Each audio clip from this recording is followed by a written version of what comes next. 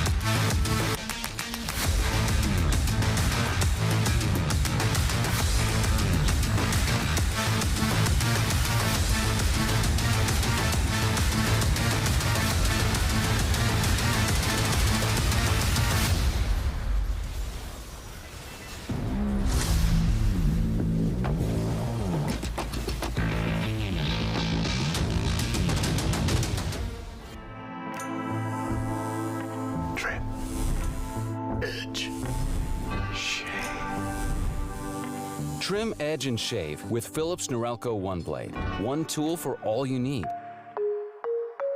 Philips Norelco One Blade presents Shave All Things.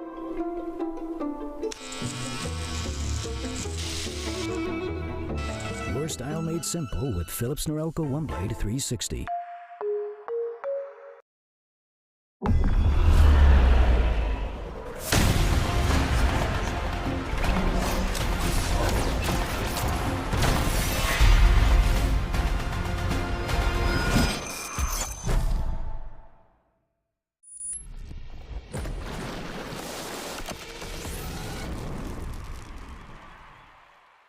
The NACL is presented by Philips Norelco One Blade.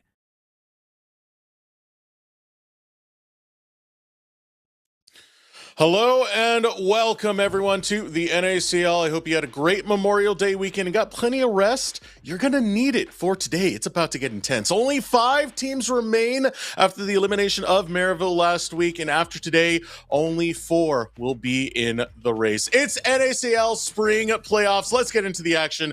For the casting desk, I am the man who now has a bald monopoly on Tier 2, thanks to Kangas getting called up. It is Eric Desirux Patron, and I'm joined by, well, man, you're looking absolutely sharp today, Beat. It's Beat Down Boulevard. Beat, glaze aside, though. You know how I feel. It's going to be a day of emotional turmoil for me. I like both of these teams a lot. How are you feeling?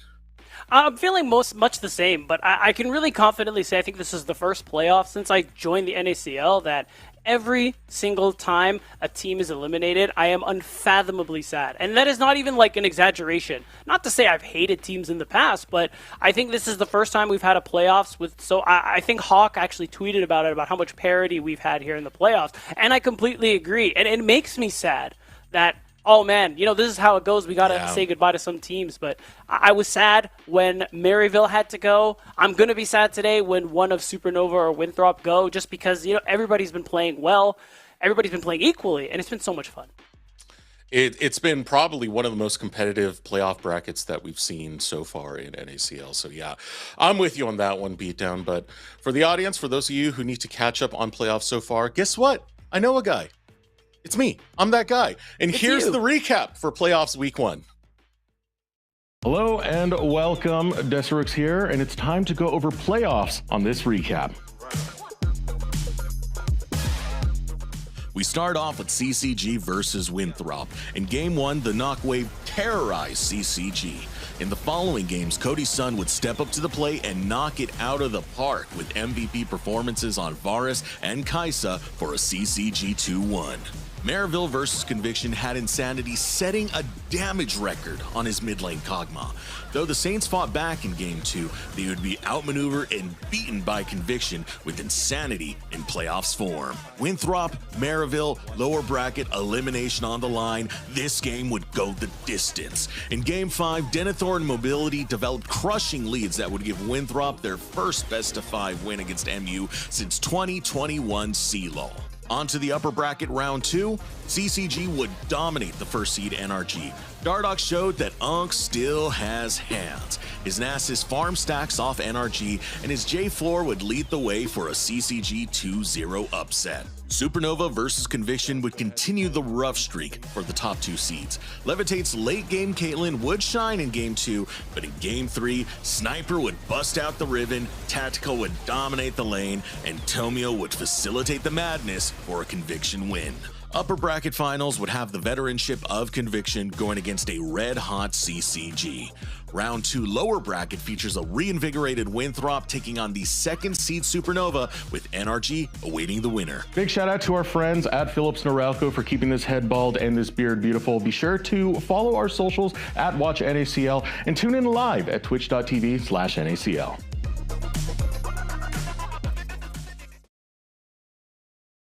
And beautiful is this beard. Top 5 is all that remains for spring. The bracket, it's been chaotic so far. First and second seeds already in the lower bracket. I don't think that many were surprised to see Conviction be up there, given the caliber of talent this roster has. I will say, the pleasant surprise, though, is CCG. We know how good Dardoch is. We know what Cody Sun can bring. But the development of Fiji in his rookie year, Aojun in his sophomore year, it's been a joy to watch. There's so much to be excited about in this playoffs bracket. And yeah, NRG, one of our highest seed, or one of our highest seeds, excuse me, falling so early really was a surprise. Oh yeah, they literally were. And it's crazy because CCG as a team has always been one where, at least for these last couple of years, have been kind of knocking on those doors of being like a top team. It was always top 4, top 3 territory. But I think this is a great start for them to this playoffs because soon they're going to play Conviction for the first spot in the finals. And then I think one of the biggest surprises that was legitimately there was the Maryville game. Maryville, I know there's a good amount of people out there who had Maryville being in the finals outright when you see the name of Yuji returning to Maryville, what Spyrax does, Scary Jerry being back on Maryville.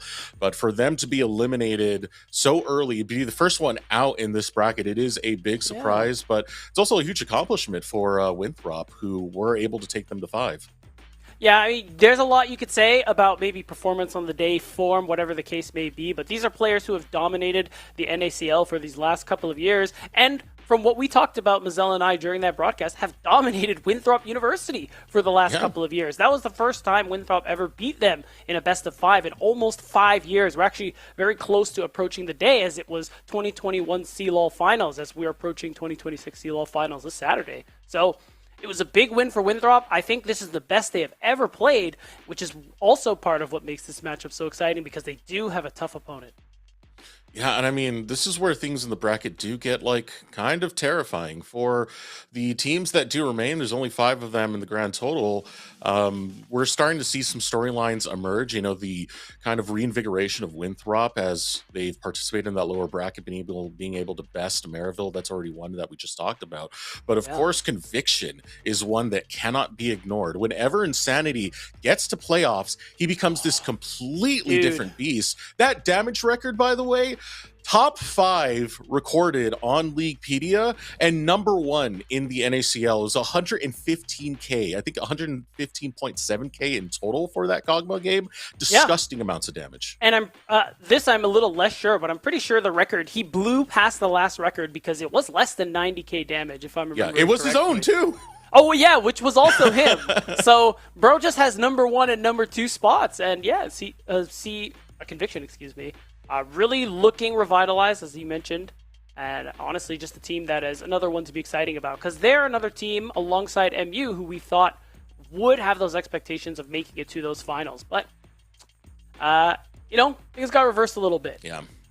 Well, things are getting tense at this moment. The lower bracket is where legends are made and where dreams are crushed. So let's get some insight from one of the coaches who's looking to rebound after an early fall from the upper bracket. We got Bach on the line. So Beatdown, take it away.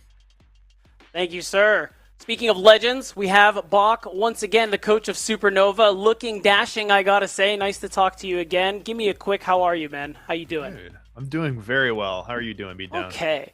I'm doing wonderful. Thank you so much for asking. I can see it. You're relaxed, all smiles, even though you guys are now in the lower bracket so early after playoffs started. Please talk to me about this calm demeanor, this confidence that I see. We just wanted more reps, man. We're like, okay. It's not fair to... I didn't actually look at the playoff bracket in the regular season. I didn't know if we got top 2, we'd get the bye. So I was like, man, this is actually a disservice because now we need more stage presence. We need more best of 5 practice. I mean, all in all, though, I've been preaching this the whole season. You're going to lose games as a team. Even NRG, people thought they were unstoppable, and then now they look like very stoppable. People are going to lose if you let it crush you and you crumble. You're never going to make it. So why would I let it affect us here? Yeah, and I got to imagine that's a sentiment you've really instilled into your players. Just this sort of, okay, we lose, we go next. We're still in this tournament. There's still another game to play. Tomorrow's always a brighter day. I love that, especially with your team's, hashtag is burn bright. So it's a really nice circle right there. So I got to ask you, how do you feel? I have more meta questions because I think as a team, Supernova, you guys do some cooking. Some say overcooking, but I prefer creative. So I'm really interested in how you feel this meta has developed throughout the playoffs, especially given the fact that, originally we were going to switch patches, but that's no longer a thing. We're going to stay on 2610. I think that's good because I think 2611 was going to shake things up quite a bit. And then going into grand finals with what I feel like is a massive shift in some of the bot lane matchups is going to be difficult. But luckily, I think a lot of teams fall victim to the copying the people's homework of whatever they're playing in Asia. Just do that, and surely it'll work. Yeah. You know, you got to balance that out. Like, sure, they're doing something and they're winning, but how can we recognize like why that works and actually kind of translate it to our level of play is the important part. Yeah, it's like, does it work? Can we implement it? You know, instead of just Ruler did it, let me do that. Dude, Is basically what you're saying. I have a Even sound though Ruler, bite. you know, do you? Please. Yeah. I can't put it on broadcast. It's okay. But it's like a clip of saying like, so Faker and Chovy are playing nicest mid now, so the champ is different than yesterday. So very it's like, no, dude, just you gotta wait for somebody who's important to play it, and now all of a sudden it's the most broken thing in the world. It's Original genuinely thoughts, where are we at? So-called free thinkers when Faker and Chovy play something new in the mid lane, truly. And to those watching, you might think he's exaggerating, but I've also heard many a player make champion decisions very solely off, you know, what people are doing in Asia. So I really see what it is you're talking about. I appreciate that you guys try and, you know, put a little more thought into that. So I got to ask you now, can you talk to me about that previous series you had with Conviction? I know you said losses happen and we look forward, but I want to quickly get you to look back and just talk about why you think that was, anything you could take away going into today's match. Yeah, I mean, Conviction is just very clearly one of the best teams in the league right now. I don't think their 6th seeding going into playoffs is an accurate representation of their skill. I don't think they're unbeatable by any means, as you saw. Like, we very clearly beat them game 2 and games 1 and 3. We had playable moments. We just, if I speak, I'm in big trouble. But no, like, they played well. Like, sometimes the enemy team plays well, and we didn't play as well as we could have, and that's all there is to it. So we did learn a lot. About shifting, about playing on waves mid lane, about greeting a little bit. But hey, that's what losses are for. Yeah, true. Losers improve, as they often say. So running short on time, but I do want to ask you, as casters and, you know, as a community, is there anything about your team that you feel we're missing the bigger picture on? Sometimes, you know, we think we know what's going on, and coaches are there, you know, banging on the walls of their enclosure saying like, no, that's not quite it. So is there some narrative you want to shift or something like that? I mean, now's the time. Yeah. Two things. I'll try to be really quick. One thing here is like every team struggles with personality clashes or mental instability.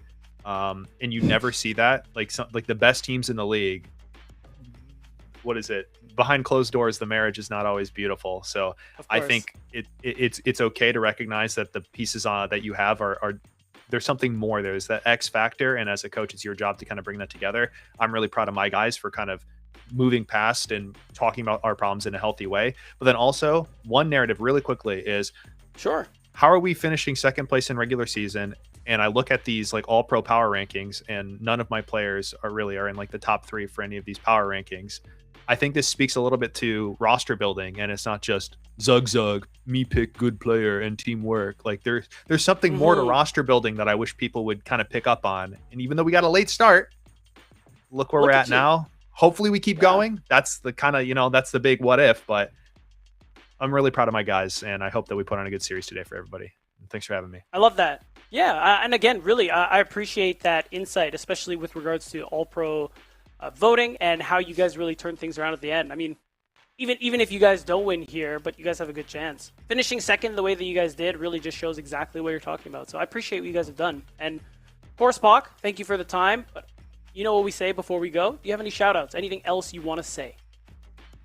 Oh man, dude! Shout outs to all the OQ teams, all the upcoming talent. I'm sure like it's there. I think it's there. Yeah. We need more. We need more Papas. We need more Fijis, more young whippersnappers who come up into the league. So I'll be watching the OQ tournament. So should everybody else in the chat. 100%, guys. I appreciate it. Pipeline is still alive and kind of well, and that's exactly what we like to hear. Block, thank you so much. Good luck in your series today. I'll let you get back to your team. Let's bring back Eric. I heard some giggles back there. Yes, I'm exposing you. So what was that about? Do I amuse you? No. I always love his mindset. I love the head he has on his shoulders and his viewpoint when it comes to coaching, but also just how real he can be sometimes when approaching these things, such as like the power rankings for what's going on with All Pro. so far. And the whippersnappers thing. I know, shout out to Shauna Tonin. He's been hyping me up a lot on Johnny Rockets. It's one of the players that will be coming through the open qualifier system. So, also, I really want to know what type of guitar Bach owns because I see the Line 6 amp in the background. So, eventually, Bach, give me that information, brother. You could have just asked him in the interview, Eric. I'm just saying. You know what? You could have told me to ask him. This was actually super possible. Now that I'm thinking about it. But what's even more possible is today's match, Eric. Who's playing? Yup, it is Supernova versus Winthrop. This is one of the most heartbreaking for me to have to cast. Winthrop has been one of my favorite collegiate rosters, notably Denethor and his progression, but it's well known that I'm a huge Shochi fan and a fan of this Supernova build. It's tough for me to have to say goodbye to one of these teams, but there's one thing I do know, and it's going to be a big showdown beat. Yeah, easily. I mean, you talk about Winthrop and Supernova, both teams who kind of started off the season a little shaky, not as good as maybe we would have hoped or were excited about, but finished out very strong. And for Winthrop, continuing this upwards trajectory, getting to this point here where, again, they knock out their longtime rivals who often defeat them in Maryville University, and now they're here against SN. Now, I want to make a apology to Pilscar. That's Denethor's dad. He's probably in Twitch chat right now. Everyone say, hi, Pilscar. Hi, Pilscar. I've always believed in your boy, but this time around, my heart says Supernova. Oh, honestly, this is Winthrop, by the way. You're lying to me. Okay, no. It says Supernova on the official one posted on Twitter. Oh! Okay, so a little bit of a mishap there, but I did go Supernova for this one. Honestly, that's very reasonable. I think this is easily one of those moments where we're looking at it and think this is not at all one-sided. This is going to be a very close match, and I really struggled even with picking Supernova because I'm really not sure who's going to win today, Eric. But shout out Cubby. He's a believer. His throps are out, and I think he's I think he has good reason for that. I think it's respectable. Winthrop, at least in context of the standings, have punched above their weight class, taking down Maryville, a team that nearly beat Supernova at the end of the season. Supernova Maryville game, that all came down to, a certain Jin kind of taking too many tower shots on trying to end the game. If that doesn't happen, Maryville likely take that, but Hey, I mean, Winthrop were able to take that, so that is a big deal to win that in a best of 5. So I completely understand why you would be one way or be the other way. Either way, it's definitely going to be a good game. Let's get into the roster, starting off with Winthrop University. It's pretty easy when you look at this team to see Denethor as the star, but the glow up this team has had as a whole, it's awesome, man. I mean, mobility, he's shown growth. He pulled out the SIGs and looked very good on it. Zach receives a lot of support from his jungle and support. It's clear identity that's been really shining through for Winthrop getting into this top 5. And a big thing we talked about as a team at the beginning of the split here in spring was that can Denethor and mobility really elevate this team? Because we always believe them to be the strongest pieces. And while things started off a little slow, since we got into week 5, since we saw Denethor's Jace game, his back-to-back MVP match MVPs that he got that week, this team, him and mobility, have been pushing this team to even greater heights than we've ever seen. And it's been great. Granted, Wilson, Zach, Kim Down, all very respectable. Especially a big fan of Kim Down myself, but it's good to see Denethor and mobility really making good, especially with these being 2 of the 3 pieces that have remained on this roster the last couple of years. Yeah. I think even Wilson has found his place. I mean, when Zach came in, Zach was one of those players that we were kind of like, is this really going to work out for Winthrop? Zach's been shining into his own. A lot of that has been because Wilson has been facilitating that lane and playing towards that lane, investing into that lane, and it's been making Zach look pretty good. Hey, he's got good dueling potential. He solo killed Insanity, the Rise versus Anivia matchup. That's true. I mean, you have some potential there in Zach, and it's great to see that even though Wilson hasn't been as big in the spotlight, he's still been a very big piece in making this team come together as glue. Yeah, and I gotta shout out to those earlier weeks of interviews that I did with Tails, the coach of Winthrop, just asking about the struggles and him really not sweating it very much, saying like, look, it's part of the process. The belief that this team has a lot of good to show for it, and it's just only a matter of time. And he's got to be feeling pretty vindicated after that because they showed out so well. And yeah, even though they're facing elimination right now, they've still won some very key matches. Again, got to keep talking about their a defeat of Maryville University, as that's just not something any of us has expected. And I think even though it was a 5-game series, the games that they won, very clear draft identity, very clear play style, and it was clean. Ooh, Denethor Camille. That was beautiful. That was beautiful in that game. Yeah, it's absolute cinema. Let's move on to the rosters for Supernova so we can see the opposite side of the rift here. And I mean, I've said it a few times. This team is kind of live or die by Shochi. He's a huge playmaker for the squad, but this squad does have contingencies. Levitate's late game team fighting and his scaling, it was very big at the end of the season versus Maryville. Hoarder's an excellent laner. He's got a great champion pool. We've seen him pick Vayne to counterpick Ambessa. It's an explosive roster. Big thing it just needs is consistency. Yeah, volatility was really the name of the game here for this team, especially at the beginning of the split. Another thing we talked about early on in the spring split. But, you know, they've gotten to iron out some of those consistency issues. They worked at it. Bach even talked about, you know, this kind of improvement and forward-facing mentality that I think has served them really well, clearly. Especially, you know, you talk about Hoarder, who I was a big fan of last year. I thought he had an incredible breakout split. It was Rookie of the split. Rookie of the split, rookie of the year, if you ask me. Yeah. And he started off shaky here in spring on Supernova, but he got back to that form we saw from him and is playing very well. And you look top to bottom of this roster as well. The improvement has been clear. They finished second, even though they started off shaky. They beat Maryville at the end of the regular split to make it to that top 2. And now we're going to see, even though they lost to Conviction, who are looking like easily top 2 team in playoffs, they still have a chance to keep going. Yeah, and, you know, it's been about ironing out those consistency issues that we talked about and finding your identity at the same time.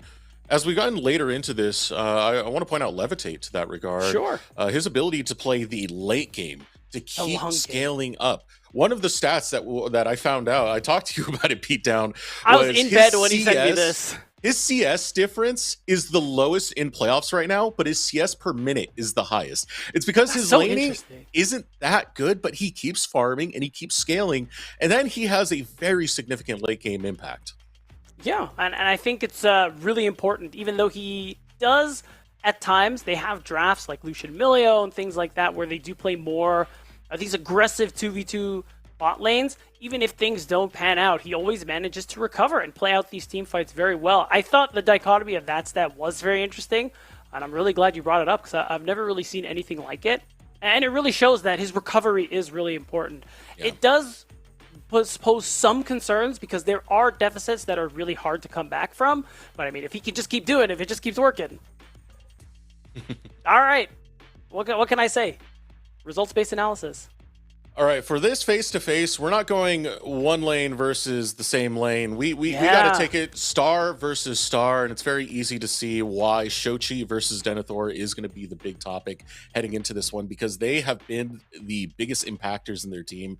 Earlier I said live or die by Shochi. He's been so significant, and he's been on the cusp of greatness, I can really say, especially this year. He has incredibly high ceiling, but sometimes he will overstep a little bit and show a low floor. For this series, it's kind of about correcting those steps and raising that floor. Meanwhile, Denethor's mindset can be summed up by a quote he said in one of his post-game interviews: "I'll play what the team needs."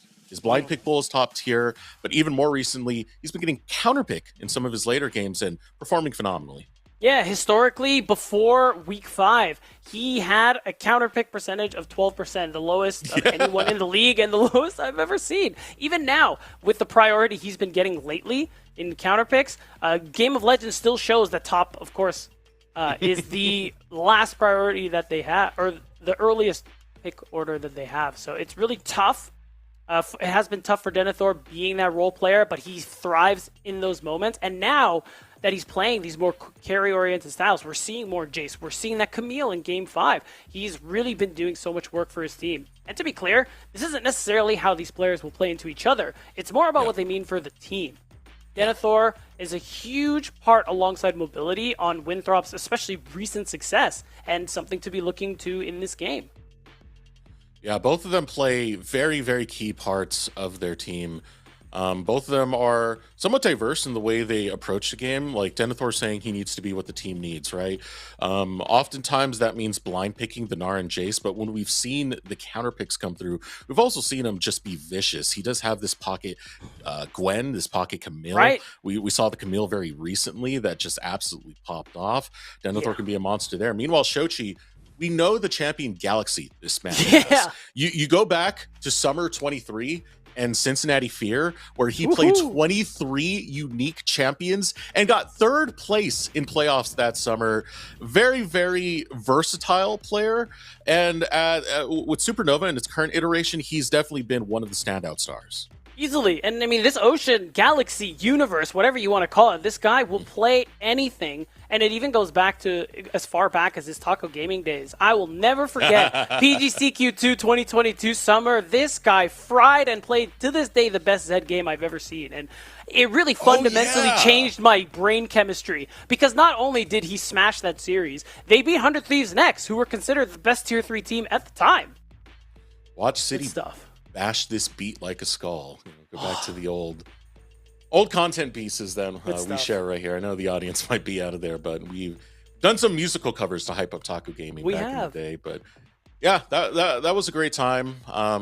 Moving on to the next topic, I do want to take a look at the jungles here, because when it comes to when it comes to Wilson and Music, I feel they're very similar in the fact that they're very proactive in the early game. For Wilson, it's about getting his team up early. I feel like for Music, and this might be an oversimplification, this man just loves to fight.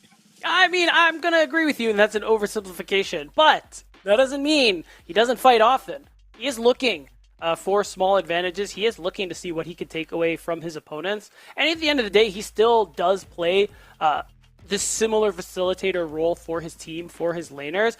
And a lot of it is geared towards getting Shochi out of lane, because I think that's when Supernova's looked so good, where they're able to get leads for him. He's able to play a lot of these engaged, facilitating type champions. I mean, you see the champions unique to him in this matchup. Malphite, Sedge, Mundo, and Nefiri. We have a little fun sometimes, but again, it really is just about the setup, the CC, and really helping his team shine. And I think that's been a good standout for Music. I'm glad you pointed out those champions in specific, because his tank play has stepped up, and it's been something that his team can rely on when they get deeper into the series. You look at the Mundo, that was Game 2 versus Winthrop regular season. You look at the Skarner, Game 3 versus Barraville. A lot of these tanks he can pull out when the fighters start to run out. I feel like it's not the same story with Wilson. It's one of the places that Music has the edge. Yeah, I would agree. I think at the end of the day, Nocturne probably isn't going to come out at all this series, so I don't think either team are going to really get that one. But there are still plenty of facilitation champions, especially the Lee Sin, that I know Wilson in particular likes to play a little more often. So it really is just that question on how he's going to be able to get his laners ahead. Because I think something we saw in the series against Maryville is that, when he puts his attention away from mid lane, that does leave a bit of a gap there where Zach can struggle from time to time. And against someone like Shochi, that's something you really need to consider. Yeah, and to really emphasize how active Wilson is, when it comes to both regular season and playoffs, he has a 50% first blood rate. He looks to make early plays. It's reflective on the champions he plays, right? Well, one that's been coming up in presence more and more has been the Lee Sin. He's very, very active when it comes to that champion, and you need to be on Lee Sin, but he knows the lanes he needs to influence, and of course, the biggest one is going to be mid lane, making sure that Zach doesn't fall behind. I think it's an interesting clash looking at that jungle matchup and how they influence, more than anything, the mid lane. Right, because again, Zach has definitely improved, especially since compared to his first week of play here for Winthrop, and I think week 3. But overall, it's worth noting. I know, Spyrax is Spyrax. He's kind of the GOAT. He's first All-Pro for a lot of us. But, Shochi is no slouch, and I think leaving Zach to his own devices in that situation did hurt Winthrop a little bit. And again, something that needs to be considered, not just because of how good Shochi is, but how much of the game seems to go through him for Supernova. So if you let that one in lane get a serious advantage, that can really hurt you. I will have concerns if Zach doesn't get that much influence from Wilson at the end of the day. Zach's laning has been a little bit subpar. It's really his dueling and his skirmishing where it really starts to pop out. You look at Wilson, you look at Kim Down. They go for very aggressive engages once we get into the mid game, and that is where Zach shines, being able to follow up on a lot of those. If he does not have, if he's not going even or generating a lead, that is where Zach can really falter. If he's not getting that attention, then things can get rough there. But we are into the draft of game number 1. Best of 5, Fearless Winthrop University versus Supernova. This is it, guys. This is for a spot in top 4 to face off against NRG. The loser split is over. We're going to start thinking about summer. There's nothing left for them to do here in spring split. I know, Eric. Take a breath. You're going to be okay, buddy. We're going to be okay. It's going to be all right. Oh, I'm going to need to breathe, man. I'm going to need to breathe. As first pick coming through, it is going to be J4 picked up on Supernova's side.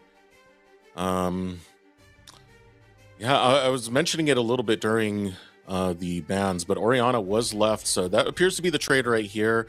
I do like Music being able to grab this J4. Again, early fighters, Music is tremendous at. And when you look at the performances that Music has had on J4, he's 3-0, only died once in 3 games. So he's very good at being active on this J4. Dude, that I did not realize, but that is a pretty impressive stat. And it does make the picking of the Oriana a little more tenuous. Therefore, Zach, you are pretty susceptible to the Jarvan EQ, but makes more sense to have mobility on the Ezreal. Very favorite champion of his. The mobility to be able to escape that Cataclysm, very critical in this game. Wow. Very interesting thing to note, by the way. Nico is left up right now. This has been a really big pick for Kimdown and Winthrop University to kind of get a lot of these flanking engages. So I do expect potentially a Nico to go here, but no, instead, we might put it by the wayside. We'll see once that is locked in. Levitate going for the tried and true long range plays here.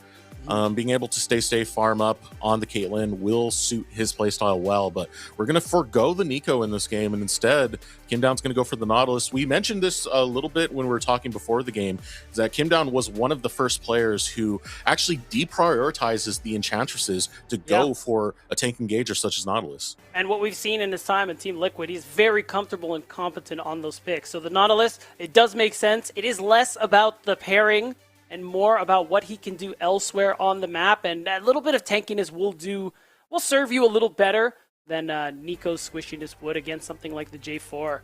In that Cataclysm, you are trapped either way. Plus the consistent engage of that depth charge. Very good. And with this locked in, we still have yet to see the mid lane of Supernova. There was an emphasis to grab your ADC a little bit more on the early side, given Levitate's champion pool. So I would expect the counter pick to be saved, at least for that top side on Supernova. But again, when it does come to Winthrop University, usually they're okay with some of the blinds they have. Gnar is still on the table. Supernova could look to ban that away right now or potentially just leave it up. Instead, they don't want Denethor getting chase. Yeah, so they will leave that Gnar available. Remember, Supernova also picked first. So I think Winthrop, unless Wilson was thinking of something spicy, it's just going to be jungle here. They're going to give Denethor that last pick. In the end, it is the Lee Sin Oriana, pretty decent at skirmishing, just to give you something to fight, have early impact, and of course playmaking potential with that Dragon's Rage. And now, the question is, what Shoji going to play? We know there's just so many champion options for him. I think the Lee Sin makes him a little wary to play something like the Rise, as those ganks can be pretty painful for him. But considering what has been pretty popular right now and what's no longer available, it might end up being something like Rise of Nivea. Yeah, so the Rumble getting locked in right here, it does work pretty well with the composition that we have. I mean, once you put down the Cataclysm and Flash is not available, you're stuck in that Equalizer for an extended amount of time. For someone as immobile as the Oriana, that's a significant thing if your Flash is down. Yeah. So we'll see how well that's able to work. It is counterpick going over to Denethor. I kind of forget the system that we have here. I know. Where we actually decide who picks. Who picks and who is on what side. But Rise, going to be the final lock-in. This is a bit of a takeaway. They're not going to allow Zach to play the Rise, which has been one of his most successful champions so far in this split. Yeah, very true. more goated this time around for that Orianna, and it's game 1, so we're not going to see any champion pool spiciness just yet. Yeah. Of course, Shochi gives you that wave push, gives you that ability to fight, and of course, get out of lane here. And okay, like it. So Denethor, not the first time, I'm pretty sure, playing the Galio top as that response into the Rumble. So just a bit of lane, a little bit of possible counterpick there in lane, but also the ability to play with that hero's entrance and assist your team in team fighting is also pretty big. Yeah, Denethor playing on the Galio, I really do like it. People will often see the double AP solo lanes, and they'll be like, yeah, that's an obvious Galio angle. Just trying to negate as many magic dealers as he can. That is very true, but in Rumble specifically, it helps out your team so much. If an equalizer goes down, you do the hero's entrance. It provides that magic shield that will negate a lot of that equalizer. So it's a pretty nice pickup here for Winthrop University for Denethor to go for. Yeah, and it's good too because that taunt can really make space, keep music off of your carries just a little bit there, and really just kind of round out this front to back that Winthrop have gone for themselves. Very common for them to draft this style of composition, and it works out well because not the most amount of damage in this comp, but if you look at Supernova's side, no true tanks. That's why you saw them ban the Scion, even ban away the Yorick. The only one really stacking any reasonable amount of HP is going to be Music, and they have more than enough to get through a J4. I will say I do have a slight favor towards Winthrop's comp. Ezreal can play very safe, get away from the Tempered Fate and stuff like that that's going to threaten him.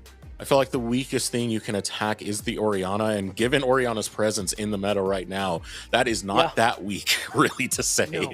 No. So that will be a point of attack, but overall, this is a pretty strong comp. Wilson's on a lot of comfort with this Lee Sin. Kim Down also on comfort, grabbing the Nautilus. So I think there's a lot of working pieces here for Winthrop. Yeah, for Supernova, it is a little bit harder, but they definitely have lane advantages in multiple lanes, which is going to be useful for Music in the early game. And, as you scale, get into those later stages, they still pack a punch. So Porter, even though he is slightly negated by the shield of that hero's entrance, well-placed equalizers can still have a monumental impact on these team fights, and there's plenty of damage that Ryze, Caitlyn, and of course Rumble can get out to cut through Winthrop University here. Yeah. So really the hardest thing I think Supernova are dealing with is that, the only real engage is the J4 flag and drag. So Zyko, a little pressure on him to land those Tempered Fates, but if they can get past those two obstacles, Supernova definitely also have a winning formula. And speaking about that Bard that you were talking about that Zyko has, Bard is really good in Zyko's hands. Zyko tends to play the Bard pretty well. Tempered Fate, long range engage, it's not just for that, but it's also for protecting Levitate. It's good ways to try and peel off what could be ganks coming towards Levitate to try and take him down early. Again, Levitate will farm throughout the game incredibly well, and even more so now that he has the long range of the Caitlyn. Having some of that peel from the Bard really plays towards that, and it allows for a kind of versatile approach to the way you want to take a lot of fights, and even if you do want to play on the defensive side. But Levitate will be looking for that late game scaling. I do think it's a good answer to pair it with the Bard. That's right, and of course, even though it's not really true engage, there is that opportunity to set up with that Tempered Fate on those low mobility targets, especially, again, you're looking at Zach, you're looking at get him down a little bit. You can kind of use the dredge line to cheat it just a little. There's still opportunities to really get caught out here. So you said it, Zyko's good on the pick, which is important because he definitely needs to play it well for his team to find success in these team fights. Yeah, he's 4-1 on the Bard throughout this year so far, and you have to keep in mind when it comes to playoffs, he is the highest KP support, so he knows how to influence a lot of these fights, and he knows how to set it up for his team. We've seen that for a long time, especially back when Zyko was on Maryville. He's very, very proactive on the map, and I think Bard enables that type of play style. You get to roam around a lot, go collect your meats, take a magical journey. I know we're staying on the Zyko point a little bit long, but I think it's a really good point to make because Zyko oftentimes will get overlooked despite how good he's been throughout the season. Yeah, he really has been. I think part of it is because, last season wasn't the best for him. And of course, it's really hard to stand out on a team like Maryville University where, UG Spirax, even K, who's been very good, especially this year, But Zyko has been a pretty consistently good player over there for the last couple of years, and now, of course, has graduated, has moved on, and, of course, has the opportunity little bit to get some revenge there for his former team in NVU, knock out Winthrop, who took them out of the tournament. So that could be a little fun as well. And same thing for Music as well. Music is part of Maryville University right now. Him being, he's not on the, obviously, he's not the starter because Yuji is there. Yuji is an absolute monster, but this would be a big time for Music to kind of have his argument, right? Prove his point, show how good he can be when put into these big situations. And sticking on that point a little bit longer, J4, I mean, this is a game that Music is going to have to be the biggest influence very, very early. Rise takes a little bit of time to scale. Levitate, we already talked about him being a scaler. And then Order, you want 2 items on a Rumble before he really starts to take off. So how is Music going to impact this game? I think is going to be a big question for Supernova's success. 100%, especially given that both Wilson and Music are playing these early game skirmish-style facilitating junglers. So both are going to be looking to interfere with their opponent's laners, interfere with each other, interfere with us. I don't know how, but somehow, basically what they're going to be going for. So it will be interesting, especially because Wilson, I think, is a player who, hasn't really stood out to me over the last couple of years. He's always been solid, pretty decent and consistent in his role. But I think this playoffs has been very good for him in particular because I like the work he was able to do in that Maryville University series. I think he was honestly catching Yuji, reading him very well, and also making plays that he couldn't respond to pretty consistently. I mean, this is Yuji we're talking about. That is a pretty impressive feat. And I think it's part of the reason why, again, no matter who loses today, I'm going to be bummed out. I think Winthrop's rise has been wonderful to see. Supernova, of course, filled with very good players who've also improved a lot this split. So, just going to have a good cry when this is all over tonight. Oh, yeah. Yeah. Really sticking on that Wilson point.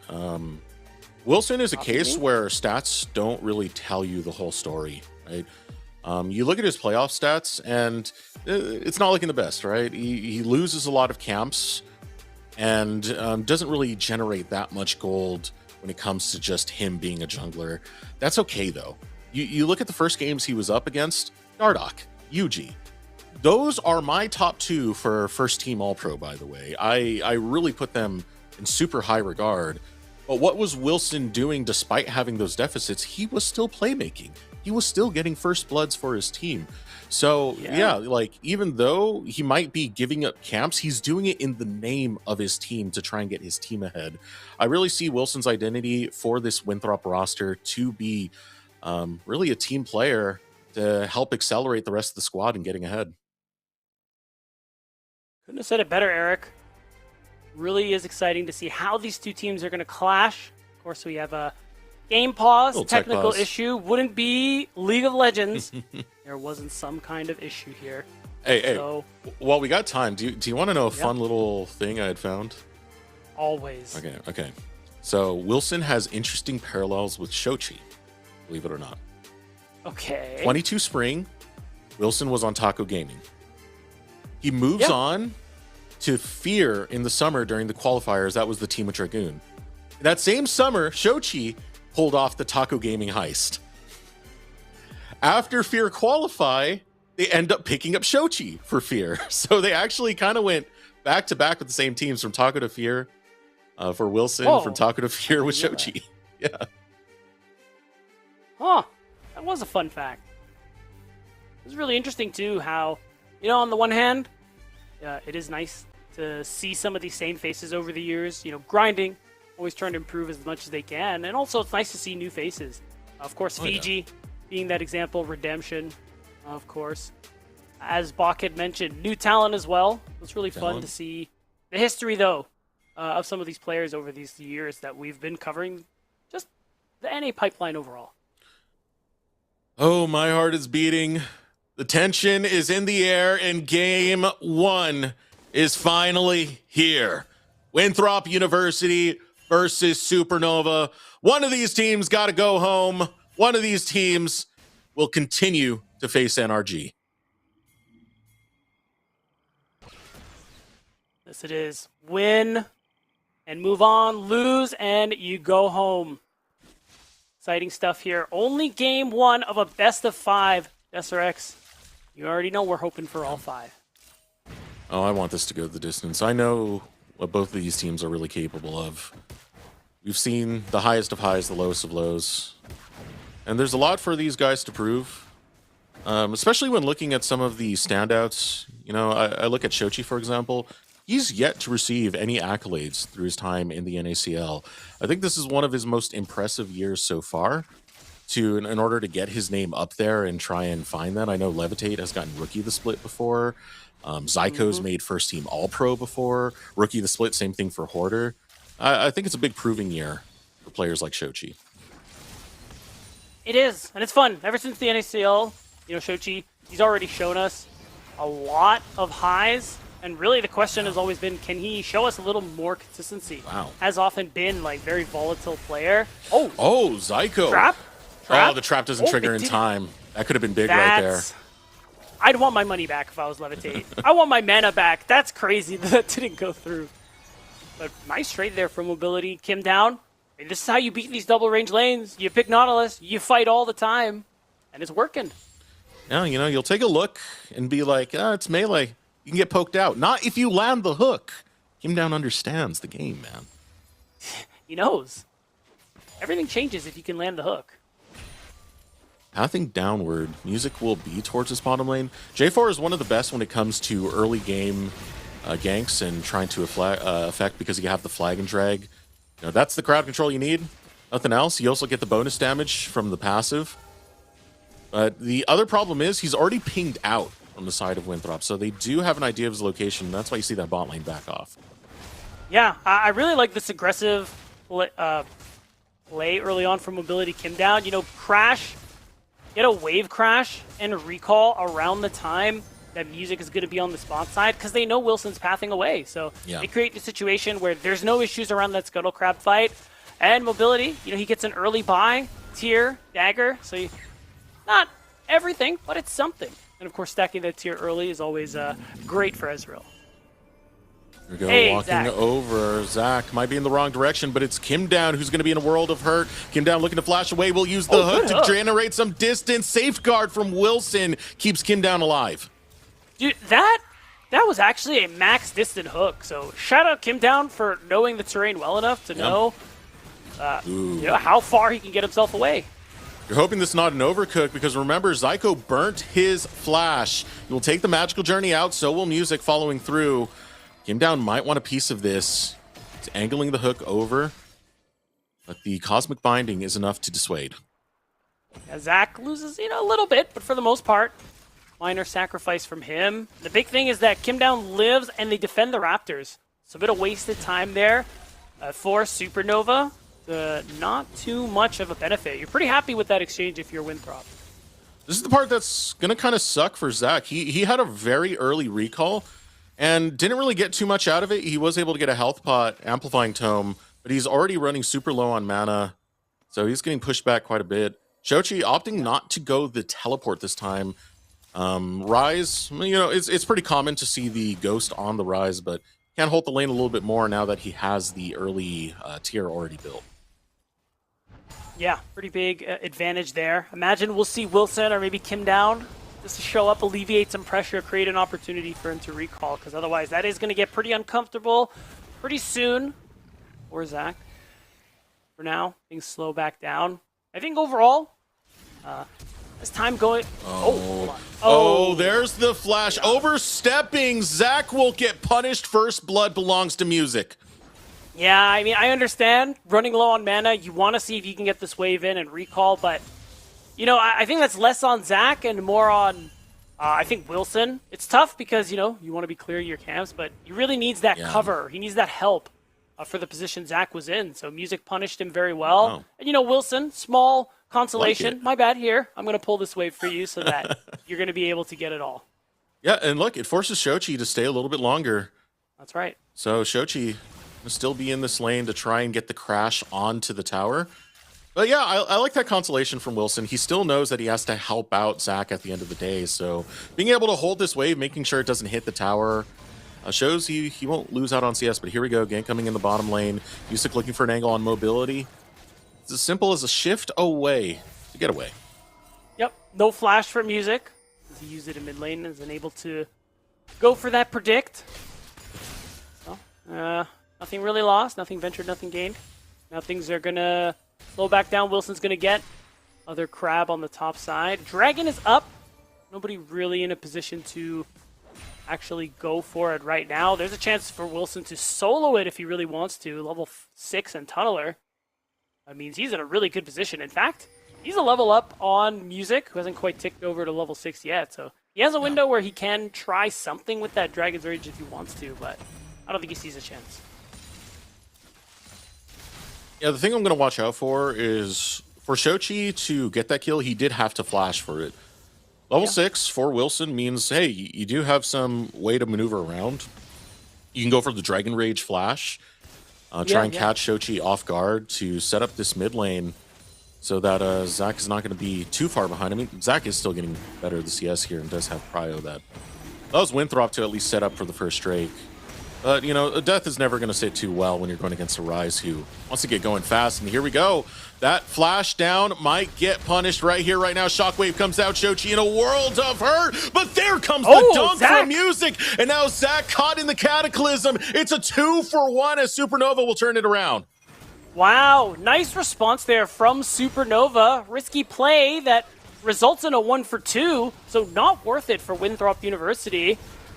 Little tough situation there. Good response from Music, though, to be able to help secure those kills. Definitely make Shochi's death worth it. Yeah, Shochi does get 2 assists off of that. I mean, this was smart. The flash was downbeat. It was. I kind of would have liked them to really... I was kind of expecting them to get him low and back off. Just because of the fact that, you know, you have some pretty decent information in River. You know Dragon's uncontested. So I really think there was a world where you could have gotten him low, let Wilson finish the Dragon, and then you can look for something after. Because even if there isn't a gank, Shochi being in lane, low health, he just off the pressure alone has to back anyway. So I think this actually kind of neutralizes a bit of what they gain with the Dragon. I do think the bigger issue in that was also just where Zach was standing. He unfortunately got pulled into the Cataclysm. Yeah, he was on the very edge of it. And, like, if you trade that Kim down for Shochi, you take that trade. You're fine. Yeah, absolutely. But unfortunately, it didn't go that way. Kim down, taking a lot of damage. Sonic Wave onto Zyko. Magical Journey right out. Music is in the back pocket. And Supernova will continue pushing the bot lane. Yeah, I will say some small good things we can talk about here. That mid and bot lane, even though they're in situations where you could see CS differences, there's a minor lead for mobility and a pretty decent lead there for Zach. I will say part of the reason, not just the kills, that there's a gold lead for Supernova is top lane not going as great there for Denethor in the CS department. But I think otherwise, when it comes to, you know, the carries, the damage dealers, I think these leads are good. It is nice for Zach in mobility because, you know, they'll be able to either match or exceed the pace of getting to those item breakpoints of their counterparts. And this is what I was talking about a little bit early. It's a very somewhat inflated stat, but it's a 47.0 KDA that Music has on J4 throughout this year. Through 3 games, which is still very respectable. And he's already looking really good on this game. Kim down going to miss the hook here. This allows it to be turned around on Wilson. Hero's Entrance going to help out Wilson here. Tempered Fate comes out, stops Wilson for a little bit longer. Shockwave lands onto Shochi. Shochi's going to go down. Gets hooked in by Kim down. Zach will grab the kill. Denethor still fighting it out. Wants to grab Music. More damage onto Denethor, but flashes over the wall in time. Sonic Wave finds its mark on Levitate. Levitate will flash fast enough. Zyko critically low. Pilter for Peacemaker returns fire. Mobility's waiting on the shift, but the cooldown is too long, and Supernova will barely escape. They still lost Shochi. Really nice Cosmic Binding from Zyko, but great fight for Winthrop University. Supernova forced to slink away. They still lost a kill in the process, and it will allow Wilson to get all of these grubs. Maybe he's a little low. Might just walk away with just the one. Yeah, I actually like this call better. But still, are able to at least deny all 3 grubs going down, and you do get a pretty big win out in that fight. So good looks from Winthrop. I do think it might have been a different story if Zyko landed the Tempered Fate maybe about like a half second later, because then it would have caught Denethor as well. Could have saved Shochi's life at the very least, because it would have allowed Supernova a little bit of time to kind of regroup and figure out that fight. But it was still really well played by Winthrop. Denethor, understanding that as a tank, your health is a resource, and he used the entire health bar, man. Almost the entire resource, yeah. Managed to flash out in the end, but it's true. And we'll see going forward how he wants to use that one. For the moment, though, things have kind of slowed back down. Really only a 1k gold lead, which doesn't amount to a whole lot. The things I would say are pretty even. Sights are on this next dragon in 50 seconds, and in mid lane. I like it.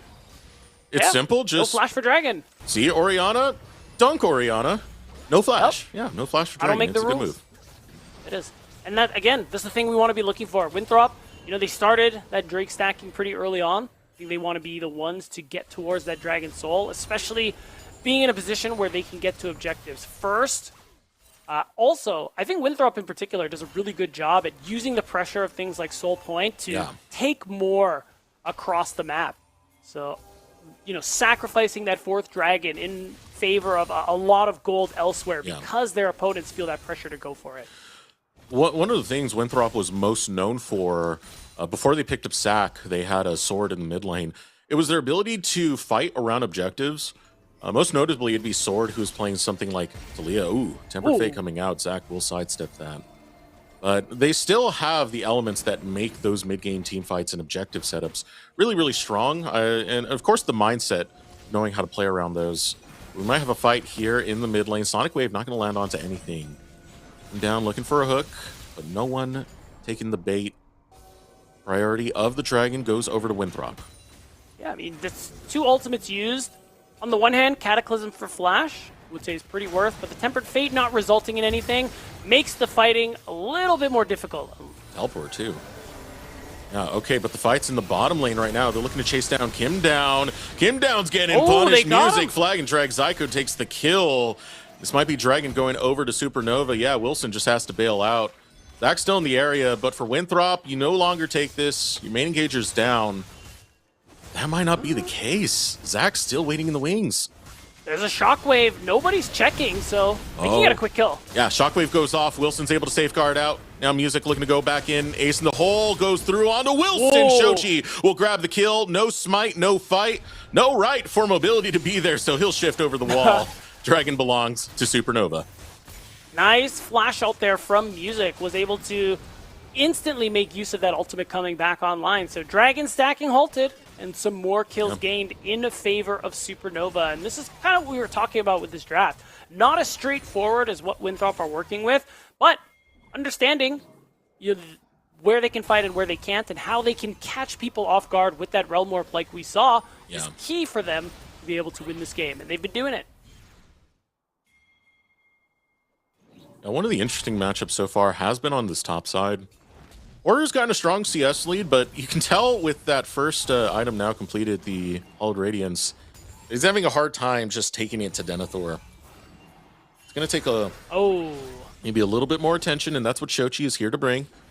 Denethor walks out. They decide, nah, we don't want to lose the minions. It's a cannon creep after all. You don't sack those. Of course, and we don't know where everyone else is on Winthrop, but really it is about the cannon creep. It is about the cannon creep. It's always about the cannon creep. It's literally always. Oh, man. And this is about the cannon. That shockwave was beautiful, but Kim Down's going to be there. Now Zyko trying to give Shochi a way out. He's going to go through it, but doesn't find safety. Now Hoarder looking for the extended fight. Music is here. Flag and drag. Doesn't find its mark. Denethor turns it around. Goes with the taunt. Trying to create space, but taking a lot of damage in the process. Levitate in the wrong direction. Resonating strike will take him down. Out comes the Dragon's Rage. Knock him on Music. That must have been... Was that the Dragon's Rage that caught the very tail end of it? That was crazy. Winthrop win. That is actually so unlucky for Music, too, to get caught like that. But it's huge, as you said, Eric. 3 kills for nothing, several turret plates, and this Rift Herald. Now, that is the most high-value fight win we've seen from Winthrop this game. And they should be able to use this to collect even more gold in the process. Yeah, that play was... kind of crazy. It really showed you the value of the Galio, because Denethor, that entire time, you talked about it during the draft beat, that Galio creates space. That's what Denethor did. Yeah, big time. Really nice use of the taunt also. That damage reduction, channeling it as long as possible. letting him live long enough to help make that play a success. So, Music, small, consolation prize is going to be able to take away that Raptors camp. But otherwise, again, big gains here for Winthrop University, and it should help set them up for this next Drake in 2 minutes. Focus on to Hoarder. Hoarder trying to find a way out of this. You can see that Lee Sin is a great ball delivery system, and Zach goes on a rampage courtesy of Wilson. Great game for Zach so far here on the Orianna. The shockwaves have been super high value and mobility. Oh my days. Ooh, here we go. True Shot Barrage comes out.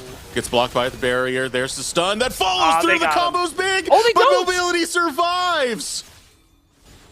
I mean, tank base. There you go. Easy peasy. He really nicely done. First brick in the top side because they took down Hoarder. And there's all this attention in the mid lane.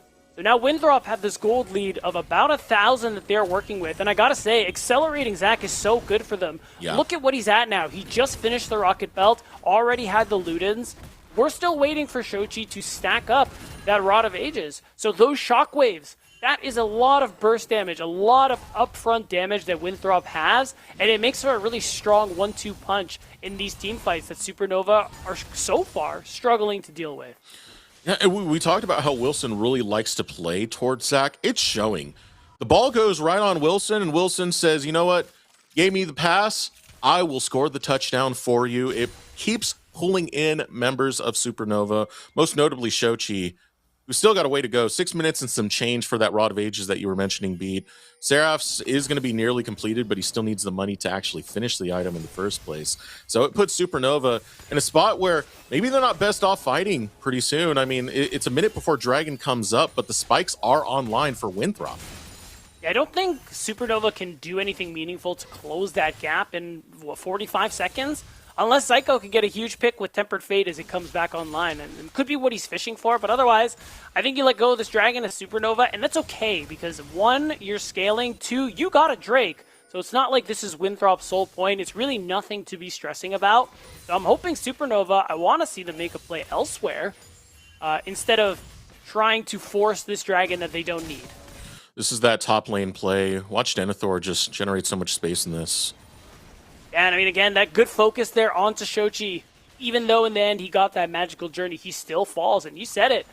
Denethor soaking up damage, taking up space. Look at Zach Wilson, just unencumbered this whole time, buying time for mobility to show up in the end and help finish this play off. And watch the kick. Oh! Ow! It's crazy. You can actually see how it happened better in this replay than in the actual play itself. So it definitely sucks for Music. Feels bad, but good play.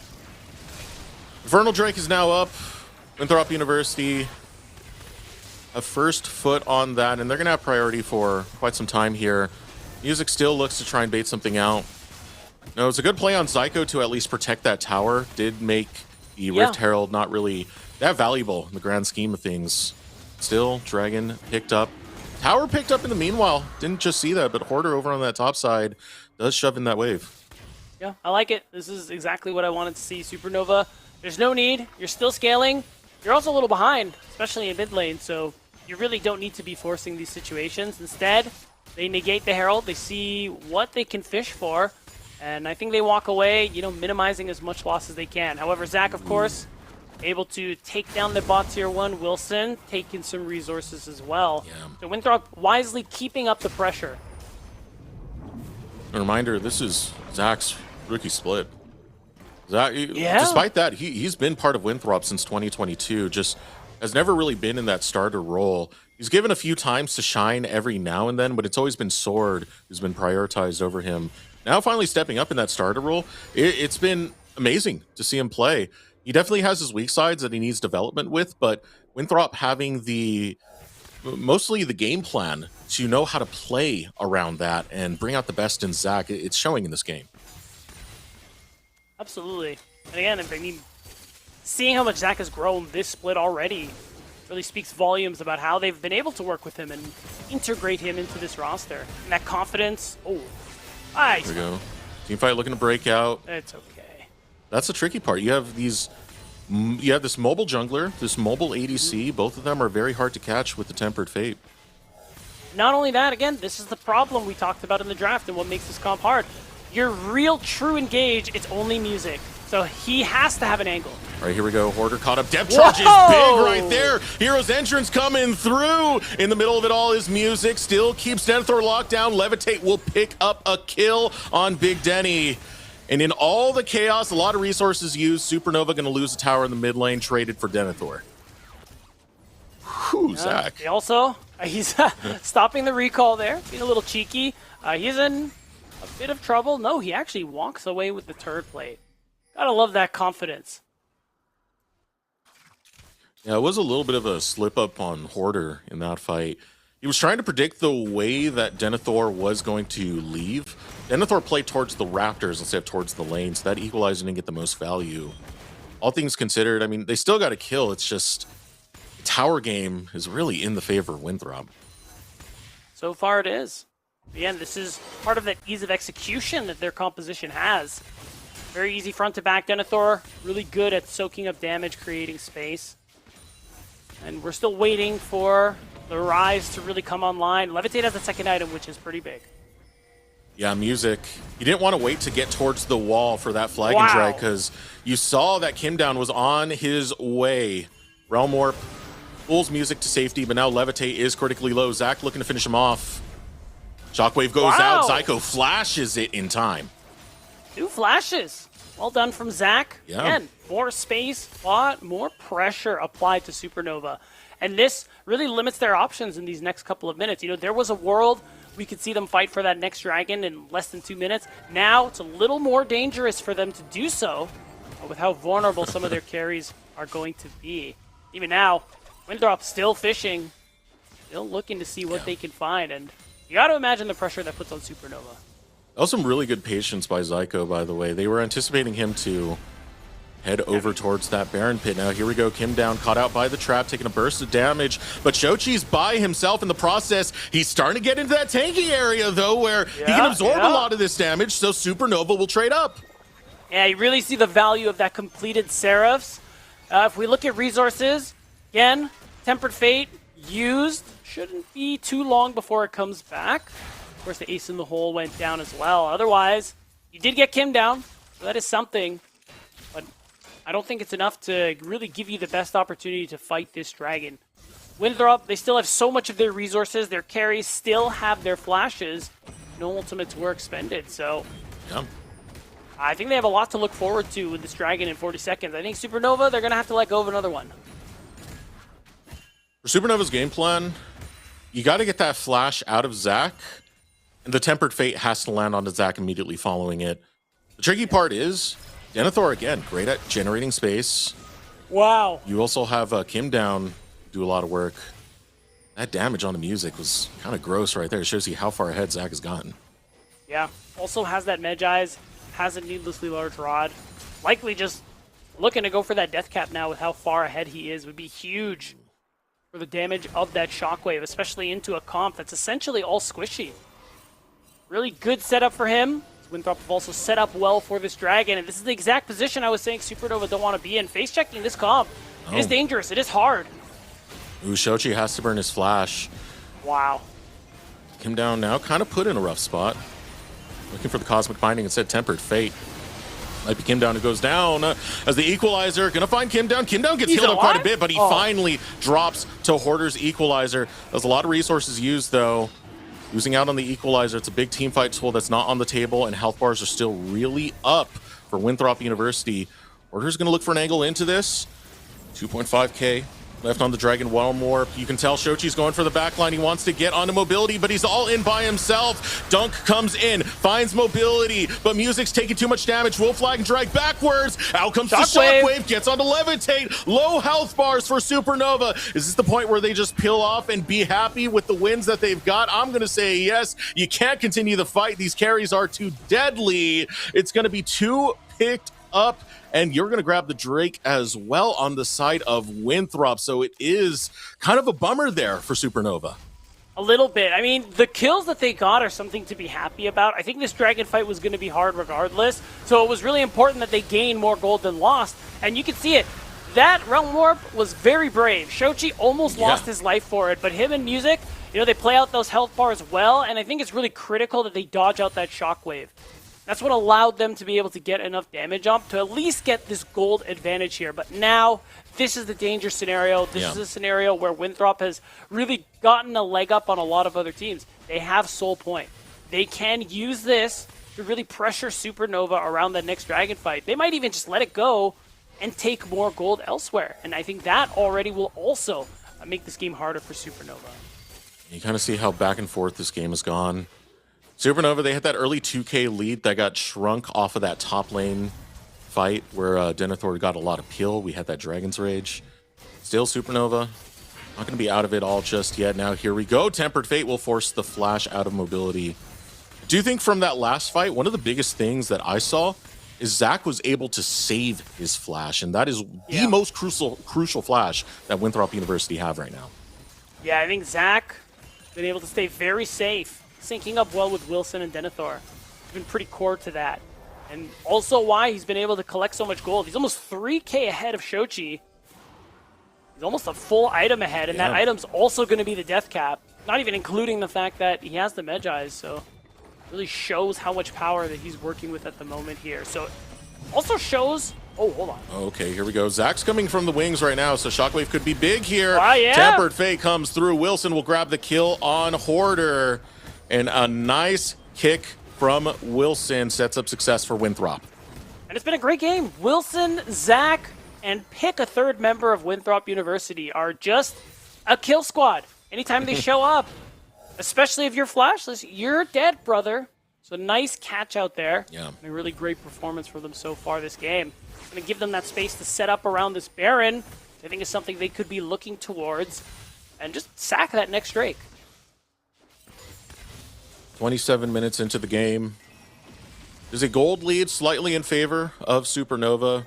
But it definitely doesn't feel that way with how much gold has been funneled onto Zach. How safe he's been able to play. Dragon Soul point for Winthrop University on top of that. 2 minutes before that final Infernal Soul will spawn. Be a big deal for Supernova to have to try and fight around that. But I feel like Winthrop, they really have great answers for whatever Supernova are throwing at them. They have been. Supernova, they have shown us moments where they are able to play out their team fight out. Some great success, but it's hard with how they've fallen behind in the mid game. It does make their situation a little dangerous. And really, Baron, something they need to be worrying about, especially given that they have to fight for this next Drake, Eric. Infernal Soul, it's going to give Winthrop the firepower they need to not worry about the scaling Supernova are working with. So setting up for this Baron, making it so that you have as much vision there as possible is really their best chance to get a good foothold on that dragon.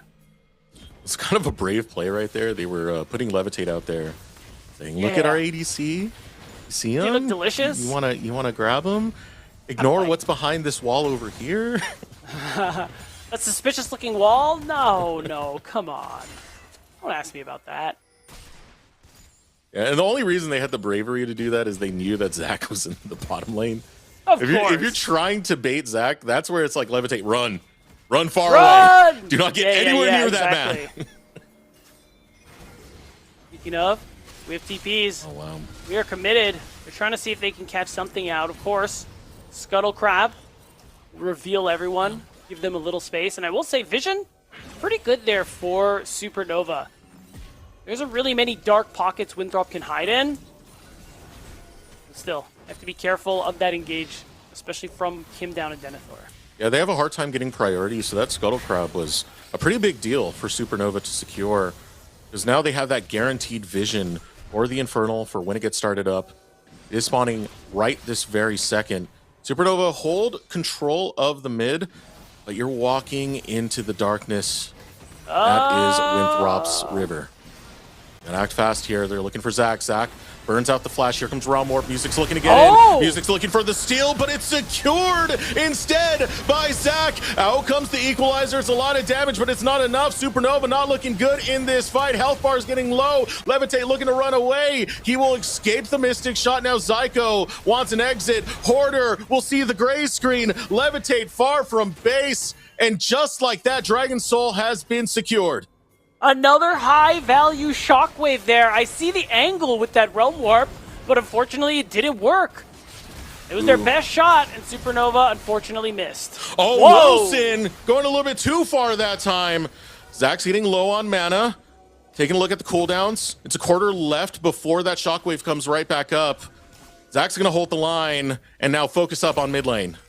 That kill was huge. I think it prevented Winthrop from being able to turn onto the Baron there, so some space provided. Oh, Zyko. He thought it was just Zach alone. True Shot Barrage lands on him, but he survives by the skin of his teeth. Very, very barely. Does cost him his flash, but yeah, he's out of there. Nice catch out there for Winthrop yet again. But the big thing is Infernal Soul in their back pockets, Desiree. Big buff, big damage, which was really the only thing I thought this team comp was lacking a bit of when we were in the draft, and I think this perfectly covers that. Actually, can our producers click on Orianna right now? I want to see that AP because it's Medjai's getting closer to fully stacked. It's Rabadon's. It's 653 right now. 3 Infernals. This is a lot of damage on this Orianna. Zyko now getting chased. He's going to try and run away from this one. We'll find an escape, but man, Zach is deadly. Yeah, he's been a problem this game for Supernova. Really good performance. We wanted to see Wilson work with him in this lane, as that was some of the issues they had in the games they lost to Maryville University. I think they shored that up perfectly with how incredibly they set him up and how strong and dominant he's been on the Orianna this game. It's been great. Is this going to be a flip? It's really low right now. Yeah, Equalizer's going to go down. Oh, Music went in. Music's got to be quick about it. Music's got to be quick about it. It's stolen. Zyko sets it up with the Tempered Fate, and Music gets Baron. Wow. All right. That's not quite the soul for Baron trade I thought we were going to see, but it's a nice injection of gold for Supernova. Of course, they win a fight, does give them an opportunity to collect a lot of gold, as every tier 2 and even a tier 1 is available on Winthrop's side of the map. But the big question is that are they going to be able to get that fight win, use those super minions? Yeah, that was nice. I really like the setup there. Just using Zyko, Tempered Fate. You know, you don't have to smite flip when smite's kind of just stuck in no man's land. But speaking of no man's land, oh, this is not good for Zyko. Zyko wants to get away, but he went too deep. This jungle doesn't belong to you. It belongs to Wilson. It sure does. We're going to see a replay here of exactly how this Baron went down. And it is, as you said, Supernova looking for a force here. And again, really nice Tempered Fate there. Such a nice Kim down. It's perfect. Like you said, Eric, there's no smite fight if there's only one smite. That does mean you can see what Shochi is doing in the side lane. Gets a tier 2 all to himself, able to shove in multiple waves. And this can be something Supernova can use to their advantage to just collect more gold in preparation for that Elder Dragon fight. It's very clear we're getting to that point, and this can really just negate everything Winthrop have worked for this game. Supernova have to throw all their eggs in that basket.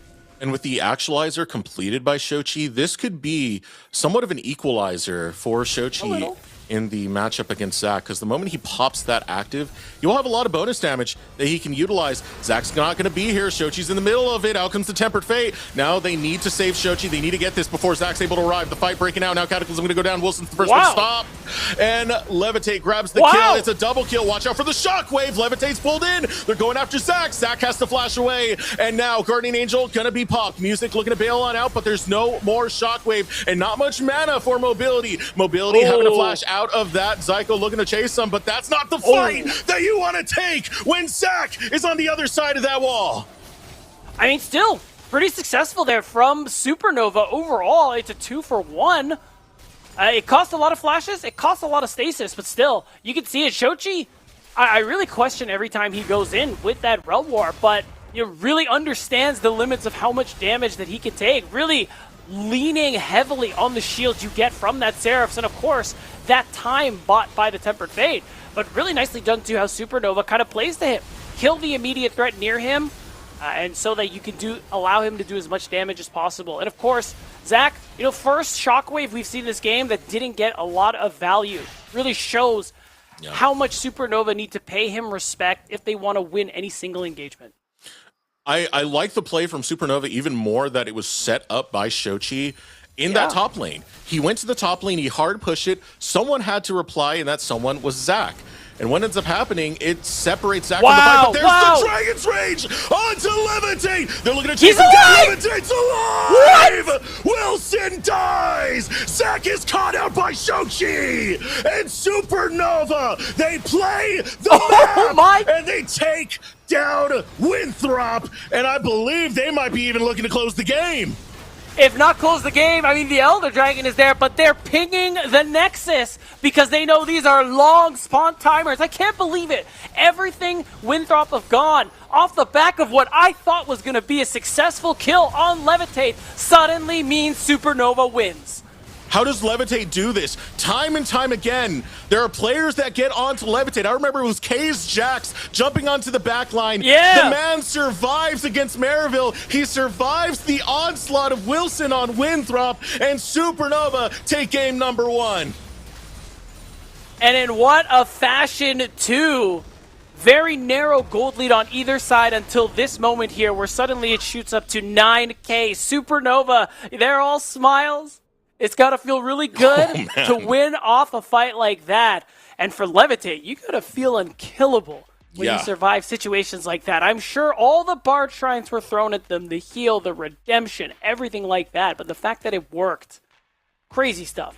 On ambulance. But not for me. Yeah, that was an insane game. I mean, it was such a back and forth game. Winthrop, it really felt like they were in the driver's seat, but again, the map play is what really clutched it out for Supernova. They played the map, it found them a team fight in the mid lane off of Shochi's push from the top, and then the over-aggression on the Levitate. Levitate should have been dead, you know, all due respect. He should have been dead, but still, somehow, he survives, and it gives Supernova the win. Off of that note, we are going to throw it over to short break while we get ready for game number 2. You're not going to want to miss this elimination on the line. We'll be right back with more Supernova versus Winthrop. The NACL is presented by Philips Norelco OneBlade.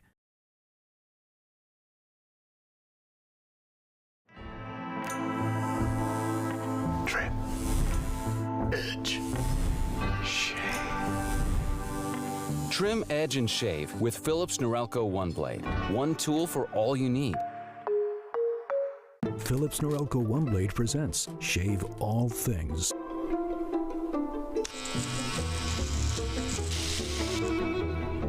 Your style made simple with Philips Norelco OneBlade 360.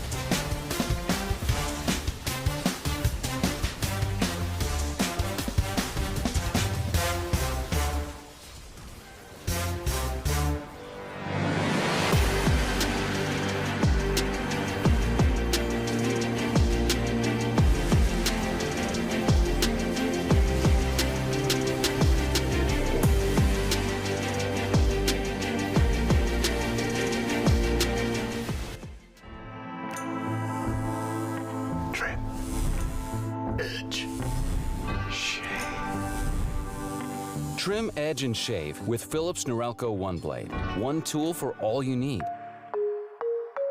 Philips Norelco One Blade presents Shave All Things.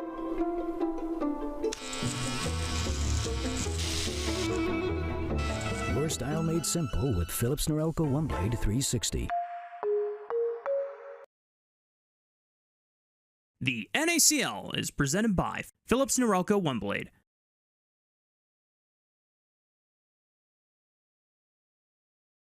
Welcome back, everyone, to the NACL Winthrop University versus Supernova. What a Game 1 beatdown. That was intense, and that's putting it lightly. The back and forth these teams had, the leads Winthrop University were able to generate, all to be foiled by some of the macro and team fight play that came out at the very end for Supernova. I will say it isn't just the very end. That's the most obvious example. But I think even though Winthrop had the lead for really a lot of that Game 1, almost entirely, I want to give a lot of credit to Kim Down, and I think he not Kim Down, sorry, Zyko. How well Zyko played the Bard, and I think how well Music were playing the J4. They made a lot of those.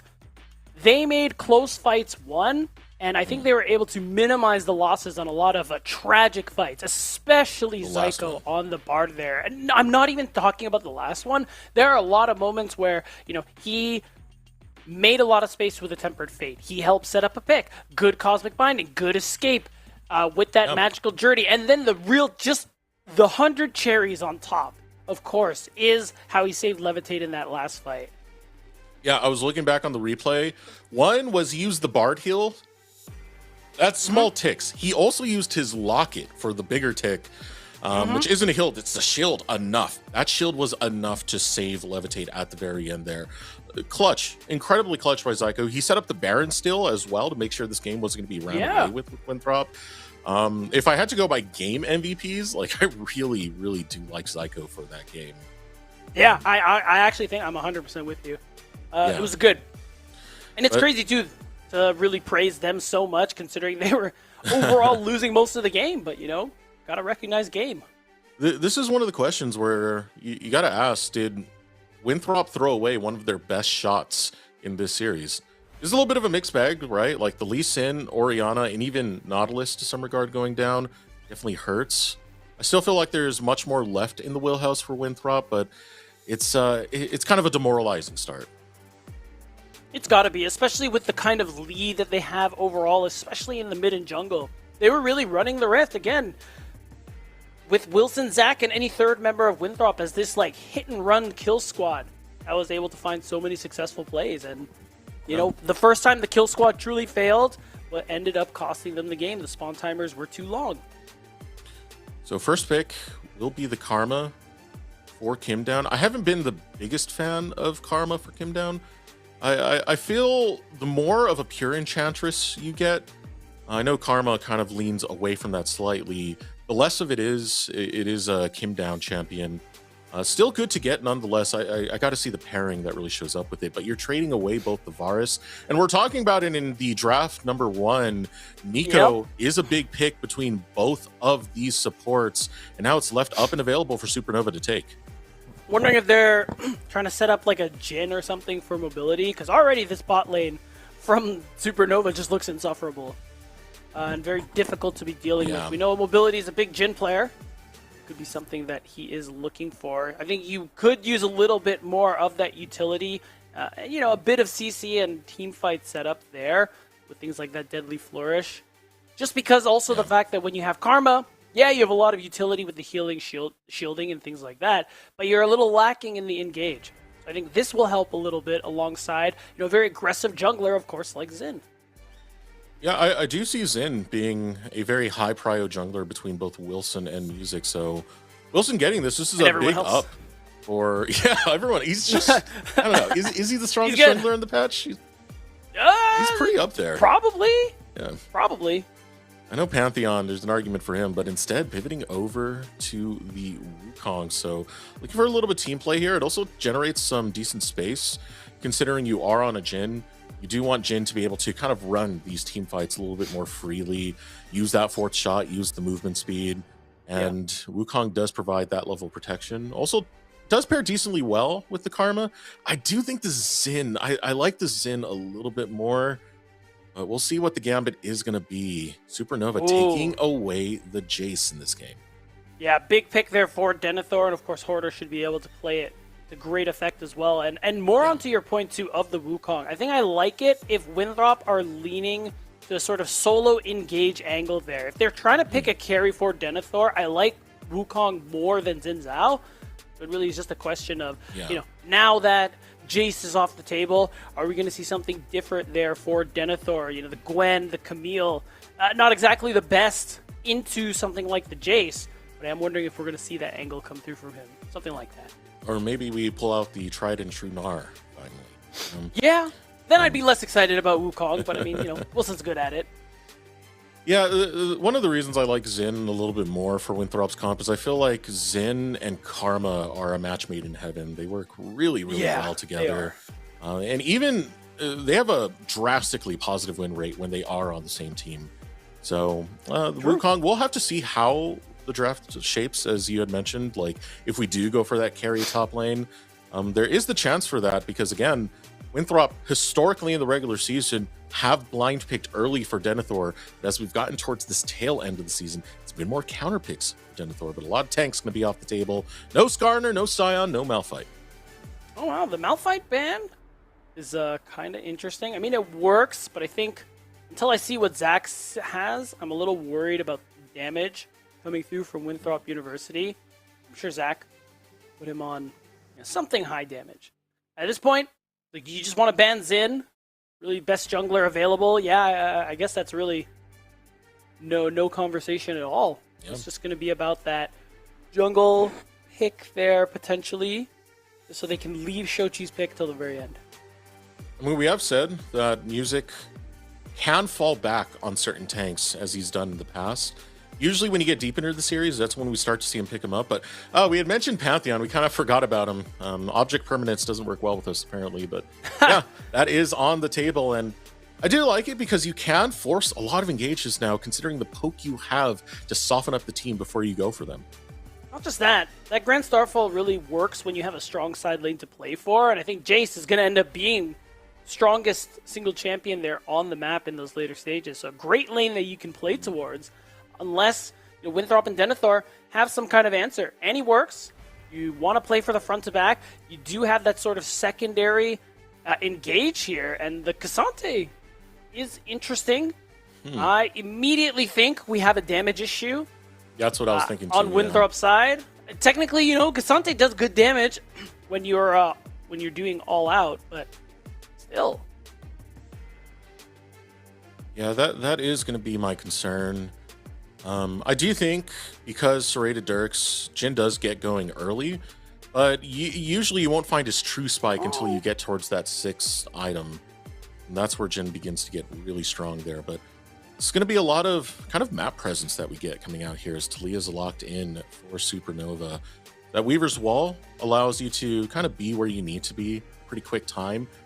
Pairs well with the Pantheon, so if the side lanes are strong, you can influence those in a heartbeat.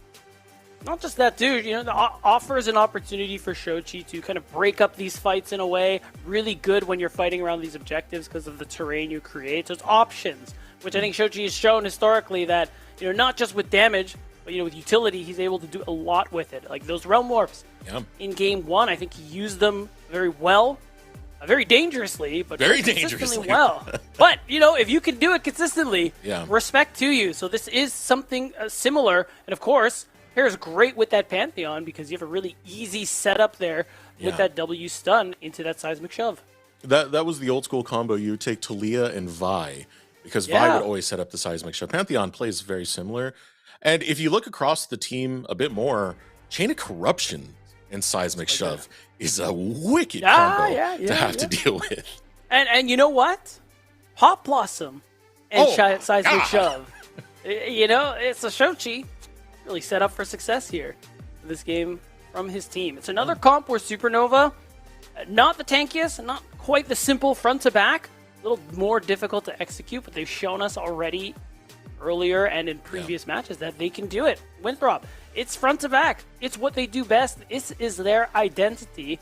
And while I do have a bit of concern with that damage, of course, there are no tanks on Supernova's side. So what was it that you said about Jin when we were doing that CEA broadcast? You know, he's good. There's a brief period where he becomes the tickler, and then he becomes good again. Yeah. I think that tickler thing will be not something he has to worry too much about because, as he had said, not much in the tank department. Yeah. For Supernova. I do think Winthrop University, they kind of got to get ahead a little bit early. At the very least, not fall behind. Because I do worry for their mid-game a touch. If you get Hoarder with a good gold lead and Levitate with a good gold lead early, I hate poke champions that are ahead of me. Because that means I don't get to play the game. They just keep hitting me for big chunks of damage, and I can't do a damn thing about it. But we're ready for game number 2. Winthrop University versus Supernova. Again, falling here means elimination. Best of 5 fearless. Let's get it. Game 2 after Supernova. Very clutch win at the very end. Massive heartbreak there for Winthrop. They have another comp. It's only game 2, so a lot of comfortable champions still available for them. They're going to be able to clutch it, come out on top this time around and tie up our series. Winning this means you're at match point for Supernova, and that's a dangerous place to be. Supernova, falling into the lower bracket, that was against Conviction. A Conviction that even Bach was saying during the interview should not be the seed that they are. They're very much a top team when it comes to this bracket. And I know for Hoarder in particular, he wants that rematch against NRG specifically, because this was a team that, took Zamudo instead of him. So being able to get back to that and show that, he's got what it really does take, mean a lot for Hoarder. And for the Supernova squad as a whole, who, again, very, very high levels of talent that we've been looking to see them kind of have their break points and get through to the next level. I think this is another step in that direction should they be able to win out this series. That's what they're looking for here. I think one thing. Oh yeah. I think one thing we didn't mention is if you're looking over on the Supernova side, this is a chance for them to get the highest that they've ever been in NACL so far for the program. Last time it was 5th place when they fell to near airport last year. Yeah. It would mean a lot to be able to make it to 4th place and then go face off against NRG. That's right. Definitely something exciting for them to play for. Again, this is the best I've ever seen Winthrop University in terms of performance. So it's possible they can do it. It's going to start here in this game too, ideally. You can see bot lane already. Good bit of an advantage there for mobility and Kim down. Kind of what you expect. In Karma, pretty good in lane. Otherwise, you can see both junglers finishing off their clears on that bottom side of the map. I expect Wilson to very easily get that Scuttle Crab, the advantage his bot lane has, and Music probably just going to walk towards top. Getting out of the lane a little bit early, Kim down. He likes to roam around a lot. We've seen some unique takes coming out from Kim down on top of it. The Pike. Game 2 Maryville, that was kind of crazy from Kim down's end. If you watch the first 10 minutes of that game and we cut it off there, MVP performance, best Pike we've ever seen. It's genius, but it did unfortunately fall off in that game too. That was tough. Ooh. Back. I mean, yeah. Oh, they want to get his flash out. Any flash is super valuable. Closer you get to level 6 as well. A Flash Tibber's devastating engage tool. Yes, I will say, props to Zach. Making Music work for it, making it a flash for flash trade, knowing he doesn't have to respect it in flash first. So at least that's something. Does mean if Music gets caught, it's going to be a little harder for him to escape. Tries to get some, tries to be annoying, get something done. And he's going to be able to get this Scuttle Crab unencumbered. It's going to be Wilson just going back to farming. Not a whole lot of action this time around. Unless. Nope, shoved away. Still, yeah, I think think Music's pretty okay with that trade at the end of the day. You know, even if he does get caught, you know, that shield, just put it up and block a lot of damage. Pantheon's deceptively tanky thanks to that skill. Yeah. Ooh. And now you're going to see that play for the respawn Raptors there. I think because Music wasted a bit of his time. Used a bit of his time. I won't say wasted. Mid and, of course, with that invade, does make it easier for Wilson to go for this. Does have a smite charge, but we also have a fight. Okay. Yeah, Tether lands. Shochi is okay with this. And remember, no flash onto Zach. But not going to find the stun onto Zach. They will go for the long chase, though. Mobility's looking to step in. Nice sidestep from Zach. Good. Deadly Flourish, looking for the root. And Supernova, empty-handed. Yeah, nothing really shown for it. I think Music's fine. Nothing to worry about. Remember, Music has no flash. So again, very contentious. But Winthrop, ever so slightly, will come out on top here. These little things that they hope will add up to a bit of a greater lead. But so far, no fights, no really priority given to any of these objectives. Winthrop, though, I think may have that opportunity for them very soon, especially if Wilson wants to gank bot. A little bit of a fall off in the bottom lane as Wave getting pushed in by Supernova's bot lane. Wilson's in that area, as you had mentioned, finishing up some of his camps. It's always one of the tilting things about Nico is you can put in the clone, and then you press the recall at the right time. The clone will stay there for an extended amount of time. That can act as some useful vision to protect your bottom lane. Yeah, very fun stuff you can do with that Nico W. So now we're going to see Music go for that bit of an invade. It is that race to level 6. Looking like Music, yeah, I should be able to get that one away. It isn't quite going to level him up. It's where Wilson could just tickle that health bar and he'll have access to that Cyclone. And honestly, all things considered, I think that spike is a little more favorable for the Wukong. Yeah, I mean, the Grand Starfall is nice for movement and showing up, but if everybody's all together in that fight, I mean, I value the Cyclone, of course. Yeah. Much more highly. Grand Starfall is one of those things where there's a lot of weight on it early, but its impact sometimes can be a bit more iffy, where it's more direct with the Cyclone to kind of pull that off, because you're already in the fight. And that might be the case right here. Shochi, seismic shove to try and get away. He's out of range of Zach, will burn the flash nonetheless, as Zach gets a bit too close for comfort. Yeah, I mean, there it is. Pressure's laid down. Shochi is forced to leave. Oh no, he's going to finish this wave out. But, you know, half health, probably going to leave. Should give that setup for the Dragon. There's an angle. Supernova want to join in that back half, because of course Shochi does have that Weaver's Wall. Grand Starfall is there. Here we go. Music's able to arrive, but current call going to get opened up. First blood is found. Kim down gets it, however. Zach will fall in the mid lane. Fourth shot lands onto Shochi. It's a trade support for mid lane. Supernova going to be the one to get the better of it. Yeah, although it does feel good. Oh, actually, Kim Down's the one who got that kill. That doesn't feel good. As on the other side, Music is the one who secures it. You know, gold with the slightly better use there for Supernova. No one's gonna... Vision's not really gonna change hands. No one's gonna go for the Dragon, and things just slow back down. It is interesting to see, you know, the state of this game compared to the last one. Some skirmishes, but a lot slower. You know, we were hearing from other players too, talking about how, you know, playoff games overall, we heard from Maryville, a little slower. People are a little more tense, and I think that's showing here more in Game 2 than Game 1.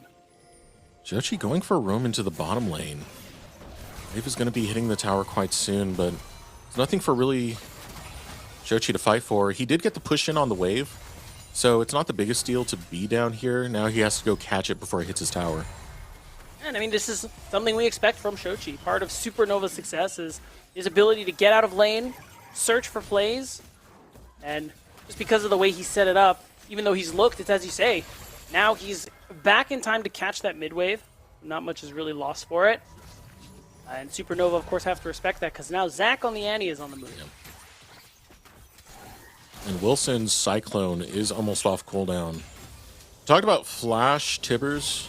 Flash Cyclone's also a pretty big deal when you're looking at Levitate being on the Varus. Varus immobile. I always kind of crack the joke that The only movement he really gets is slowing himself down when he's charging his Q. So he does stand on the more immobile side when it comes to these ADCs, and that's something Winthrop can take advantage of. 100%. We'll say big win there for Supernova to get all 3 of the grubs. Really serves Hoarder well on the Jace. Oh, yeah. Just because of how strong of a side laner he's going to be, and of course the help he can have from not just music, but Shochi, and with the power of those ultimates. So something to watch out for. Whoa, what did I miss? I was looking at the minimap and seeing 3 Varus icons. Nico. Oh, Nico drives you crazy. So this is going to be the trade, though, right? Like, you got the grubs. Music knows he has no right to get over there and try and get the dragon, so instead he goes on a counter jungling spree. Does steal out a lot of these topside camps from Wilson. Yeah, he's able to come back in time. Oh no, that's Zyko actually, who's defending the spawn of that camp. You're falling for Nico, it too. I know, like it's a good defense. Music's here though; he has help. Zach has his flash and he has his passive, so there is a chance for that flash Tibbers, but they don't want to go for it. Not guaranteed. Not worth a Raptors camp. And for Wilson to go there, it means he knows his camps got stolen. Yeah, he's just trying to get something back, man. He's like, please, man. Like, I got a family, I got to feed. I'm starving. The big thing here now is that you can see it. Zach and Wilson, very much like in game 1, trying to move together and see what plays they can go for. But really nice pink ward actually into the Baron pit. Does catch Wilson trying to shift over the wall. So it means that Hoarder is very safe. Oh, here we go. Tibber's going to get dropped. Flash forward from Music. Doesn't get onto Zach in time. That early purchase of the Swifties, I mean, I know it's common for an Annie, but it pays big dividends right there for Music's flash to be burned for nothing. Yeah. Now he gets to hold on to that for that flash engage that he could potentially look for later on. It's a good look. Overall, though, I think Winthrop in a bit of trouble. You can see in just this game state where, for the most part, all their lanes are getting shoved in. And it's making space for Music to be the one to get a little more aggressive. All Winthrop really have to show for it is that first dragon. We'll see if they'll be able to actually set up that second one. Will be hard if they're not able to get to the pit first, but if they are, it's just like game 1, their comp. It's a little hard to walk into for Supernova. An angle in the mid lane. And this is just to scare Zach, but it's to burn his flash. We're going after that, Annie.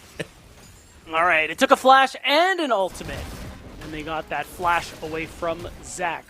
So that's something, and he won't have it available for that next dragon fight. And like you said, Flash Tibbers is really good, so denying that is just as important as ganking for a kill. Yeah. Important pickup, now finished by Kim down. He was able to get the McHale's. So that's going to be nice for taking away, stuff like that, Nico Snare, but more importantly, Chain of Corruptions, which is going to influence a lot of these team fights. I was going to say, wow, we are just fighting for this Raptors camp all day, every day. Oh, here we go. Speaking of, instantly gets used. Well, there's that McHale's we were talking about. Where's the damage on the Kim down? We'll step away. And now the wall used. Battle for the Raptors. This is more contentious than the actual dragon. I mean, if we look bot... Oh, okay. Psycho having to flash over the wall. Mobility almost gets the Deadly Flourish. That's Cyclone that's going to be down. Yeah. Again, traded for a flash, so pretty decent setup. And, Flash Pop Blossom is also a powerful tool there, so another thing that is denied. Zach! Yeah, Tibbers coming out, Seismic Shove finds its mark, but there's one of the benefits of playing this Annie. Now Wilson getting lower and lower, stunned up. Music can't find the kill onto the monkey. But yeah, once Tibbers goes down and you're pressing that Talia Q, it's hitting nothing but Tibbers. Yeah. Now Wilson really has to walk away, feeling the pain of that expensive first purchase there and what's looking like the Trinity Force. Music already has a Sundered Sky. You can see that doing a lot of work for him in these fights. So, Wilson will have to give up a little bit, but of course Wukong will be better for it in the long run. It is a really strong first item for him. Taking a look at the overall state of the game, it's not massive leads. It's starting to grow, though. can see it for Music, who's been working off of a lot of the counter jungling, and the lane really benefiting Hoarder over on this top side. Pretty good CS lead, almost getting him to 1k ahead of Denethor thus far. Usually when you're playing the Cassante, you're okay with the weak side. It's fine. The only problem is Jace really loves gold, really loves econ, and eventually you're going to have to slow this down a little bit because he's very close to taking that tower. Yeah, I mean, likely we'll be able to get it. Hoarder, I mean, this is how you expect this matchup to go.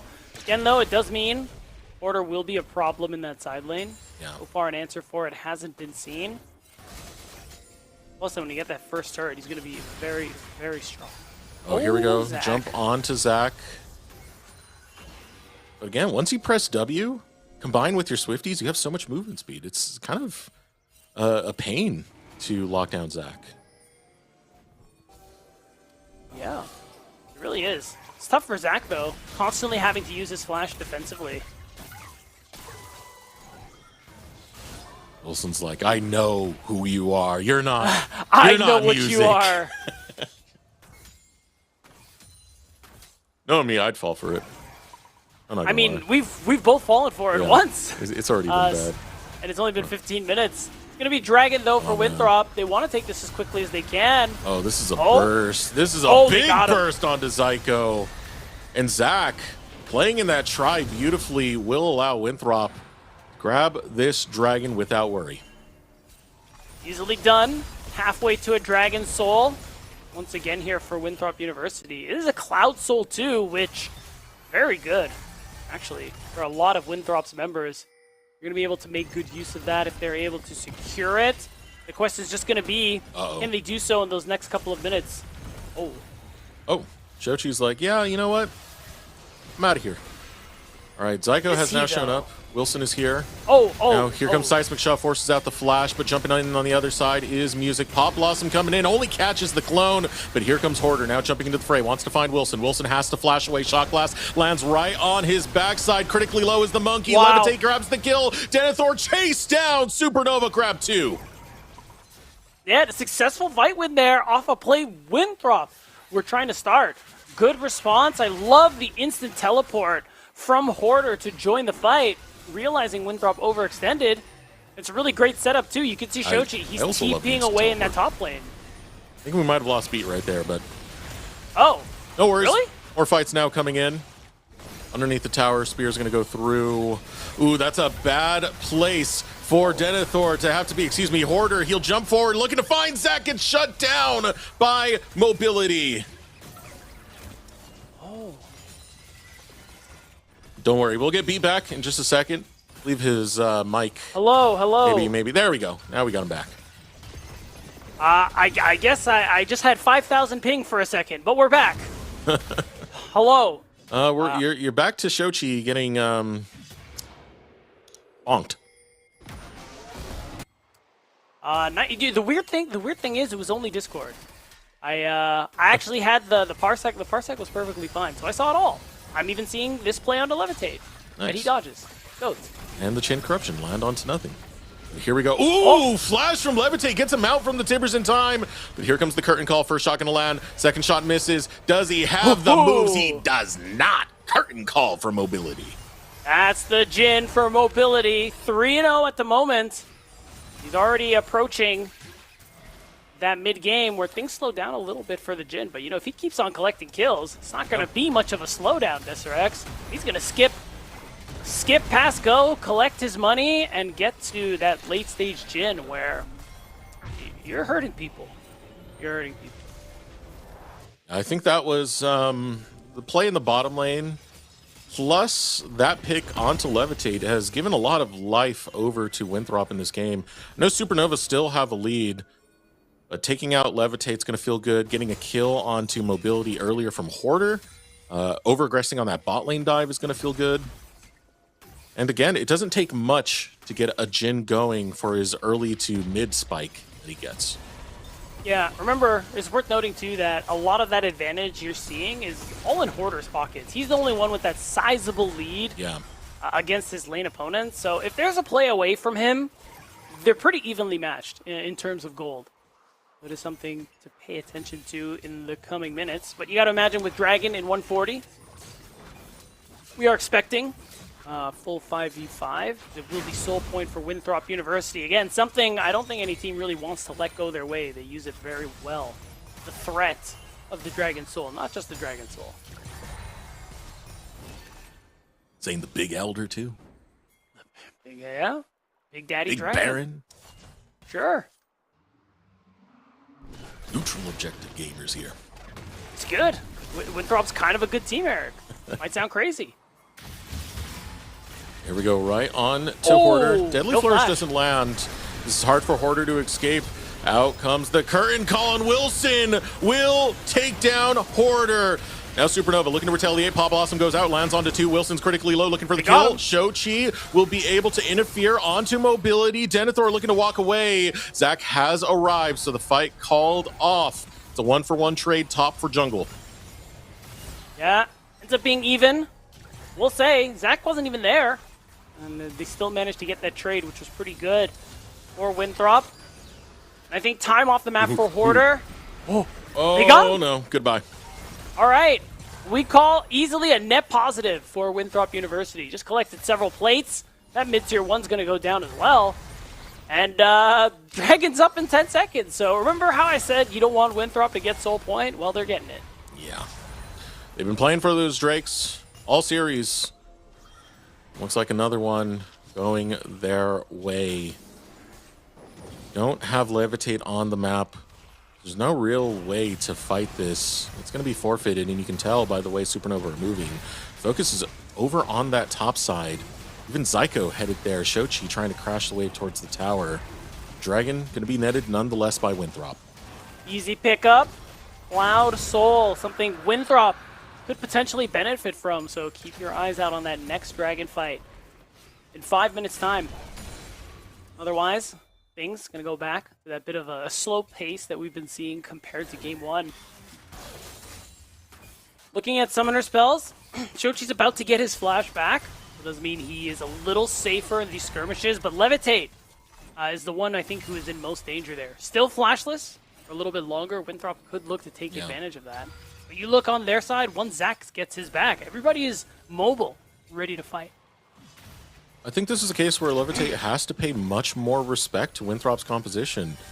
It's a Wukong. It's an Annie. You can't be letting that get on top of you like that.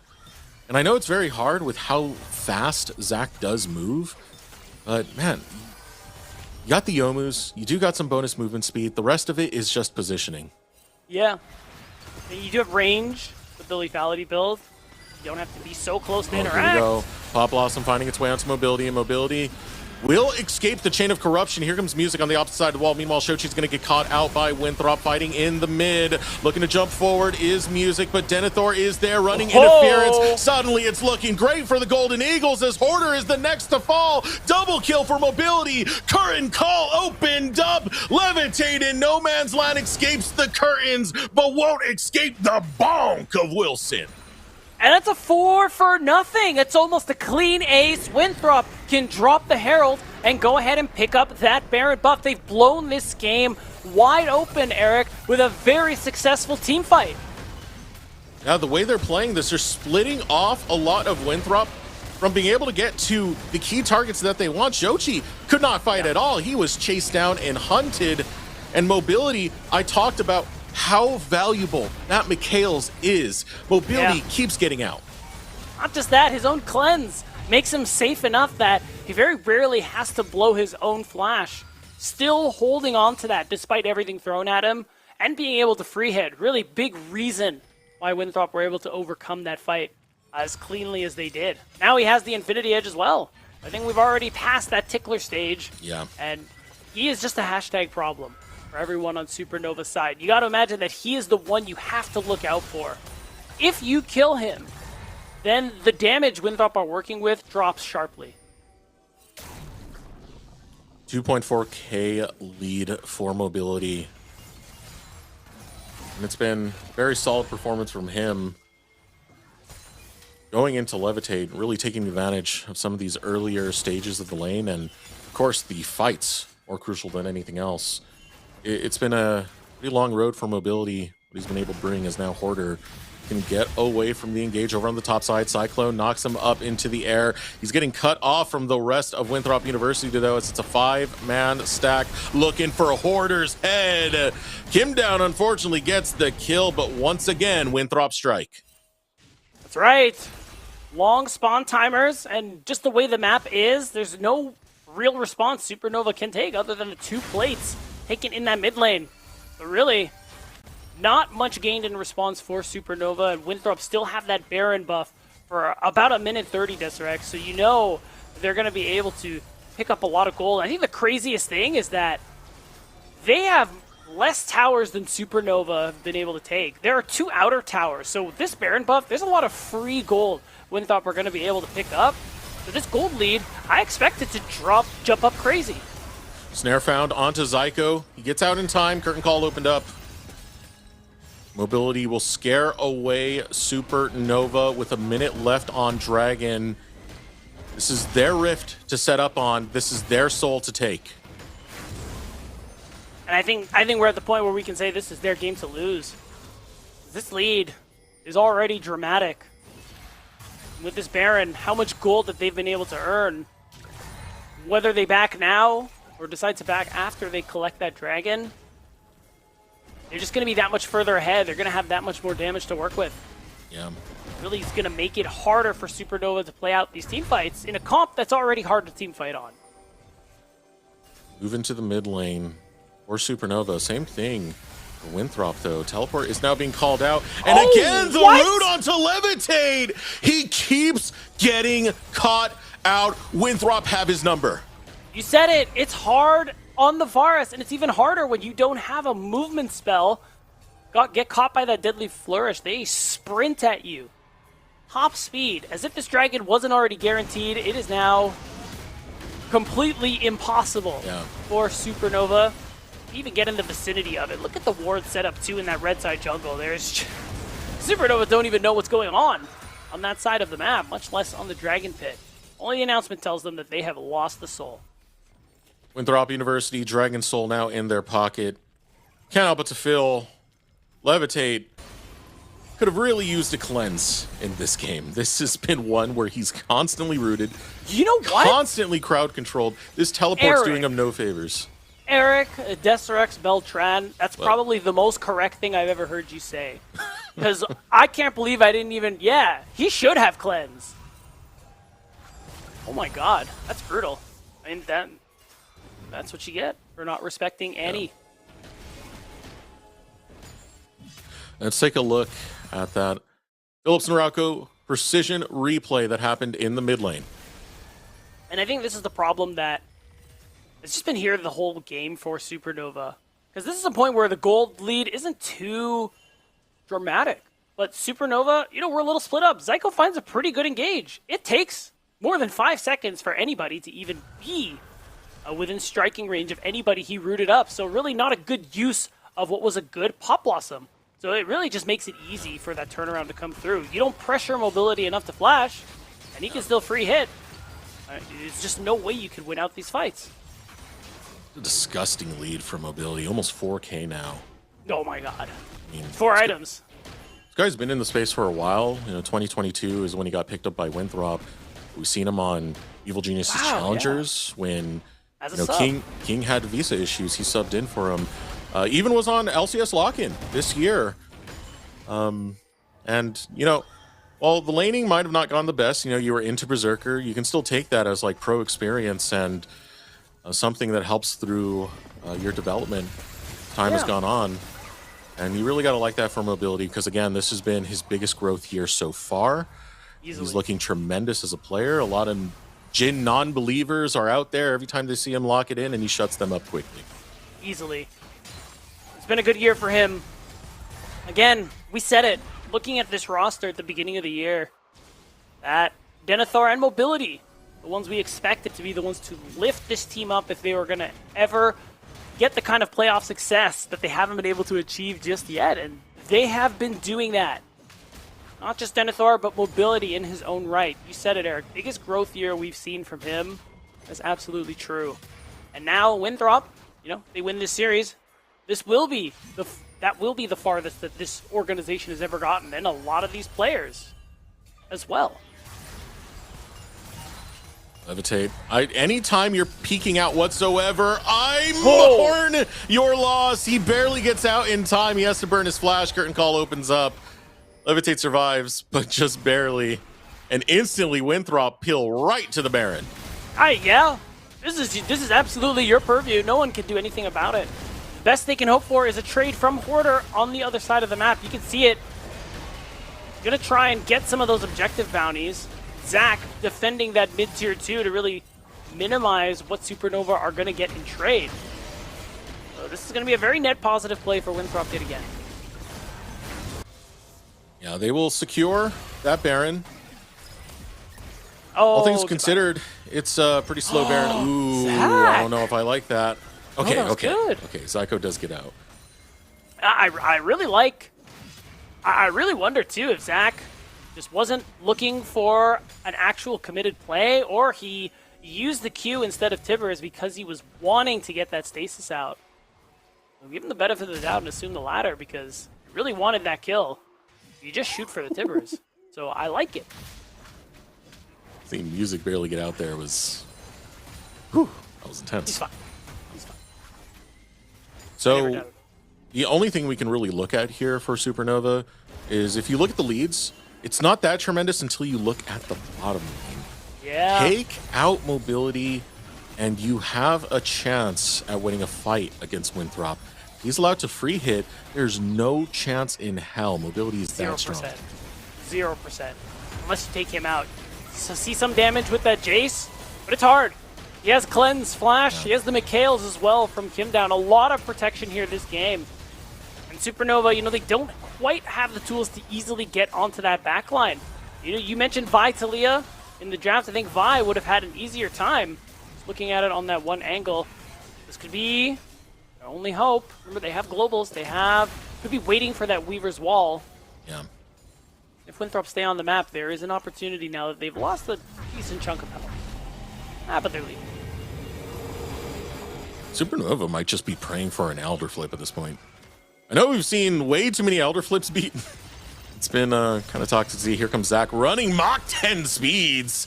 Shochi will flash out in time, but Zach's going to continue the chase. He's got no problem. He's got movement speed for days, man, and Shochi is in a world of hurt.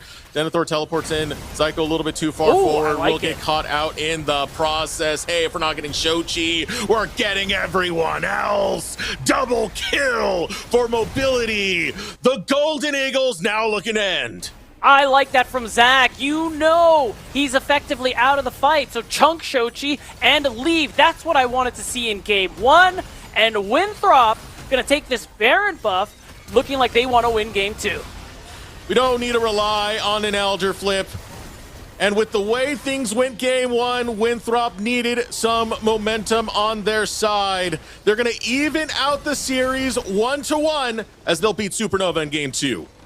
Really good response game from Winthrop University, not just in the draft, but I think how well they played out some of these early game skirmishes, and of course, how well they set up mobility for success in a lot of these team fights. Deserex, this was a good response. This is a good look from Winthrop University.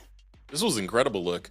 Yeah. Zach played his role beautifully. He was just out there to either hard engage or get your flash at the very least. And then mobility, the greatest Jhin enjoyer that we have in this league, putting on a phenomenal performance beatdown. I know Mazel is enjoying himself watching wherever he is. Just feeling really good about yet another successful Jhin game here in the NACL. And again, I think they set him up really well, and partially this is, again, that flaw in Supernova's composition where it's hard to engage. Your real only engage is that Pantheon. It's really hard for you to get on that backline, especially when this Jhin is so protected. Yeah. And at the end of the day, Winthrop were calling the shots in that game number 2. And I think we're kind of seeing a trend as well. A lot of the map control has been coming out of Winthrop, even in that game 1. So you can see the power that they have behind their punch when they also have the gold lead on their side. So we're going to take a moment to throw it over a short break, because now 1-1 apiece. It's a tied series, man. We're going to get ready for game number 3. The NACL is presented by Philips Norelco OneBlade.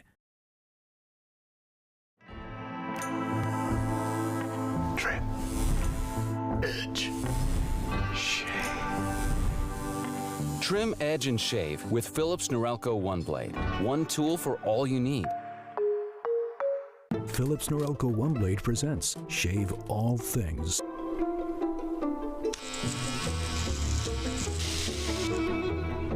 Your style made simple with Philips Norelco One Blade 360.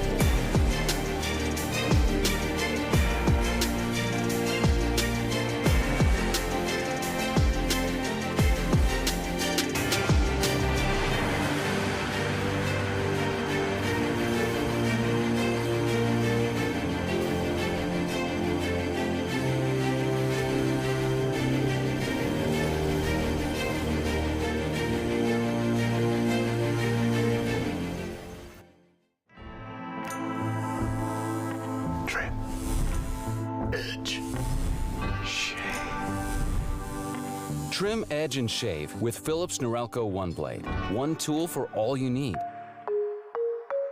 Philips Norelco One Blade presents Shave All Things.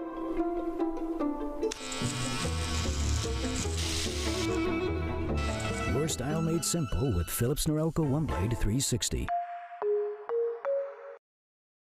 The NACL is presented by Philips Norelco One Blade.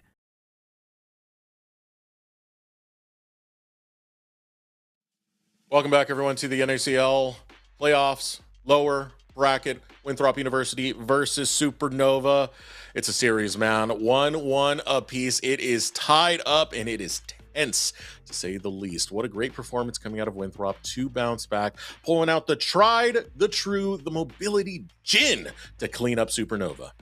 And the Zach Addy, which is another tried and true one for him, since he joined the team and became the starting player in the mid lane this split. So, nice way for Winthrop to be able to bounce back. Yeah, the damage was a little crazy. Even Zach, pretty good damage himself there, but a lot to be said about how well mobility performed and how well Winthrop set him up for success. I think that was the most important thing. Supernova's comp, hard to get on top of this gym. Once we saw Mikhail's come through, and once Supernova really started struggling to really get onto that backline, this was really a foregone conclusion. Yeah, it was a pretty rough situation for Supernova, given how close they were to certain kills and how they just kept slipping right through their hands. I think of Music doing a lot of these flash plays onto Zach and either not completing the kills or not even getting close enough to find the stun and punish Zach for mispositioning. And those mobility boots plus the anti-W working really well to get that movement speed. But here we are into the draft of Game 3. Already we're off to the races with this one. Zach's going to be playing that Victor. Tantris going to be locked in by Zyko. It is the Lulu. Yeah, so it could be setting up for probably the Yunara there for Levitate. It's a very common combination there in the bot lane. Otherwise, early pick Victor. It's a pretty strong champion. Fits in the mage wheelhouse there for Zach. Shochi, wants to respond with that Akali. This is a good lane for her, but this is kind of similar to what we saw in their matchup against Conviction, where he played it into Insanity's, I believe it was Cassiopeia, where, lane is pretty good. But if you don't find a pretty big advantage in lane, you're going to struggle. Inside lane, you're going to get out damaged. I don't know how I feel about taking it this early, though. When you still have some really good picks that are left on the table, Xin Zhao, one of the last great fighters that are still in the jungle that could be picked up. You mentioned the Yunara earlier. It does put that kind of tense situation where you might need to grab one of those champions or have it be banned going into the next phase. But we'll see how it pays off for them, and game plan is going to be for this Zambessa, which acts as a flex pick. It's a pretty good way for Winthrop to try and manipulate this draft. It can be played by Wilson or Denethor, and you take some pretty good engage for Kim down. I do like the fact that he's going on the recon. Yeah, it's squishy. The more squishy champions I see, the more I'm liking Shochi's chances on the Akali this game. But Kim down, this has been a big pick for him over the years, so I'd imagine very consistent ability to get on top of people, set up that grand entrance with the quickness. It's going to really help close the gap, especially on any potential hyper carries that Levitate's going to be going for. And of course, it will be the Yunara. And with the Yunara picked up here, I imagine Xin Zhao is going to get banned in this round too. Once again. Ball's kind of in Winthrop's court thanks to the flex pick that they have with that Ambessa. All things considered, it could technically be flex, the Akali. There are angles to take it over towards the top side. I do favor it going towards Shochi, though, but we'll see.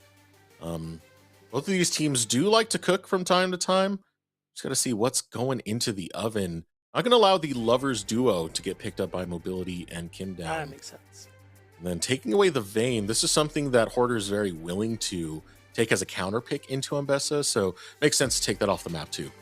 Yeah, it does make me think it is going to be Ambessa in the top lane, or setting up for maybe a Scion as well, since that hasn't been banned out just yet. Otherwise, there is that flex potential there for the Akali. Curious to see where that one's going to go. Curious to see if Xin makes it through as well. I mean, something we've been seeing, not been seeing, but something we did see one time was Sejuani jungle with Xin top. So there's an angle here for Supernova since they're picking on 4. They could pick Sejuani. Music's a big proponent of that champion. Yeah. And, could just open up that opportunity to grab a Xin. Let's see Xin top. I'm scared. Nightmares. But then Winthrop, Wilson could play it as well. So Yeah.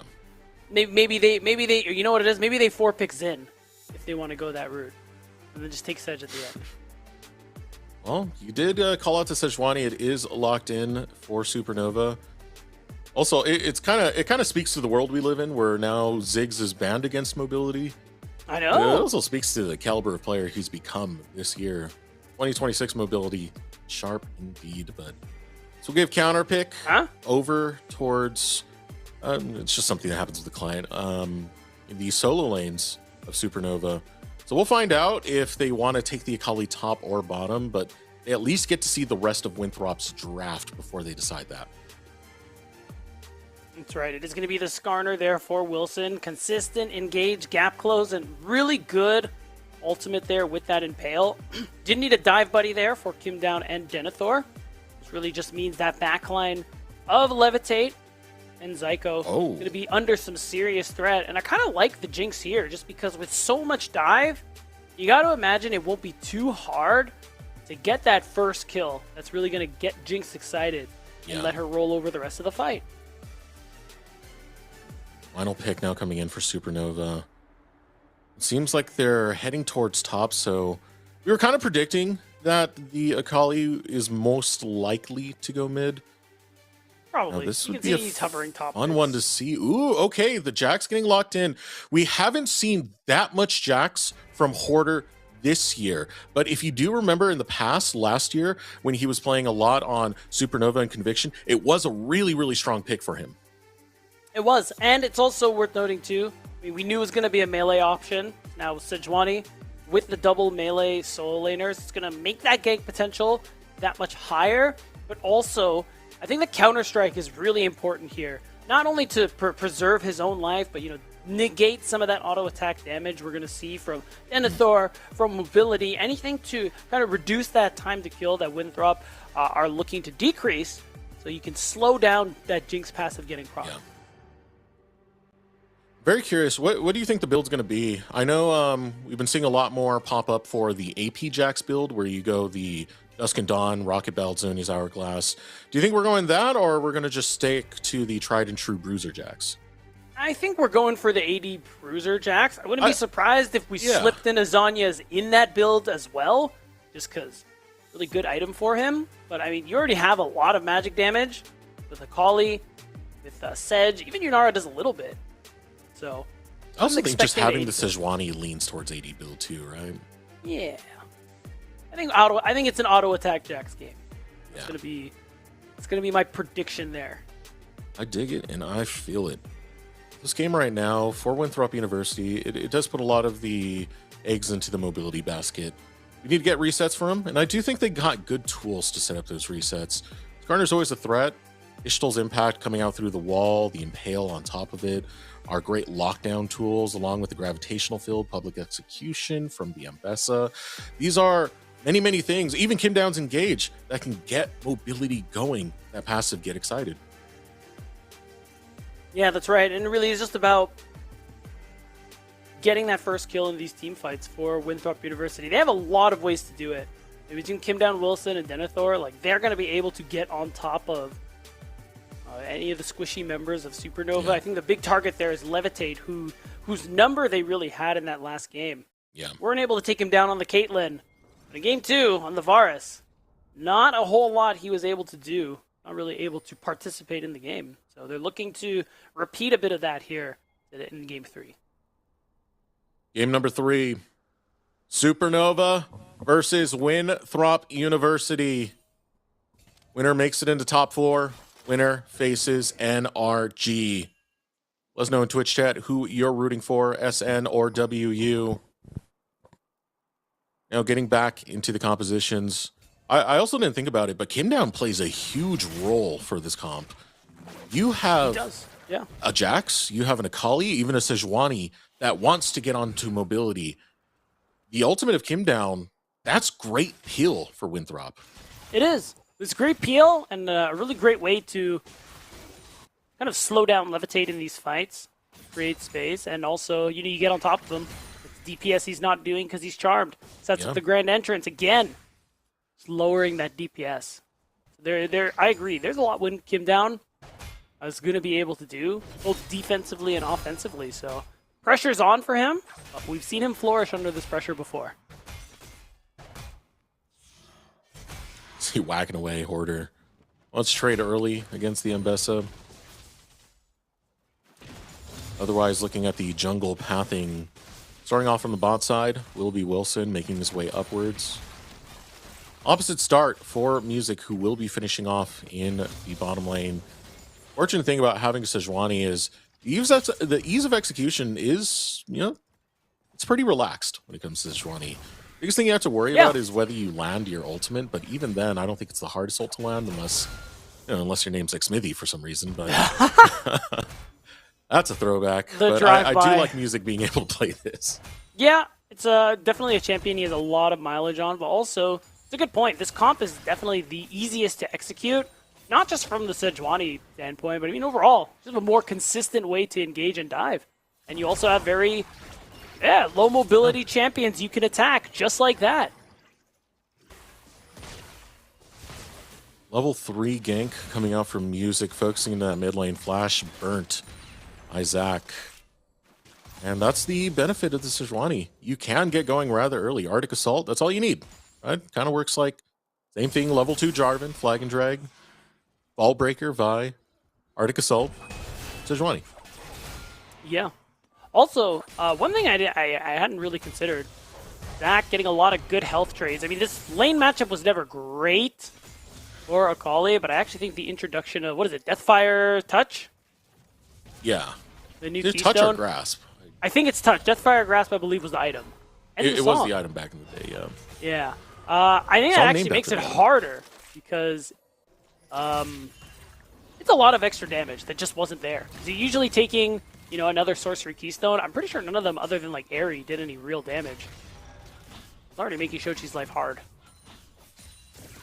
And when you're a melee into a Victor, Victor does get that kind of range advantage where he can poke you with that laser.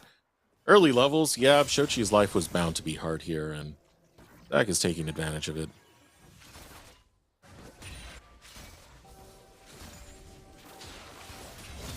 Yeah, now it's going to get an easy wave crash bot and recall. And then again, another slow early game here other than the flash of force in that mid lane. Something I'm hoping to see Music revisit, especially given the right side Shochi is working with here. You know, Energy Champion. Energy's just going to come back pretty quickly. Zach, on the other hand, you know, you're out of mana, you're out of mana. That does mean that probably he's going to have to recall. Take some time out of lane here. But Music, again, Victor has no flash. Attack him. Get him. Bring up some of those old stats again. Those of you who weren't watching last year, Hoarder did play on kind of dream team of Supernova. It had ABO, Dardoch. He was Scary Jerry and Breezy in the bottom lane. And then he was also part of the Conviction roster that took out a Double Lifts team near airport. Yeah. Back then, he did play a lot of Jax. It was his most played for the year. 9 games on it. Had a winning record on it as well. Was very capable. Kind of one of the first champions that he made his name on. Haven't seen it as much this year, though. I think it's only like 1 game. Let me see. Wow. Yeah, only 1 Jax game this year. Yeah. It's interesting, too, given how Jax is pretty popular.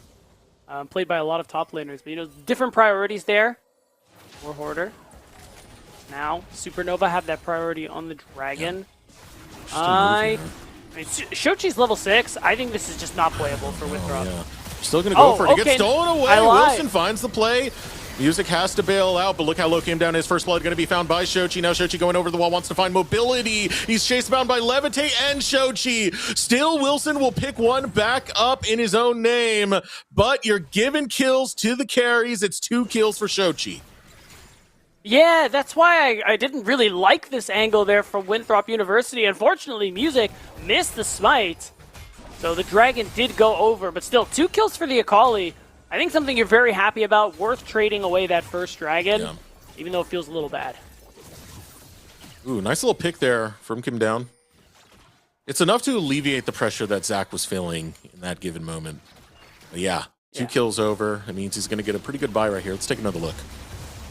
There it is, 92 damage. A little bit of a miscalculation there. Unfortunate, but yeah, level 6 Akali. A Hextech Alternator too. Really good component for her. I mean, this is just the easiest fight of your life. Yeah. I'm throwing my missing pings on Music. Respect to Music, but man, that definitely does hurt to see. That was, I mean, that was kind of crazy. Also worth noting, got multiple flashes out, particularly on mobility. So there is that pressure that Music can look for. Maybe even a dive at some point when he's on that side of the map. Yeah, also nice that Levitate got 2 assists off of that. No assist not's going to be the most gold. You're still splitting a pot at the end of the day, but it does give him a gold lead alongside his CS lead. Yeah. Very true. You can see him using that, trading out pretty aggressively until Kim Down, Spellbook Teleport, going to be able to join his AD carry again. But otherwise, damage is done. And I like that Zyko's here on this top side too. Yeah, I really like it. Bit of a cover just to help get that reset there for his top laner. Of course, if there's a fight, I mean, Music's here too. Oh, in fact. Oh no, that might be the case. Glacial Prism going to go out. It finds Denethor. Denethor flashes away. Earns a summoner spell to get away from the engage of Music. Hey, at the end of the day, we call that hashtag worth. Denethor can't hold this wave. Order's going to back. Everybody's just going to go back to chilling. So it's a nice gank there from Music. I like that Shochi is playing in Fog. A lot of dive potential there whenever that perfect execution is up too. And this is kind of that trade-off. Zach looking to scale. Mostly just going to be doing his thing in lane, while Shochi needs to take that opportunity to move around the map, as he often does. Some very mobile supports. Yeah. You had Zyko over on that top side. Now Kim Down. Trying to help out the situation in the mid lane. And credit to Shochi, by the way. He does come out, just 1 minion ahead, but for a melee versus ranged in the early stages, it's going to feel real good for Shochi. That's great. This now a kill threat. Also can't be understated as well, and that's why I like that Zyko is actually still around in that mid lane, hanging around in case the fight breaks out. He's being that top side. Because Levitate is fine in that 1v2. Not a whole lot of damage Jinx is working with. So it allows Supernova to keep that focus, get 2 out of 3 grubs, and now Zyko just walk his way down. Yeah, he's a bit of experience down, but he's about to get level 6, so there's really no threat. I think that was pretty crucial from Wilson to make sure it wasn't going to be a 3-grub situation, but here we go. Attack coming out from Levitate. Flashes down for mobility. He's still got his barrier, but that's not going to save him. Another auto goes through, and it's done and dusted. Levitate getting his revenge on mobility. Really partially disrespectful there from mobility. Like, brother, you're playing Jinx, and you're only level 6. Your support walked out of lane. That's as illegal a maneuver as I've ever seen. So good catch out from Levitate.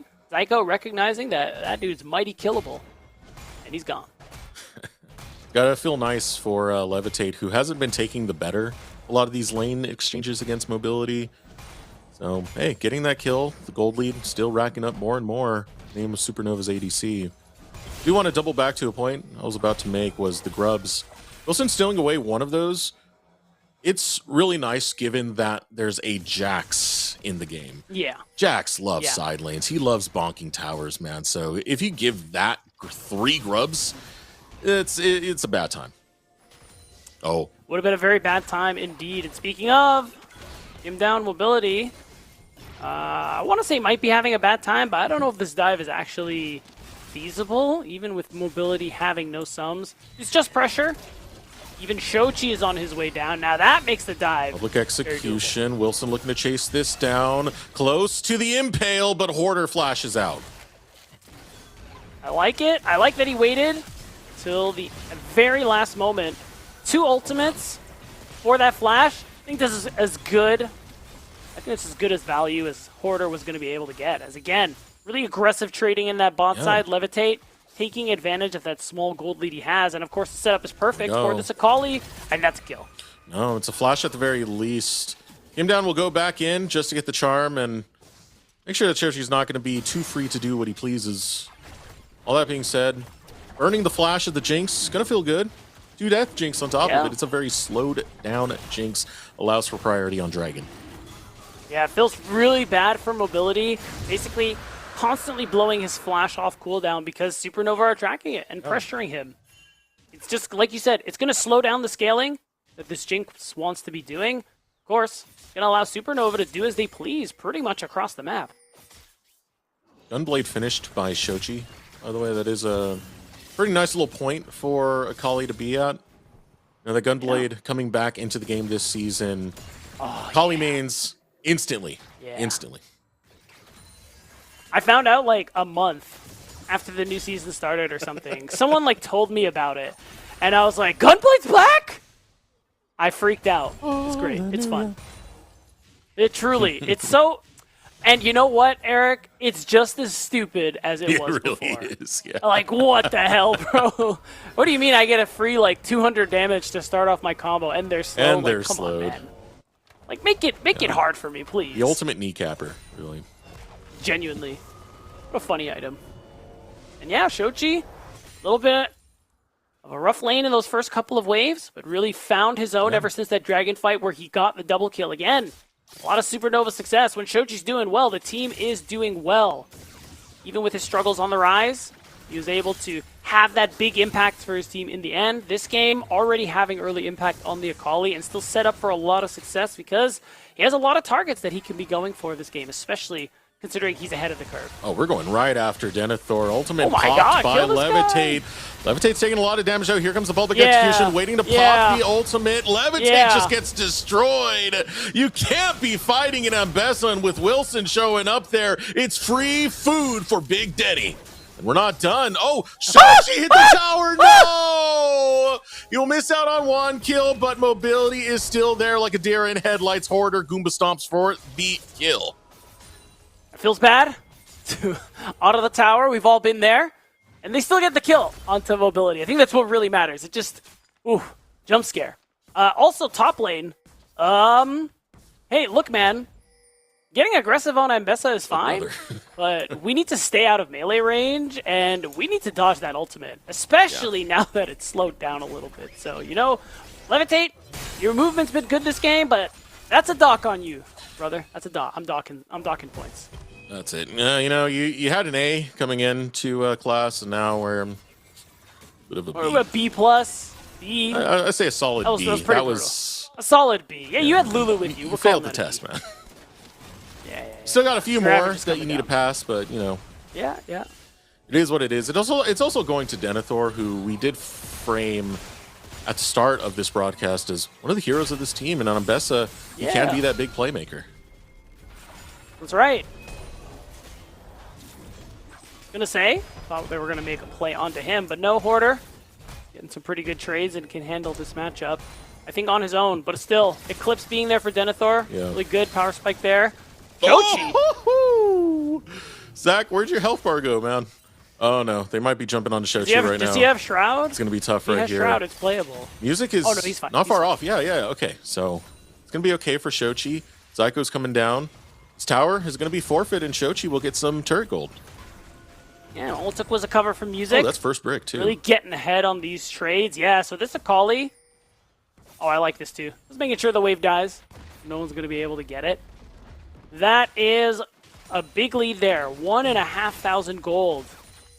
And I think Akali is one of those champions where, you know, having one in your face who is so ahead of the curve just feels awful, especially with her mobility, who Supernova have done a great job of really keeping down this game. Yeah.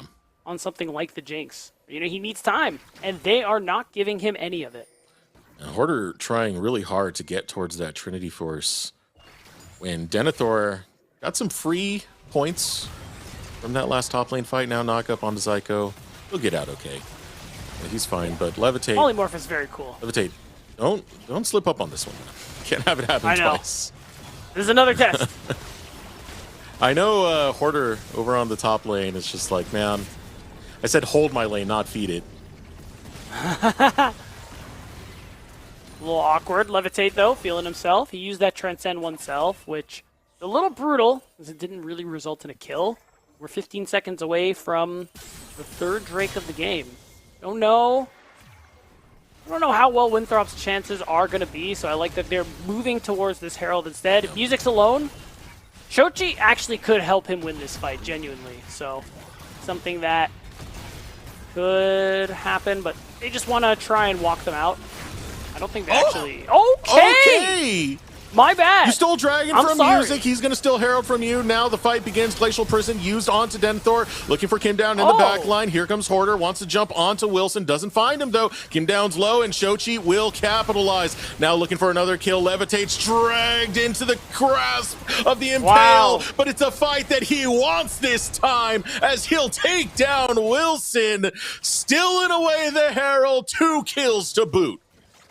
Man, that is, talk about high-value Deserax. The only response, Zach, yeah, gold is good on the Victor. Yeah, turret plates are great, and taking down this turret will be nice, but still, compared to what they've lost on the other side of the map, this is paltry. And it's really nicely played out by Supernova again. Like, this is where they thrive. They know they're stronger. They know they can take just about any fight that they want. They have the confidence to go for it. And they're going to take everything because of it. And it's a good, nice little boost of gold into Hoarder. He does finish off his Trinity Force, still behind in lane, nonetheless, but it's something he desperately needed after what Denethor was able to grab. I mean, those 2 kills, those Rift Herald, it could mean more gold for Supernova. Supernova already working with a lot of gold. You can see it.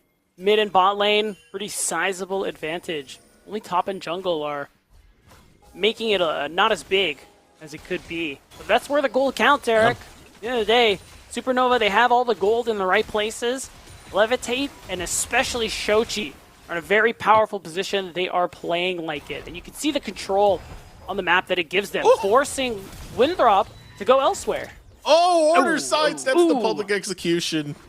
That was a thing of beauty. That was a real thing of beauty. I mean, the way he, as the Ishtal's impact was coming in, got the Counter-Strike to stun. Now suddenly Wilson can't chase, sidesteps the public execution. That's an A+ test right there. I think so. And the fact that Wilson is still on the top side is kind of tough. I think he's overstaying a little bit because of this. Here we go. We're going right after Mobility, making his life hell. Levitate will grab the kill. Kim Down will follow him to the gray screen. Teleport now coming out. Zach looking to turn this around. Levitate's getting very low. It's a long run now as Zach gonna be stopped, and the Rift Herald popped. He'll be driving away. Give him a thumbs up on the way out. It's a sneaky escape for Levitate at the cost of Zyko. Zyko's still gonna survive nonetheless. No, Zyko's gonna get away. It's all my chaos God on the Rift. Everyone escapes, and they make the heist work out. I cannot believe it. The perfect heist, no casualties, and Supernova steal everything. Another tier 2, or rather another turret goes down in the bot lane as well, so this gold lead just continues to balloon, and Winthrop continue to run out of options here. Again, this Jinx has just been stifled so much that we're still not at a second item here at 20 minutes, while you can see Levitate working on his third.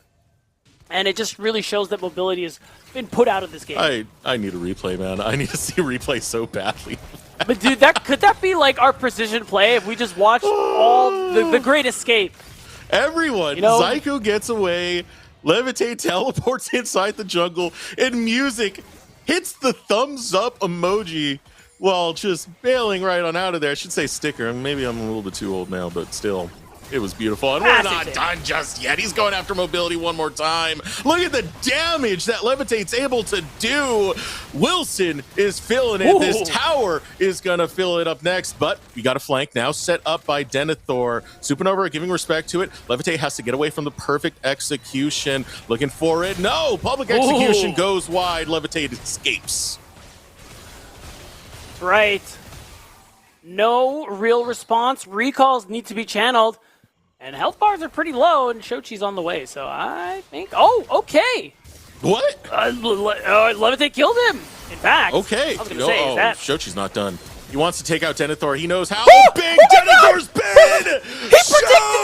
He predicts the flash! Now Zyko's in a world of hurt, getting chopped down very slowly, but look at this, the carries have arrived. So has Wilson. Shochi looking to play around this one. Here comes Wilson, comes in with the Arctic Assault. Now Wilson is by himself as Music looks for the chase. Hoarder with the bonk. Impale goes down, but there's no one to follow up. Shochi putting in the Shuriken flip, goes unstoppable! Oh my God. I can finally say it, he's the whole damn Shochi!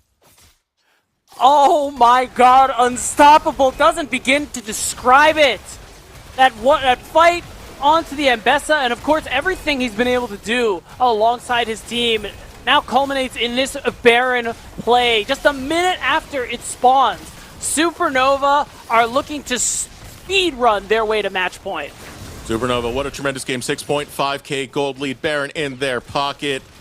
And Shochi has been fed. He's got the full Korean barbecue experience, baby. 3k in the lead. Shadow Flame now done. Also has the Seeker's arm guard, so he can play so risky with a lot of these dives. That's right. That's Stasis. A huge luxury for him who's already ahead of the game. Music's just lobbing. I could just throw it, bro. I could just throw it. Bring your best. Mobility almost falls. That turret gonna be deconstructed. Supernova march towards the tier 2. Now looking in from a different angle. Wilson's going forward. Wilson's going to get caught by the counter-strike. He's getting bonked. He's getting beaten. He's getting battered. Levitate goes unstoppable. And Kim down sees Gray. It's another turret going to get destroyed by the hands of Supernova. And again, more gold. We're approaching 10,000. You can see it, mobility. So much pressure they put on him this game. 0-5.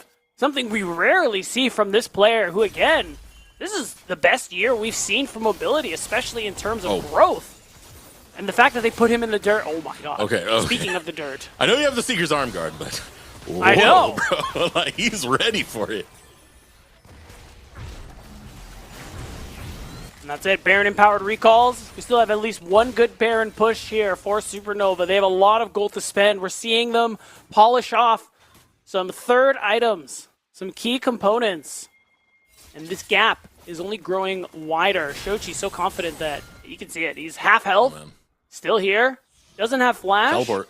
I don't think... Oh, wow. Yeah, I mean, this is an enormous shutdown, actually. They're going for the whole kebab right here. And with Kim down flashing in, Seeker's arm guard going to be used. I'm not a fan. Popping it right there. It's a shutdown for Zach. Unless he has Zhonya's. He finished it. That's why. Well, so he's going to have Stasis right again. Overstate is welcome. They committed a lot to take him down, but it is worth it because that was a big chunk of gold that they were able to get. I didn't see who got the shutdown. It was Zach. Probably Zach. It was Zach, okay, there you go. It was Zach. Still, third Drake for SN. Third Drake, Soul Point. At the very least, Denethor getting an objective bounty in the top side. But you can see how much that has flipped with Hoarder hitting the map. It was a stronger gold lead to Winthrop. It went over to Supernova for Hoarder for just a brief moment. Only that tower was solace for Denethor. Truly. Now, seeing level 16 there for Hoarder. Rank 3 on his ultimate. Actually going to make him a good bit tankier when he pops that Grandmaster's Might. So, can get a little more crazy in some of these team fights. That Amp Tome does tell me that we predicted right, Deserex. He is going to be building that Zhonya's as well. That extra bit of time he's going to be able to spend in these team fights. Again, just makes so much space and really stifles people like Mobility and Zach, who just haven't been able to do much this game, especially Mobility, who, again, Supernova, they put this man in the dirt. This has been the most anti-levitate play I think I've ever seen from him. We talk about him being like a team fighter. He's playing like LFL Cody's son. Man, he's just jumping in there, bro. Post LFL Cody's son. All right. Just say CCG Cody's son. CCG Cody's son. Nobody wants to be LFL Cody's son. But I understand what you're getting at. And I agree. Lane phase, usually not the biggest form of power there for Levitate and Zyko. gone tremendously for them this game. Definitely worth mentioning. And it's really just a big contributor to how much Levitate is dominating right now. He's up in XP, he's up so many items, and I love that he's playing with that confidence as well, really pushing his advantages and, you know, punishing Winthrop for every step out of line they take. 7K gold lead. We have 3 minutes before Soul's going to hit the map. Getting closer and closer is Hoarder towards that Seeker's Arm Guard. And that's where, if I'm Mobility, I'm just sweating. Because now, Shochi's going to jump on me. If he gets locked down, he goes golden. If Hoarder has Seeker's Arm Guard, he will jump on me following. If he gets locked down, he goes golden. And then the chase continues, and the gray screen is what I see the most. Yeah, I truly wouldn't want to play this game in Mobility's position. No. It's the struggle bus. Hoarder, though. Maybe a little bit. Oh my god, Hoarder just jumps straight towards Mobility. They finally lock him down. They'll use every bit of crowd control they have for it, though. Now, Teleport's coming out. Shochi's going to be a little bit too deep here, but remember, ultimates are now going to be down. He finds Mobility. He's able to jump out. Perfect execution comes in. Public execution. It's going to be a kill onto Shochi. Now, Levitate focusing onto the mid lane. Music is far from his squad. Pick after pick found. Solo laners overextended. Sure, you got Mobility, but it's still gold going into the pocket of Winthrop. I mean, truly, unless Mobility got that kill and reset his gold, it's not a worthwhile trade at all there, especially because it cost the TP as well.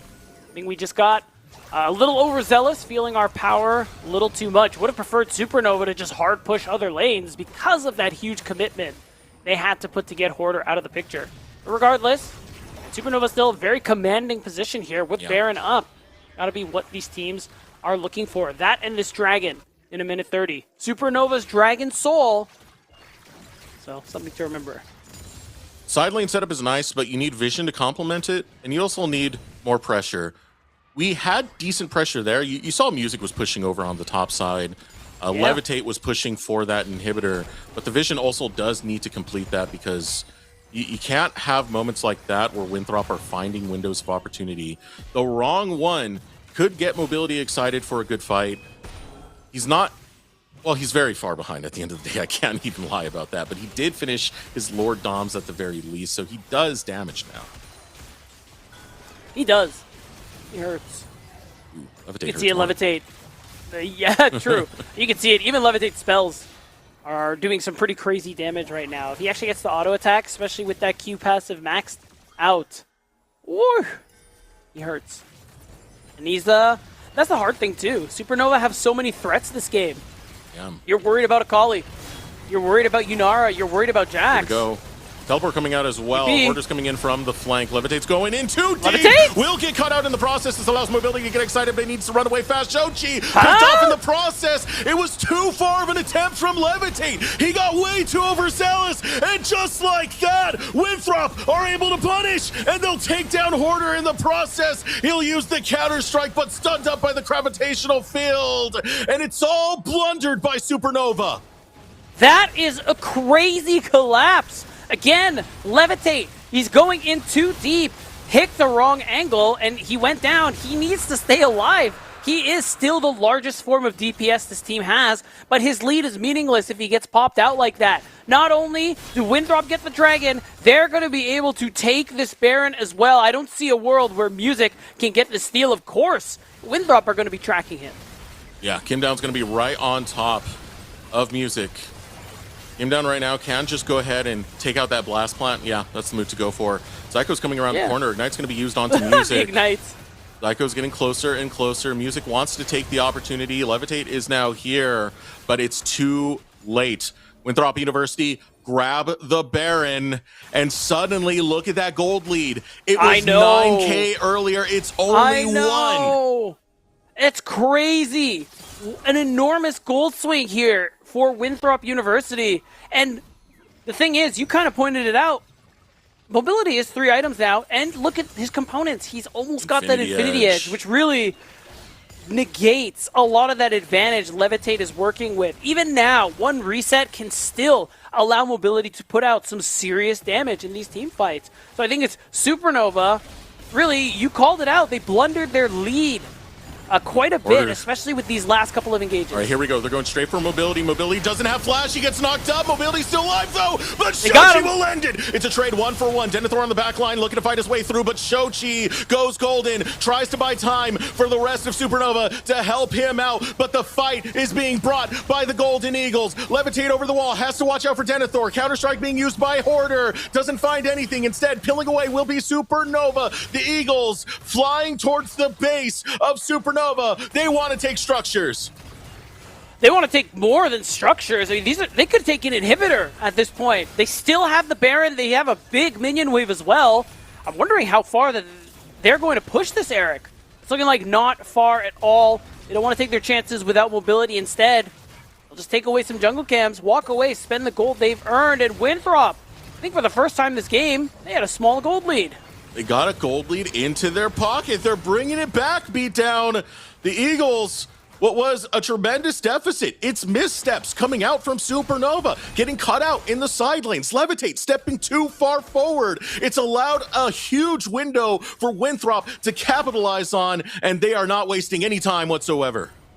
No, and we talked about Supernova, how they have multiple threats. At this stage, so does Winthrop. Mobility and Zach. Shochi trying to trade his life for mobility, but there isn't enough value in that one for one. He needs to still live. He needs to still put out damage because there's still Zach. There's still Denethor, who's also very strong. Yeah. So Supernova, they need to be a little more coordinated with how they're jumping in. Look at that replay in the picture-in-picture, actually. This is that perfect example. It starts off good, but now Shochi, you can see him in no man's land. The difference there, taking that Shuriken flip. If he doesn't go back in, Supernova 100% win this fight. But he ends up dying by being a little over-aggressive, and suddenly they lose their position. Oh, Shochi pulled out from his Shroud. He's going to try and buy time for the rest of Supernova to push into the mid lane. This is going to be a tough one. He Looking still for has the public his execution. He has his ult available. He's going to pop it, but he goes right into the Chompers. He goes golden. Inhibitors being taken in the mid lane. All the meanwhile by Supernova. Recalls are going to be popped as well as teleports. Supernova, they lost Shochi, but now they got pressure going into the base. Yeah, I mean, it's still something, and I like the delay there from Shochi. It does allow the turret and the inhibitor to go down, will make it easier for Supernova to get a bit of a setup in their other lanes and set up for this dragon. I like what Winthrop are doing now. They have some time. They want to push this wave really deep, crash it into that tier 2 turret so they can back on time for that dragon. Even though you have teleport on Hoarder, unfortunately already on the bot side of the map. So that's going to be a couple of waves lost on that top side because of it. So it's actually a good amount of golden experience denied from Supernova because Shochi, he's going to have to rush straight to the dragon. Big thing here, Beat. I know you might have seen it too, but look at the inventory of mobility. Infinity Edge is now complete. He has Flash up on top of that. So he can play a little bit more dangerous, can get out from these tough situations where he's going to have, you know, all this dive going directly in his path. And just maybe, he gets excited and takes over this game. I think it's a little more than maybe at this point, Deserex. Remember, hold on. Get out of position like this, going straight after Kim down. Able to flash out from the public execution. Impale still going to go in, looking to jump in. The charm lands, but Mobility is now excited. He's looking for Zyko. Zyko doesn't go down. Levitate fighting on the opposite edge, trying to take down Denethor. Meanwhile, Mobility's fighting for his life. All at the same time. Mobility gets a double kill. He's still up. He's still there. Going gold is going to be Hoarder. Hoarder looking I think for the Penta. It's a triple kill. Mobility looking for the Penta. But Levitate has still got fight left in him. Now fighting alongside Zyko. Zyko's looking to clutch this out. Be the Enchantress that Levitate needs to clutch, to fight, to clean the rest of Supernova off the table. It's a lot of damage onto Zyko. Levitate's still chasing. Levitate's got to be careful. Zap doesn't land onto him. And it's a crazy exchange. Super Minions now coming into the base of Winthrop University. It is Dragon Soul that's on the table. Levitate wants to fight this tooth and nail against Wilson. Wilson could get the steal. Super Mega Death Rocket lands onto Levitate. Levitate has to back off, but the Super Minions are now deep in there. They're looking to take structures. Finally, the respawn's coming through. Here comes the teleport. They want to find mobility. He's now excited. They might pick up Wilson on the back end. Shochi's looking to jump in. Over the wall, Levitate will fight. Shochi comes through. Takes out Wilson. He can go further. Shochi wants to go further, but the choppers are going to make it hard. And Kim Down is here. Chaos. Dragon Soul denied. Wilson off the map. And it is fight for both of these teams. Not just that, look at what's coming up in 3 seconds, Eric. No jungler for Winthrop University. Supernova have all their members up, so it's looking like it should be a guaranteed Baron for them. Shochi, this is actually dangerous. He doesn't have perfect execution. Yeah, I think Denethor realizes he damaged somebody. So it's going to be just him walking away. Yeah. Remember, no smite for Winthrop means easy Baron secured there for Supernova. So it's a nice pick in the back half, especially considering it wasn't Winthrop's soul. Now, Baron buff for the next 3 minutes is available for Supernova. Denethor's out of position. Music didn't hold on to the ult. He needed to hold that a little bit longer, and he would have caught Denethor. Yeah, it would have been huge. Still, ult for Flash. It's not nothing. Now, everyone from Winthrop is back on the map. We still have super minions in the mid lane just a little bit longer. Does mean, again, you can pressure other lanes here. Supernova have to be careful. I mean, Winthrop, we're even gold now. Winthrop's comp, especially if Jinx gets excited, so very powerful. That's why Wilson's setting up. Oh, you can see Wilson's looking for an angle onto Shochi. Shochi wants to get out from this. He has a Shroud for protection. Hoarder's looking for a flank, but he's already at half HP. It's going to be difficult for him to fight any of that. Still pressure being applied by Supernova. Hoarder in the mid lane, the rest of Supernova over on this top side. Hoarder now inside the base, looking to take more minions. Make this difficult for Winthrop.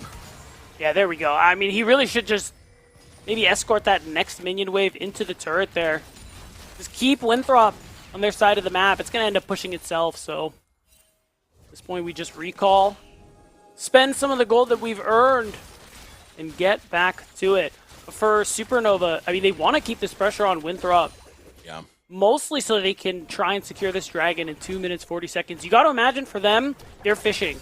I think at this point, considering mobility is caught back up and is very much in the game, these front-to-back lives, a little dangerous now. That's why you see Music fishing with these glacial prisons. That's why you see Shochi, Hoarder. They're just trying to catch out whoever they can. Yeah, you want to pick more than anything. That way, for sure. And keep an eye out for Supernova to keep trying just that. You can see Music eyeballing in the bottom lane. That inhibitor back up. You don't have as much pressure as you would like. Yep. Dragon Soul will be in 2 minutes.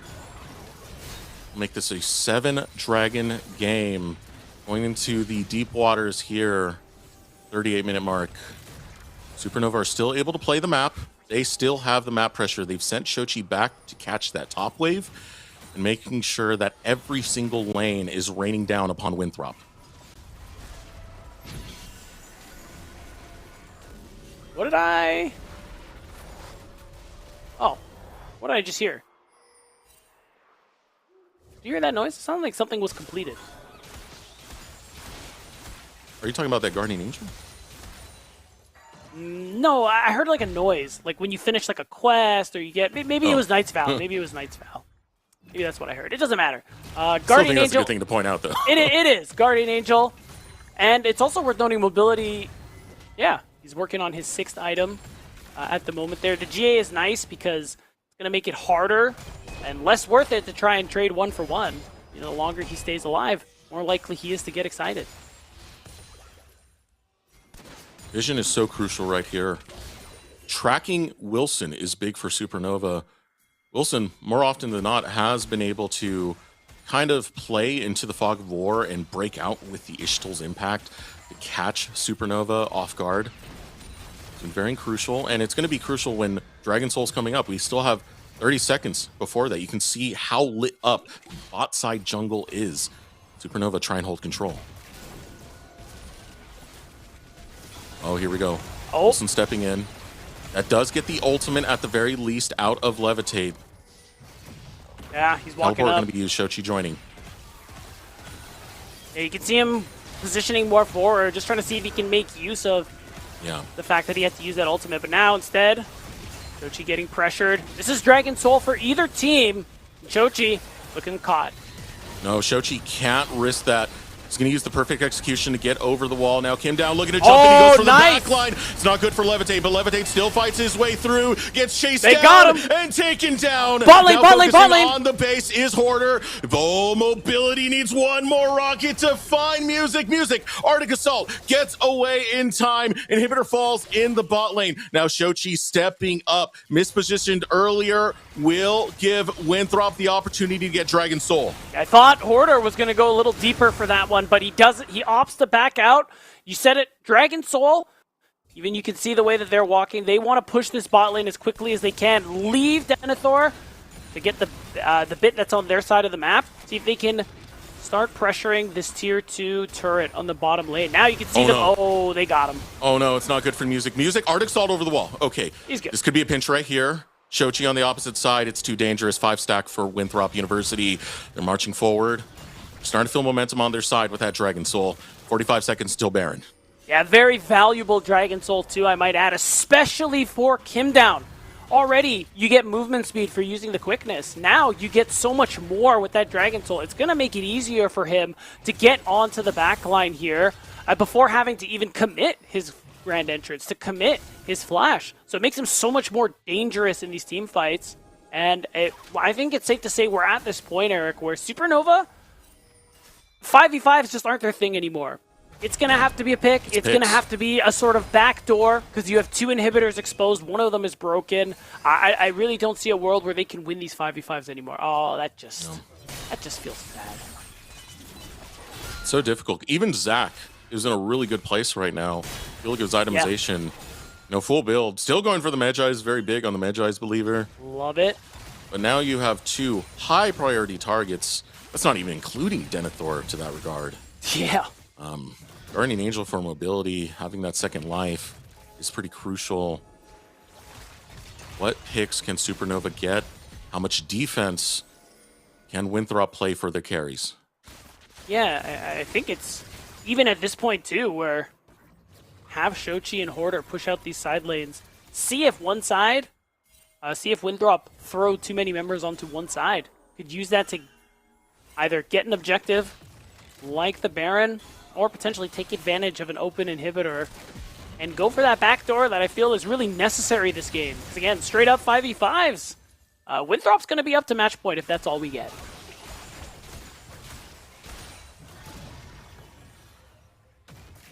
Order's still shoving that bottom lane, keeping Denethor away from the squad.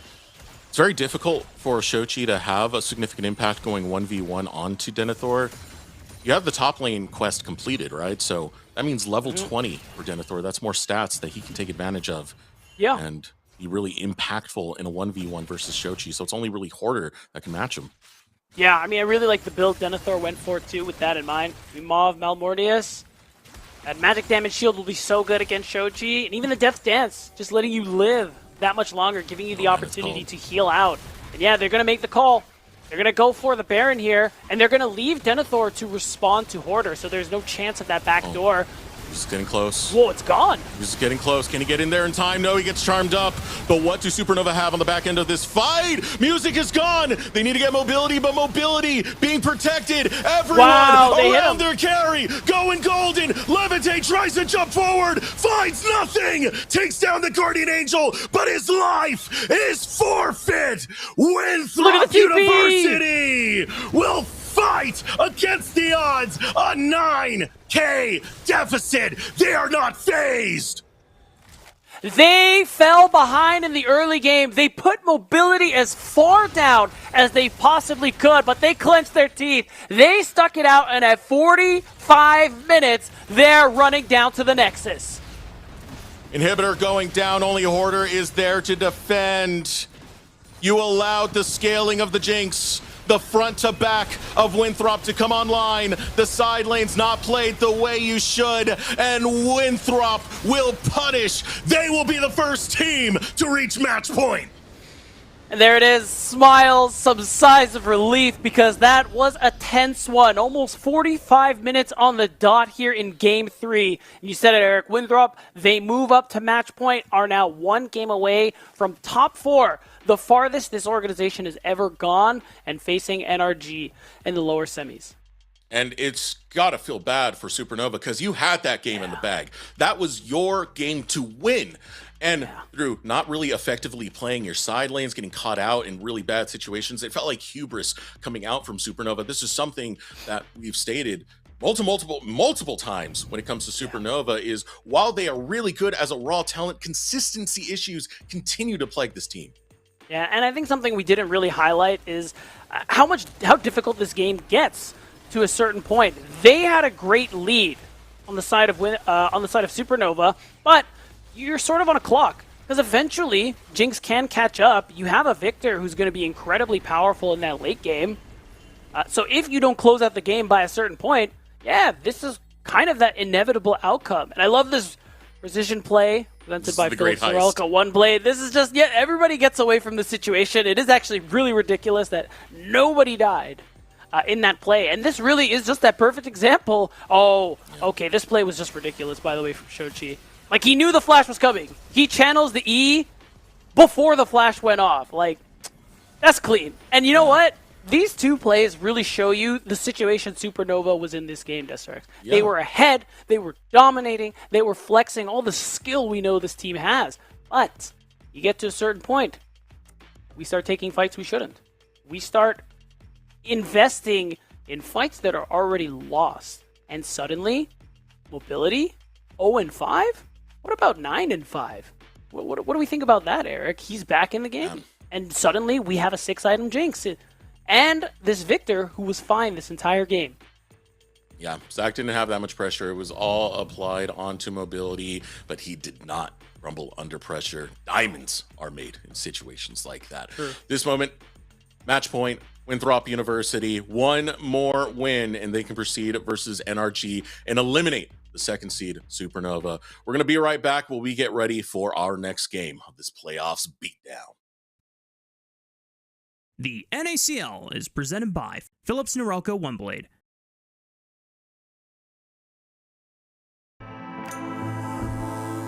Trim, edge, shave. Trim, edge, and shave with Philips Norelco One Blade. One tool for all you need. Philips Norelco One Blade presents Shave All Things.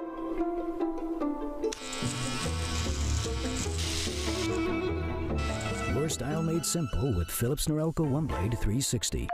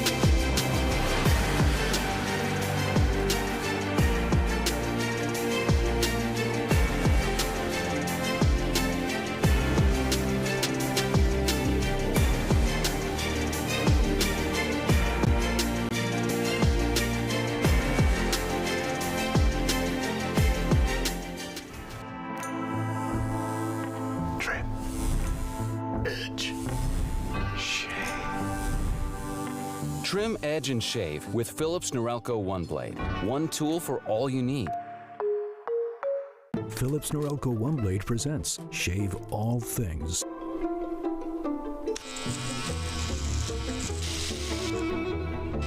Your style made simple with Philips Norelco One Blade 360. The NACL is presented by Philips Norelco One Blade.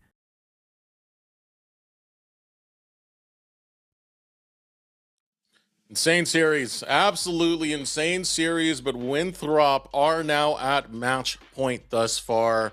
We're talking a little bit in our caster chat, and it's very easy to see who's been clutching this the most for Winthrop. Big shout out to Kim Down, man. I think especially what he was able to do to peel for the team and engage for the team. This Rakan showed up big. Kim Down's good, guys. More at 11. I also want to say, like, the oversteps that we got from Levitate were, at least from my point of view, almost infuriating to watch. There's a lot of times where you just shouldn't be there, man. Like, I got to be blatantly honest there. Overstepping time and time again to try and get damage on high key members while ignoring the fact that there's an Ambessa on your face, that there's a Skarner on your face. It's not a good look. It's not. I'm sorry I laughed. I just didn't expect you to use such a strong word, but I agree. Definitely some moments there from Levitate, a little awkward positioning on the Yunara, which it was part of how Supernova lost that advantage they had this game. This really was their game to lose over there in Game 3. But now, match point. It's Supernova's last chance to keep themselves alive in this series, and we'll see as they are back on red side whether or not they're able to do so. And I've been calling it all series, it just doesn't happen. Xin Zhao should get through this time, right? You'll finally see a Xin Zhao locked in. I mean, oh yeah. Actually, Xin making it to Game 4 is pretty funny. It's when crazy, you really bro. put it that way. Yeah. Yeah, like, no one's been willing to play this champion, and he's so strong. Okay, first pick Xin this time, just for you, Eric. Um, Oh, never mind. Cass was banned every game up until this point too, so it's worth noting. They did not want Zach to get this one. You got to imagine Xin. that they had a plan in mind. Maybe Shochi. I mean, we talk about champion galaxies. Surely he has a Kog'Maw in the wheelhouse. Xin.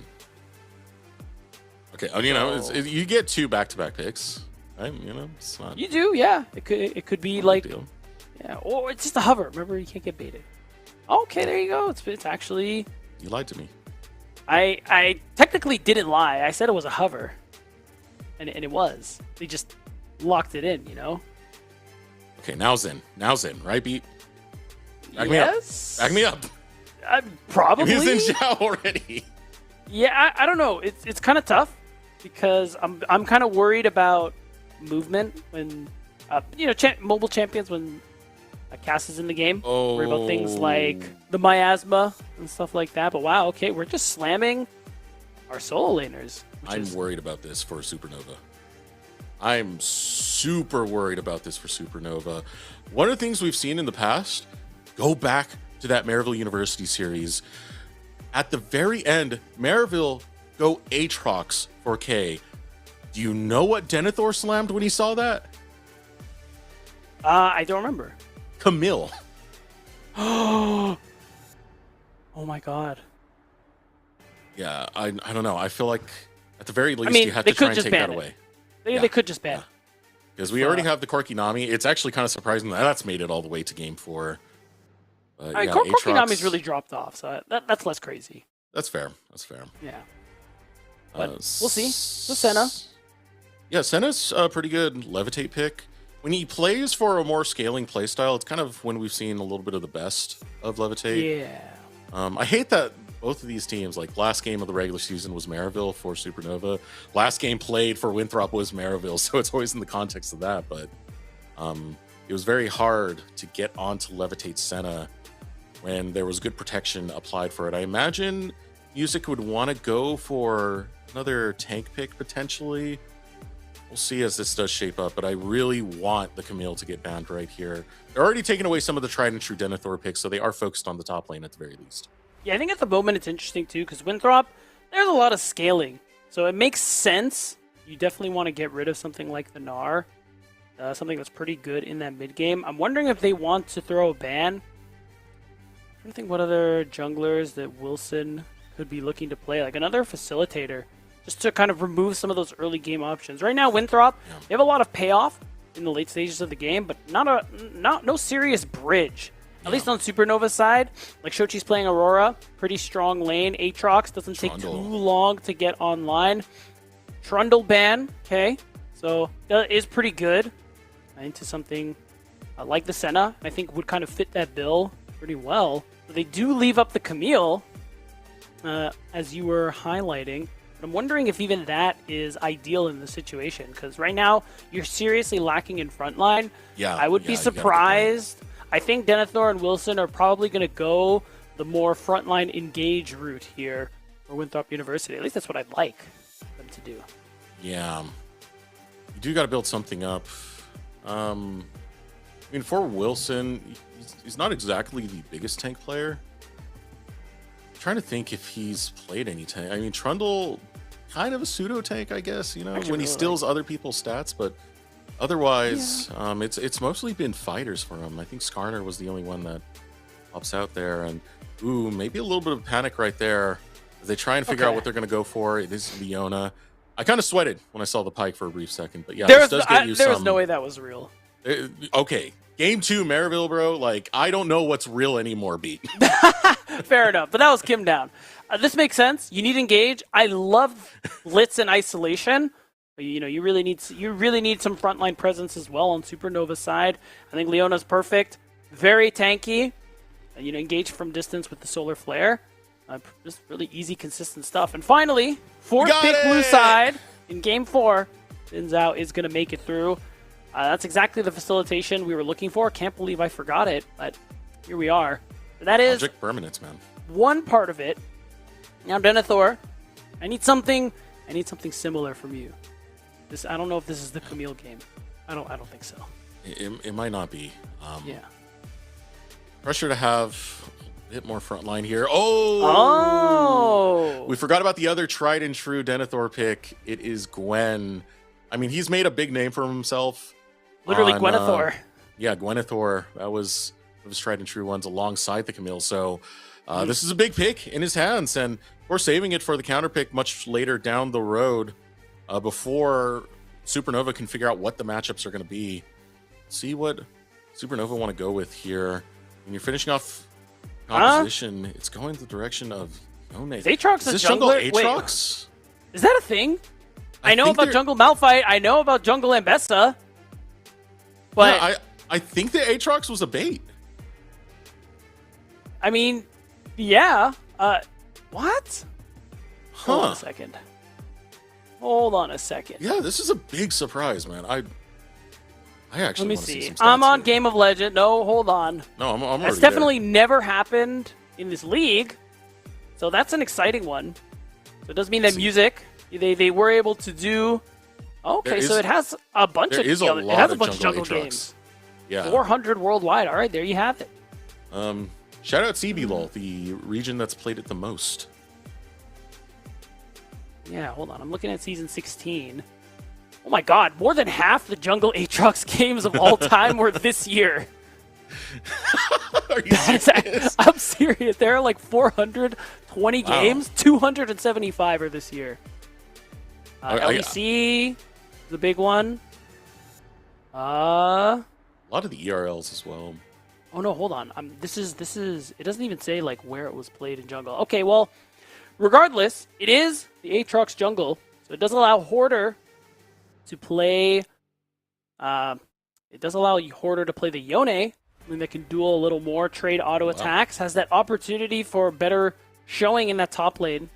It's going to be interesting because usually, part of the reason I didn't think about Gwen is because we typically see it as a response to tanks, see Scion or something like that, or Ornn, and then you become this monster that cannot be dealt with in the side lane. But things are a little different this time around. Although Gwenethor Denethor had a lot of success in those types of situations. This is where an opportunity, especially, exhaust there for Hoarder.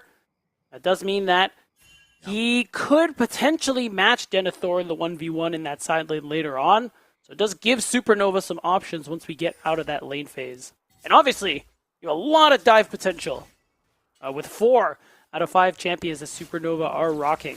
So Zach mobility, you're in a little bit of trouble. Oh man, is this going to be a case? I don't know how you feel about it. Is this a Supernova over? The team, it does have success in other regions, like you pointed out the LEC. 9 games played, all of them victorious. Shout out to Spuman, the last player to play it. But I don't know. How are you feeling about the Winthrop? I have never seen it in the jungle, but I mean, it's definitely playable. I mean, it isn't that different to something like the Nefiri or something like that. Though Aatrox isn't an assassin, just the idea of a damage dealer in the jungle, I mean, it probably functions about as well as any other one would. Yeah. You just need someone like Zyko, basically Zyko, to really set you up. You have some CC, of course, with those sweet spots on the Q, but Zyko setting you up is really what you're looking for in these team fights. And of course, you have those resets to be playing for. Oh, man. Oh, Flash already burnt by mobility, letting off more than he can chew. This might be the kill right here. No, one more auto will finish it. He dives under the tower. He's going to give his life for it. But still, that's first blood for Levitate. It's worth. Kim down gets the kill on Zyko. That's a big play for Supernova's bot lane. That is a fat Worth sandwich there for Supernova here in this game 4. Facing elimination. Great start for the Senna, who's trying to scale to those later stages of the game. Getting a kill, getting a wave, getting ahead is such a big deal here. And really, what we were talking about too, before that second rotation of picks here in the draft, was that Winthrop, not a lot of early game power. And the only bridge is Wilson. So there's a lot of pressure here on Wilson to be able to just minimize the losses that Winthrop are going through this game and find any advantages he can for the team. Because right now, I mean, Cassiopeia, Corki Nami, especially with that play in the bot lane, there's not a whole lot that they're going to be doing for a little while. So you got to imagine Music and the rest of Supernova are going to try and take advantage of that, put them down, try and create a similar situation in that last game, except they want to win it. Yeah, you got to love this exchange going down in the bottom lane. I mean, taking down mobility early, that's one thing, but the kill of Zyko going over to Kim down, that is what really did make it worth. Yeah, really good start there from Supernova's bot lane. And you look elsewhere on the map, Porter getting that advantage. Ooh, Shochi losing a little bit of his health there. Cascan DPS, man. Snake's got fangs. Yeah, even early, you get hit by that poison, feels very bad. Had a recent brush with it yesterday, not fun. But otherwise, oh yeah, I mean, remember, Cass is no W, so Zach, a bit of trouble. Gonna fight this out. Bubble lands right onto Zyko. Zyko's gonna go down. Zach picks up that kill. Levitate getting low as well. Wilson takes down Levitate. Hoarder's low. He has to bail out. Survives by the skin of his teeth, and things turn around for Winthrop. It's all collapsing for Supernova in just a matter of seconds. Really big deal for Winthrop, especially for Zach, to be able to get an early kill there. I mean, the fact just getting that Rod of Ages sooner is such a big deal. Plus, look at bot lane. Lily Kim down. Oh, both top and bot lane get huge waves crashing into the tower that are just going into the ether. Denethor, of course, also getting the solo bolo. Looking good for Winthrop. Yeah, this is really good for Winthrop. 1.6k gold lead coming out very early. Not knowing their limits is kind of a theme for Supernova so far. I mean, Senna, you want to scale up. You're not that great of a fighter very early on. I know a lot of teams have been kind of underestimating the power that Senna does have, but taking that 4v4 towards the dragon, that was a big misstep right there, and now suddenly it's looking great for Winthrop's early. Looking really good, again, for this comp where late game is going to be very kind to you. So any advantages you can find are so nice. I was talking about minimizing losses. I mean, this is just so much better than just that. Well, you're going to see a lot of engaging and skirmishing going on. Oh, beautiful use of the bubble right there from Kim down. Stops mobility from getting aggressed on. Now here we go. Between Worlds going to be used. Gets canceled because I spy a Xin Zhao in that bush. Yeah. I mean, I kind of like this. Okay. I mean, I like the aggression. I respect it. I think this is a bait too, just to keep Wilson here, because now music's in the area. I wonder if.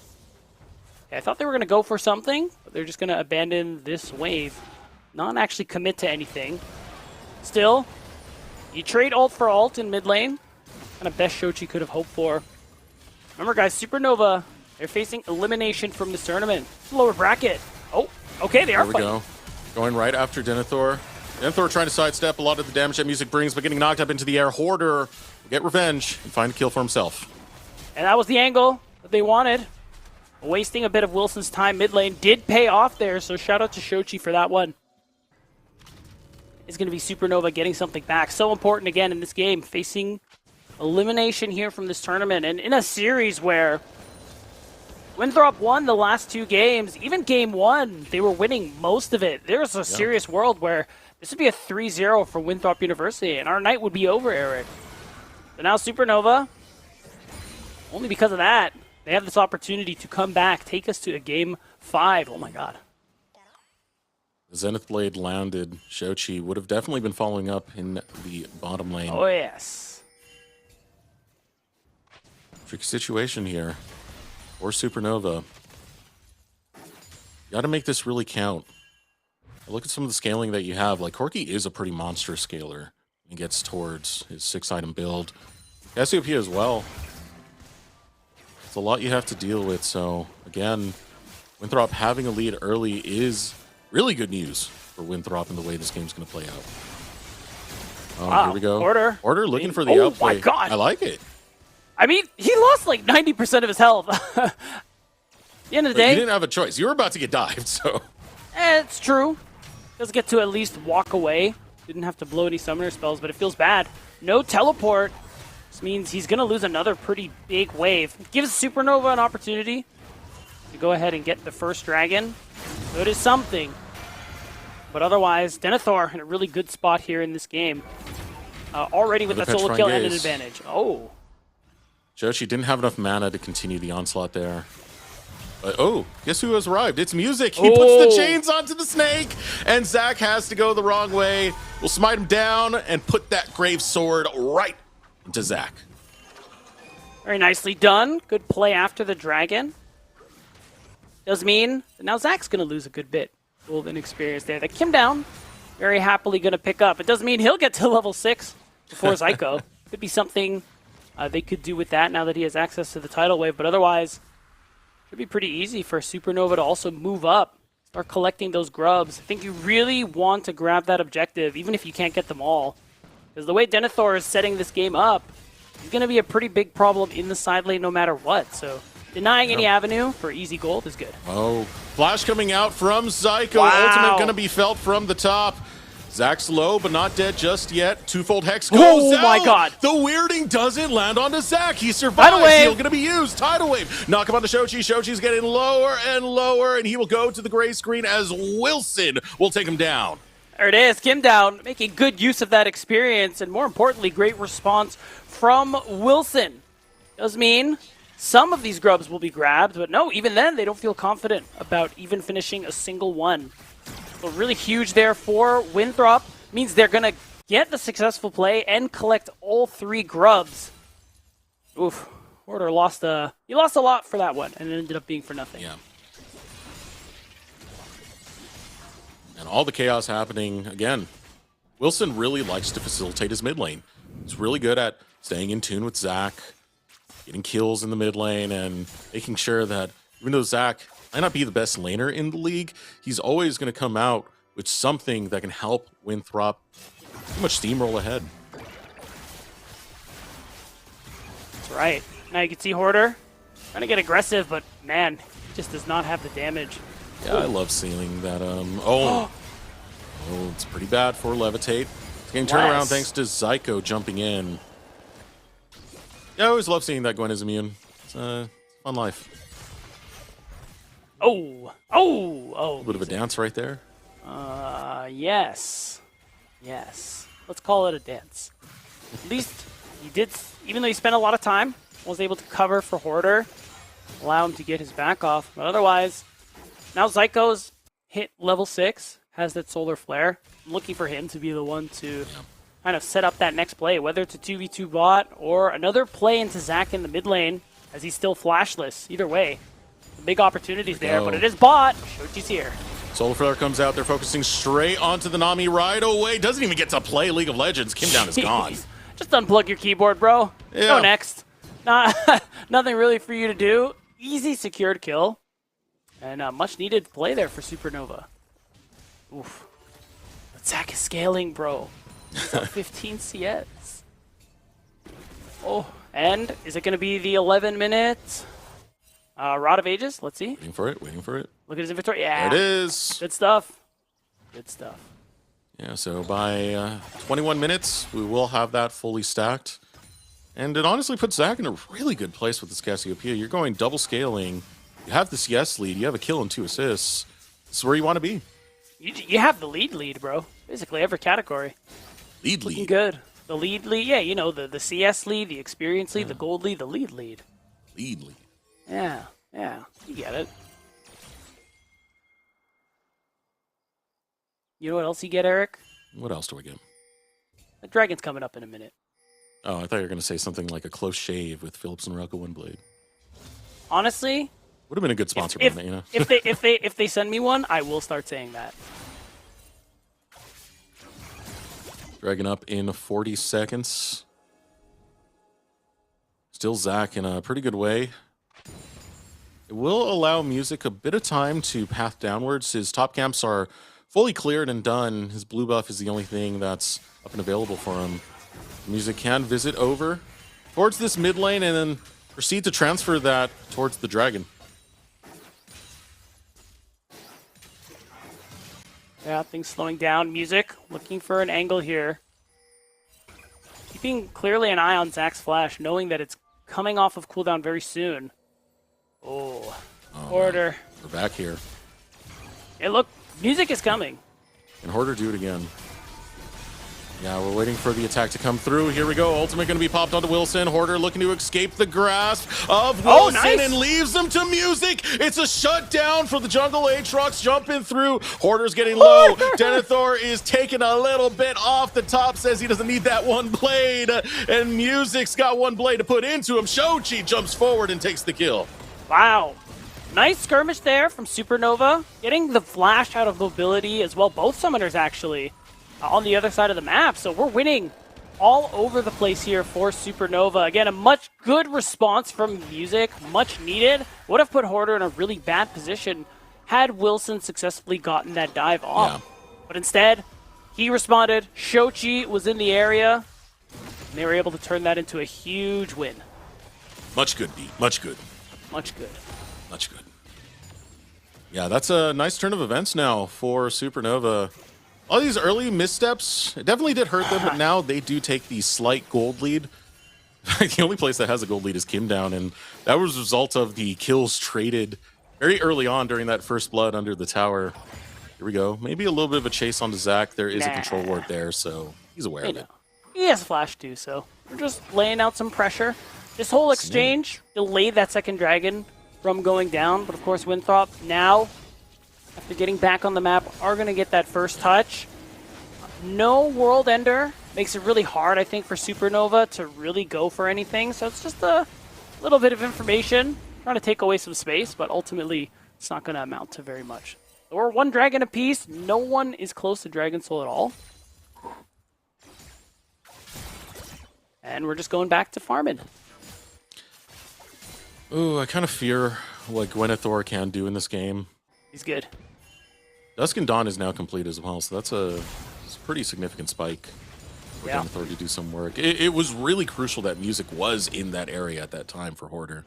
I think it really shows, on top of all the trades that we've happened to see, how much stronger Denethor is currently, and how that balance is not changing at all for the rest of the game. So even though it isn't a tank against Gwen in the top side, we are still in that same position that we often are with Gwenethor, in that I don't think anyone's going to be able to 1v1 him in the side lane. It's going to require a big commitment. It means something will be lost elsewhere. on the map. So big advantage Winthrop have going for them, on top of the fact that they have scaling all across the map. Yeah, they're just rushing to take down the tower at this point. Order trying to play it through. Will pop the ultimate, gets a decent burst of damage. As well as the ulti coming through now. Shochi looking to finish off Wilson. Doesn't find Wilson. Sets his sights onto Denethor instead. Hoarder will take that kill. A hop forward from Shochi, but it's not enough movement. Doesn't matter. You got Music, who cuts him off and cuts him down. Really nice catch there from Music again. Feels like this whole game, he's responding really well to what Wilson is doing and able to help clean up plays very nicely. Oh, Hoarder. Okay, no, he's Hoarder's got to be careful. Okay, gets out of the petrifying gaze, but he's fine. slowed now. Here comes Miasma. Sorry, Hoarder, it's not looking good, but here comes the cavalry. And here comes Kim down, too. Wow, the snare bubble. Up, the stun, it doesn't matter. You got the healing of Kim down to make sure the snake's going to be A-okay. Yeah, really nice Aqua Prison. Zach is going to be able to go for that kill unpunished. Because of the moves from Levitate, mobility now, just having a lot of alone time with this turret. Crashes a pretty big wave, able to collect turret plates. Really nice for the Corki, who again, is just scaling, is just chilling. Not any rush to be impactful this game. It's weird, because Supernova, they have more kills. I think they've been responding well and had a lot of successful plays. It really just doesn't feel like they're ahead in any meaningful way, and it's just not enough to really combat what Winthrop is going to have in these next 10 minutes. Once that row is completely stacked for Zach, once mobility hits that second item. Zyko, I can't help but to feel like that was a blessing that you missed that Zenith blade. Yeah! Very scary. Oh, man. I will say, there's some great scaling for Winthrop, but you can't discount the Senna and what that can do later in the game, especially because you're going to have all that long-range sidestep and the ultimate in the bottom lane. Hoarder got his ankles broken, and Denethor will snip him down. I will say, that was pretty close. Closer than I thought. Yeah. It could be. But yeah, at the end of the day, Denethor comes out on top in the 1v1 yet again. Oh! All right, here we go. Flash over the wall between worlds going to be used onto Zach. Zach goes down. Rampage for Music. And that just bought Supernova a Rift Herald as they'll rotate upwards into the river. Yeah, but again, the bot side. Oh! Okay. Nice Dawning Shadows from Levitate. It's going to help ease the sting of that turret being taken on the bottom side by Denethor. Again, just collecting so much gold. Plus this Rift Herald that Supernova have gotten should be an avenue to more economy in their favor. Would be a great setup for that next dragon here. That's coming up in a minute's time. Yeah, a lot of chaos coming through. Levitate, second item now going to be completed. So again, I do want to say that Levitate can be the big scaler on Supernova's side of things. You get the longer range, right? You get a lot of stats. Can mean good things for Supernova. That's right, we're going to see this replay here. Considering what Hoarder's HP is at here, one, Exhaust doing a lot of work in that fight, but look at him. He made it close. You can see what that Leona does. They want to take down that Leona. Zyko's able to escape. Now Music getting chipped away by the Gwenethor. You can see Denethor has no fear whatsoever when stepping up to Supernova. I really don't think he should. It takes a very concerted effort to actually take him down from many different members. Otherwise, and when you have W, when you have ult, you should feel confident. And it's tough because Supernova, a lot of their successes come from grouping. But it's usually in creating a numbers advantage. And again, that causes them to lose elsewhere because Winthrop always have someone on the other side of the map. Still, Supernova now have a 2k gold lead. It's something. They're able to get their second dragon. We go over the wall. Hoarder just saying, nope.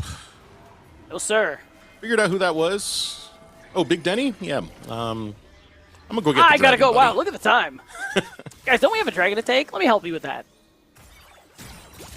300 gold is the lead for Denethor right now, but still, I really like the power spike that you get with Dusk and Dawn by itself, and it's been showing, man.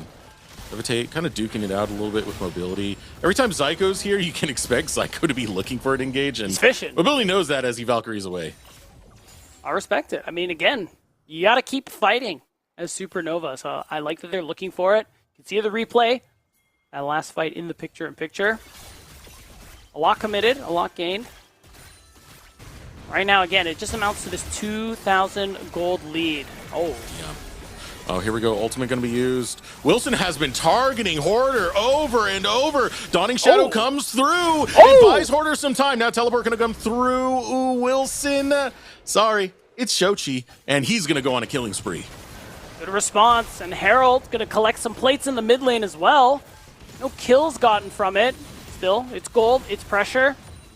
Should be able to help them, if not now, get that mid-tier 1 turret down soon.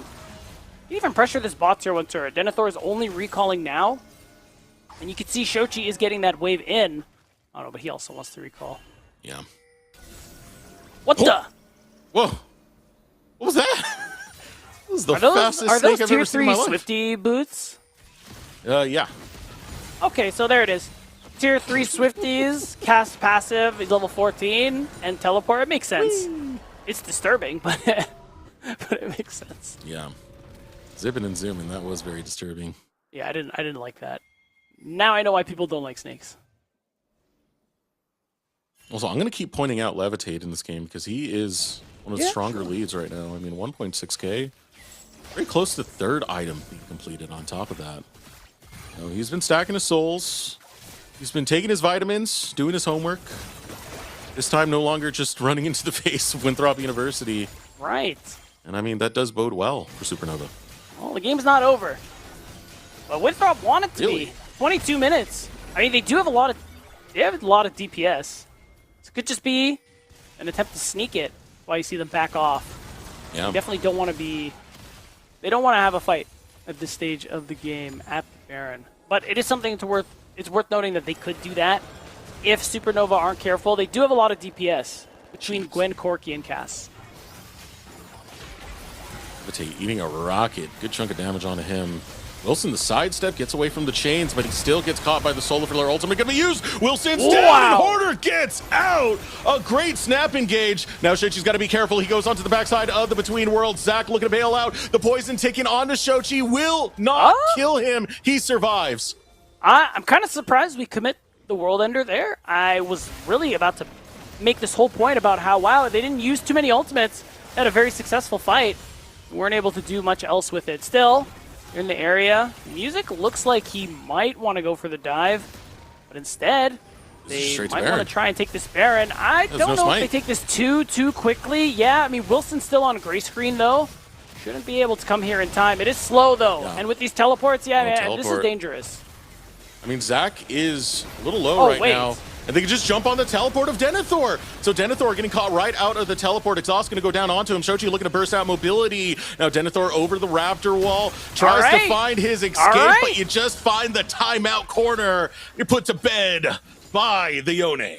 All right, that's fair. You start the Baron, you force a teleport, and a kill.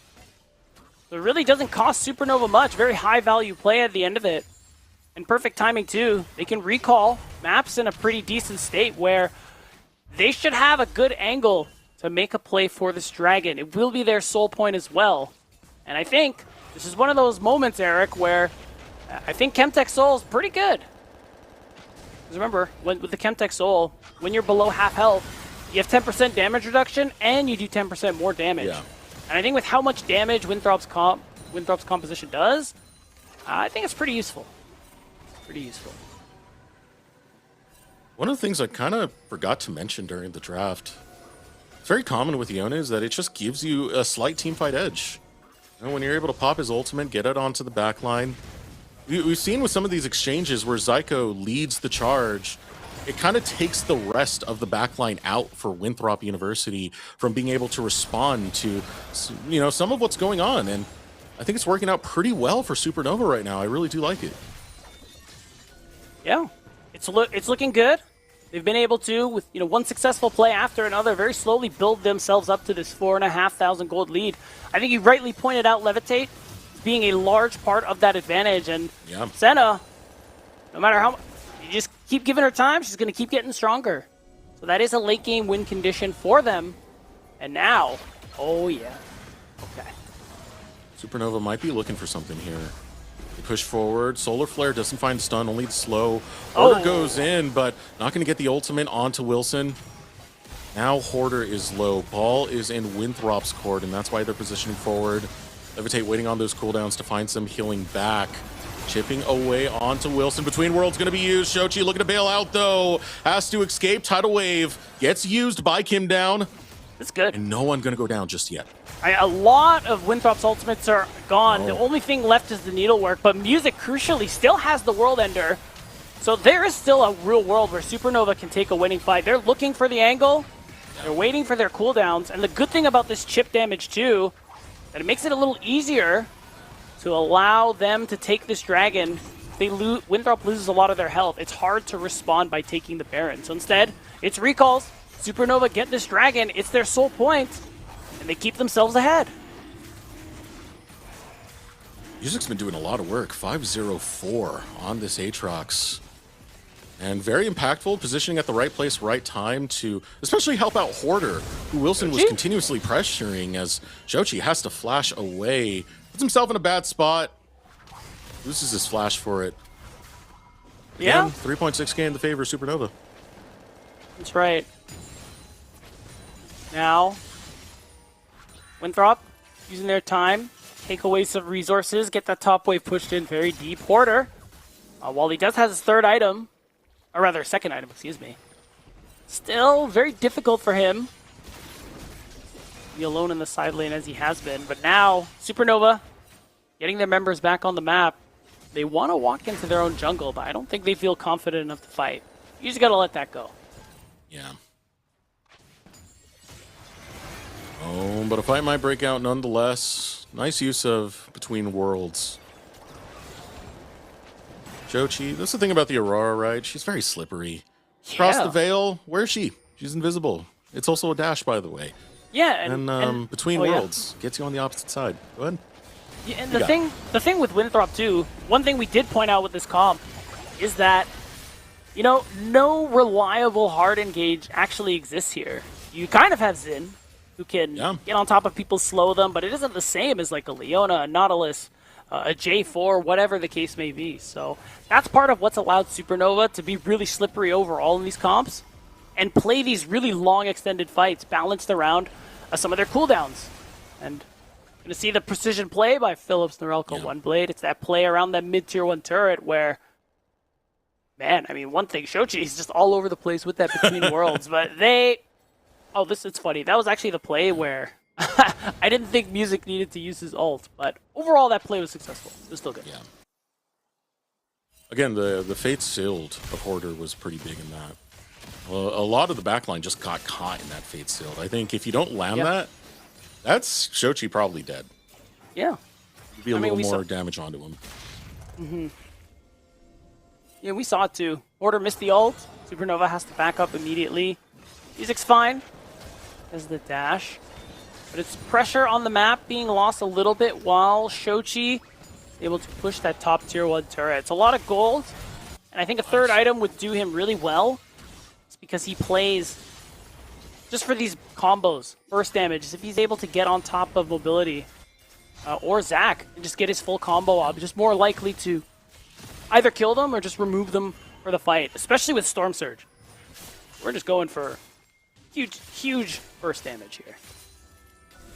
It's very difficult for Supernova to just leave these side lanes alone for too long. You got to remember, Winthrop picked up 3 grubs.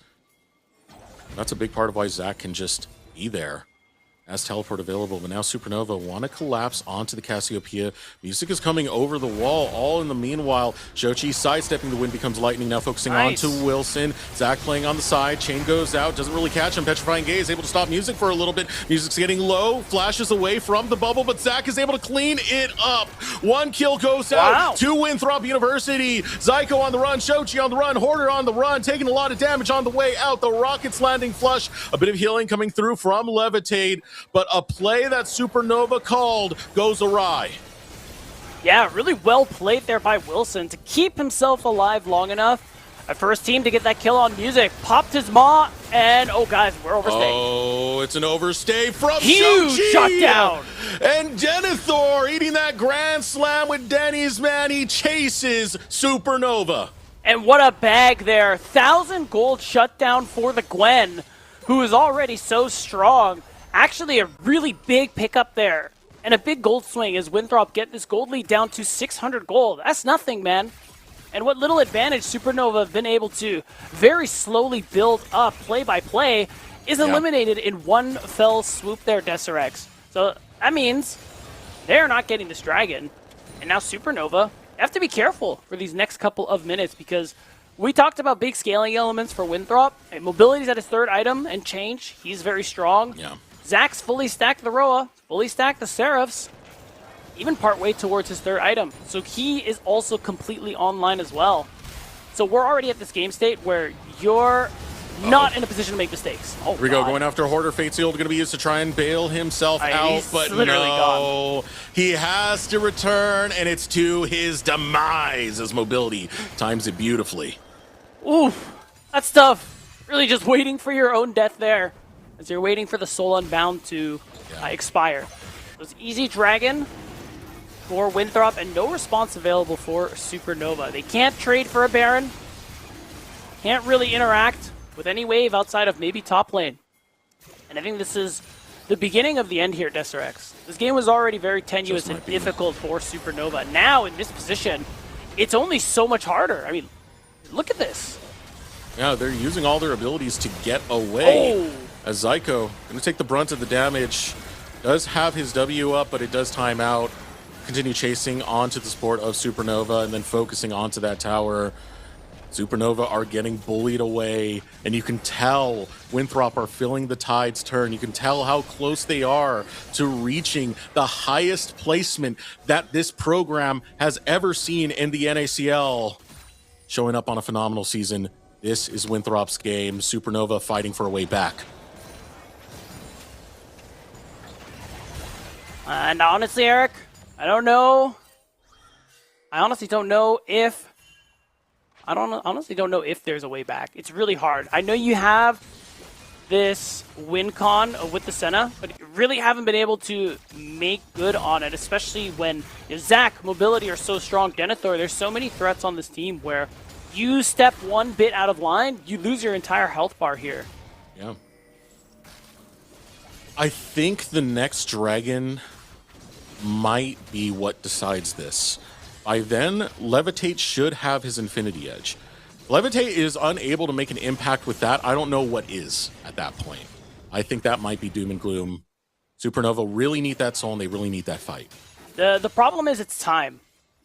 Yeah, Levitate is a lot of damage right now, but in the time it takes him to get all that off, Winthrop do so much more, and that's really the problem. Can everyone else keep this fight going long enough for him to be able to actually get off all the damage he's working with?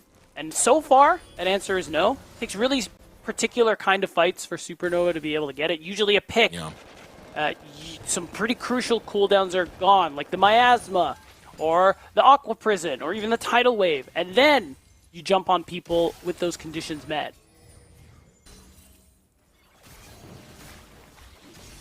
Two minutes, 40 seconds before the dragon comes up. Squad Winthrop University, 1.2k lead. It's not over yet, but it's getting closer and closer to that moment where Winthrop can just play with this map. Move over to Baron. Side lane for Hoarder. He is focusing down in that bottom lane right now. Teleport is available. He can get over to the Baron in a jiffy if he needs it, but Music needs to act fast right now because that Baron's going down. It's secured by the Golden Eagles. Teleport is popped. Yeah. And while Hoarder could have kept focusing onto that tower, it's Winthrop forcing the Baron that kick him out from the bot lane and make Supernova show up empty-handed. Big time teleport used for really not a whole lot, and it feels bad too because Hoarder didn't take it in lane. He doesn't get that reduced cooldown that Denethor is working with, so it's going to be a while before that one comes back. We're 35 minutes in the game too, Shochi, brother. You are scaring the hell out of me. Yeah. Look at those rockets. Oh that damage God. is insane. Oh my God. Jeez. That was all for mobility right there. Just 2 rockets knocking him down to about half health. Only not seeming that way because he got a little bit of healing from Levitate, but man, mobility is online. And now the siege beginning for the Golden Eagles. They're focusing up on this tower in the mid lane. And they have the Baron buff to make it much easier. Keep an eye out for Supernova, especially if Denethor shows elsewhere. You can really see Zyko just sending it, the Solar Flare, Flash, Zenith Blade, something like that. Because at this point, we are certainly at that level of desperation here. Oh, Solar Flare onto Zac. It is a short cooldown. Do get, at the very least, the Mikhails out from Kim down. Baron Empowered Siege going to continue. That's right, slowly chipping away at these turrets. Mid and bot lane being pressured, not quite at the same time. It's really the only reprieve there for Supernova, that these waves aren't synced up. Could create an opportunity for SN to jump in. They don't want to risk it. One bad fight, and that's the end of the series. That's the end of your split here for Supernova. And you're kind of hoping with Mikhails being down that you can engage on Zac. But guess what? He still has Flash up and available. So it's much harder than it seems to be able to catch this Cassiopeia. Dragon spawns in 10 seconds. And it's going to be another dragon denied while Supernova were at Soul Point. That's right. It's going to be Soul Point for Winthrop as well. Both teams tied 3 apiece. Look how fast it goes down. I mean, it's gone. And Supernova are here. I wonder what they're... Oh, what are we looking for here? Oh, here we go. Okay. Are we still chasing? Oh, damn. Yeah. All right, able to find Wilson. Yusik needs to get over the wall, though. Getting some damage onto the Xin Zhao. Chains go out. Pulls Wilson back in. No one's going down. And now this is about to get flipped. Denethor looking to step forward. He sees food. He's hungry. And now Zac caught out. Gets turned on. Porter takes him down. Shochi's going in. Looking to find Wilson. Wilson able to put up the crescent guard to stay A-OK. Recall coming through. A snappy engage. Supernova will sacrifice Hoarder to claim Zac. I was getting flashbacks to game 1 there, Eric. I thought something was about to happen. Winthrop, little too aggressive there. Really don't need to rely on plays like that to win this game. A lot of summoners blown. Talked about Zac's flash. That's gone for a couple minutes. Kim down's flash as well. Even Wilson. So it actually does make Winthrop a little vulnerable to some of the plays Supernova have been looking for. So watch Zyko. You know that he and the rest of his team are keeping track of who they can engage on. And Kim down and Zac, even Wilson, are top of that list. Window still closing for Supernova as another push now comes out from Winthrop University to focus on this top lane inner tower. That's all the inners now down. An inhibitor down in the mid lane all the meanwhile. Taking a look at the timers, it's 2 minutes before Baron is going to be on the map. Winthrop University, they lost a little bit, but they still have the lead in their favor, and they're loving it right now. Yeah. Think about the road that Winthrop have gone through, falling to CCG rather early. Yeah. Then to go out and fight your adversary in Maryville University in a best of 5, a team that you haven't beat in 1,800 days since CLOL 2021. This team looks so reinvigorated right now, and they are getting that much closer to taking down the number 2 seed. They've been reinvigorated since week 5. Couple of struggles, especially when Zac joined the roster, but they did the work. They managed to integrate him well and improve to a point that we've never seen this roster play at, this organization play at. And they are maybe one play away from top 4. Somewhere Winthrop has never been able to get as an organization. Somewhere where everyone on Winthrop, other than Kim Down, have never seen in the NACL. So big deal for them to try and close this game out. Ooh, you can't give Winthrop the inside track because they'll run it straight to the base. Yes, they are. Supernova looking to surround Winthrop University. Order still taking more damage. Mobility's poke is going to be felt right here on this chase. Zac is on the sidelines. Now Zac is the one setting up for a flank. Shochi taking a lot of damage right there. Denethor eating a good burst, but takes it on the chin, no problem whatsoever. 30 seconds before Baron up, and Supernova is pushed into their base. Yeah, Inhibitor was already down. Actually, looks like it'll be back up soon. But still, this Baron, it's going to be really difficult for Supernova to actually contest it. It's likely that they're going to let that one go and see if they can get a better setup for Dragon Soul. That is coming up for both of these teams in a minute 30. But still, they're pushing mid. Top lane's pushed in pretty far. I think they feel good enough that they can start pushing this mid lane a little bit. Still a very dangerous line. They're walking. Oh my god. Yeah. Is that a rocket? What even hit him?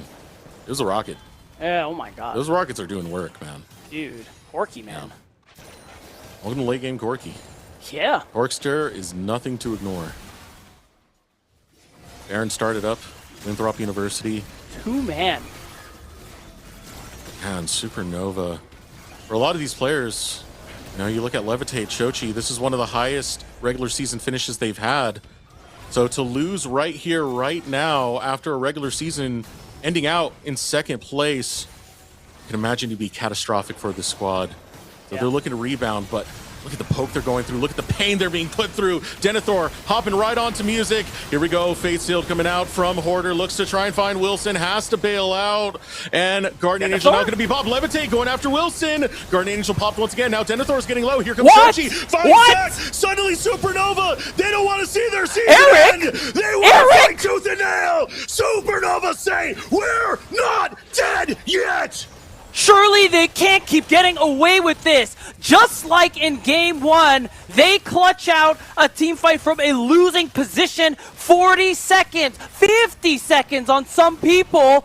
Eric, I think we're going to game 5. I think we're going to game 5. This might be it right now. Teleport now coming in. All that's left is mobility. He is dangerous, but he's going against the 5-stack of Supernova. Mobility versus Supernova. The Rockets are coming in, but you got great heal from Levitate to deal with Solar it. Flare, Mobility Solar Flare needs to take out that cannon creep. But here we go. Now coming in. Solar Flare looking for That's it. Mobility's dead. Supernova on the brink of death will take us to a game 5. And they still have a chance to clip the wings of Winthrop University. Eric, I can't believe what I'm seeing. Every game Supernova falls behind, they win. And when they're ahead, they seem to lose. And it really is just off the back of this incredible team fight prowess where even in bad situations, they know exactly how they can win these fights. They know exactly what win cons that they need to play for. It's extremely difficult. But they're aware, and they're always trying for them, and it paid off. That's somehow. an insane game. That's an insane game. Again, this would be low expectations for Supernova. Your second seed, you beat Maryville to earn that second seed right behind NRG. So to lose out, to get eliminated right here, I can imagine how devastating that would be. They have that weight on their shoulders, and they're able to deadlift it right up and take us to game 5. I mean, what more could you ask for Beatdown? Nothing. We wanted game 5 from the beginning of the day, and we actually managed to get there. I really didn't think we would, but you love to see it. I would not have it any other way. So this is it. Game 5. We're going to throw it over to short break. When we return, we'll find out who's going ahead. Will it be Supernova or will it be Winthrop University?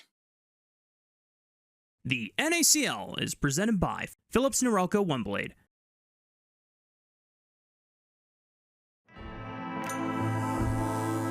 Trim.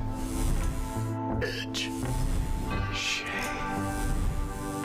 Trim, edge, and shave with Philips Norelco OneBlade. One tool for all you need. Philips Norelco OneBlade presents Shave All Things.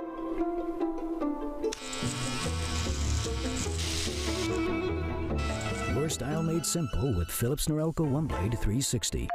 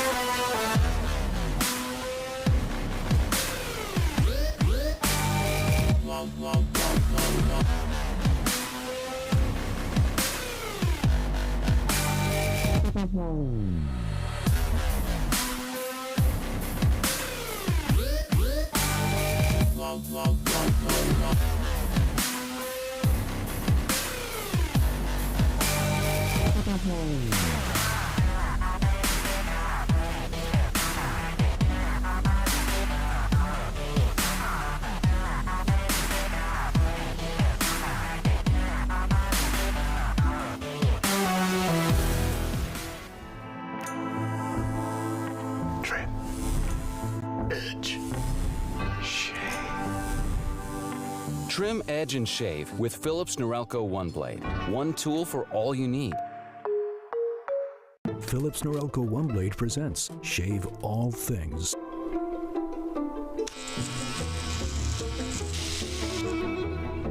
Your style made simple with Philips Norelco One Blade 360. The NACL is presented by Philips Norelco One Blade.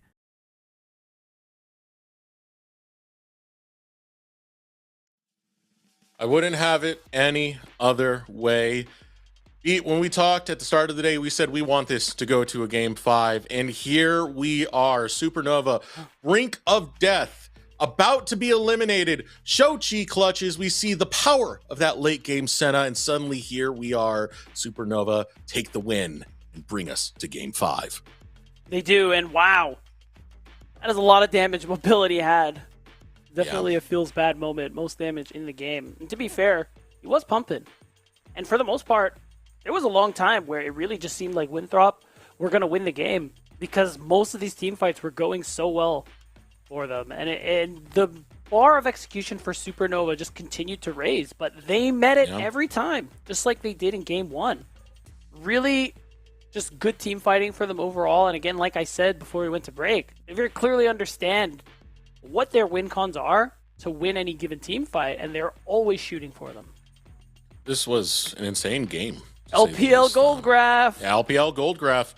Follow LPL English, by the way. If you don't, you can get a emote that is exactly this graph. And it's animated. Shout out to that crew. Shout out to that crew. But yeah, this was a crazy game. Shochi was big in this one. I know Shochi made some missteps, especially in the bot lane inner where he got caught, but he was always a really big threat. I think same thing with Levitate on the Senna, being able to scale up towards the late game. We know the power of the Senna once it gets late, and being able to heal up a lot of that damage that came from Mobility's rockets was also pretty crucial. It was a significant turn of events for Supernova to be able to just take one team fight, have everyone survive, and close out the game. I will say, in Shochi's defense a bit, he's not working with a lot of range, so it really is just going to look like that when you're searching for those kinds of plays constantly. So I think in the end, he played his role really well that entire game, just being a big playmaker. And it's something we speak on about Supernova very frequently. He's usually kind of the guy. You have a lot of good players on this roster, But Shochi is someone who I think no matter what roster he's on, he's able to have a very large impact.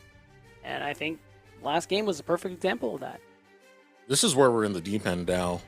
Yeah. Look at how many bans we have across the board. I mean, 40 bans just to start off this 46. game number 5, and even more on top of that. Yeah, 46 as the actual draft bans go. First pick here. Some nice pressure across the map with the Twisted Fate for Zach. Yeah, and I think... Yeah, like I'm pretty sure all the other semi-global or like global ultimates, aside from Nocturne, who's banned, have been picked already. So there's that opportunity, if I'm remembering correctly, for Zach to kind of have sole domain over being able to teleport teleport very consistently with that Destiny to make side lane plays. This is a little bit scary to see God, Levitate go on this Kai'Sa. Mostly because... I swear, Kai'Sa's like the 80 carry in this league where like everybody just smurfs on this champion. Yeah. Oh, I mean, Cody Sun's recent performance, that was ridiculous. dropped my jaw. But it's the fact that Levitate's on this Kai'Sa where I get a little bit worried. Levitate has been too aggro in some situations, and Kai'Sa...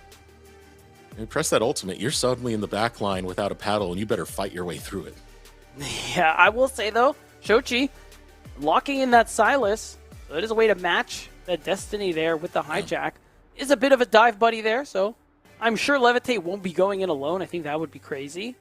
So plenty of options here. Oh, boy. For Supernova in the diving category, and hey, man, we're digging deep into when it comes to champions that are available, so you got to imagine that Gnar is going to show himself soon, but instead...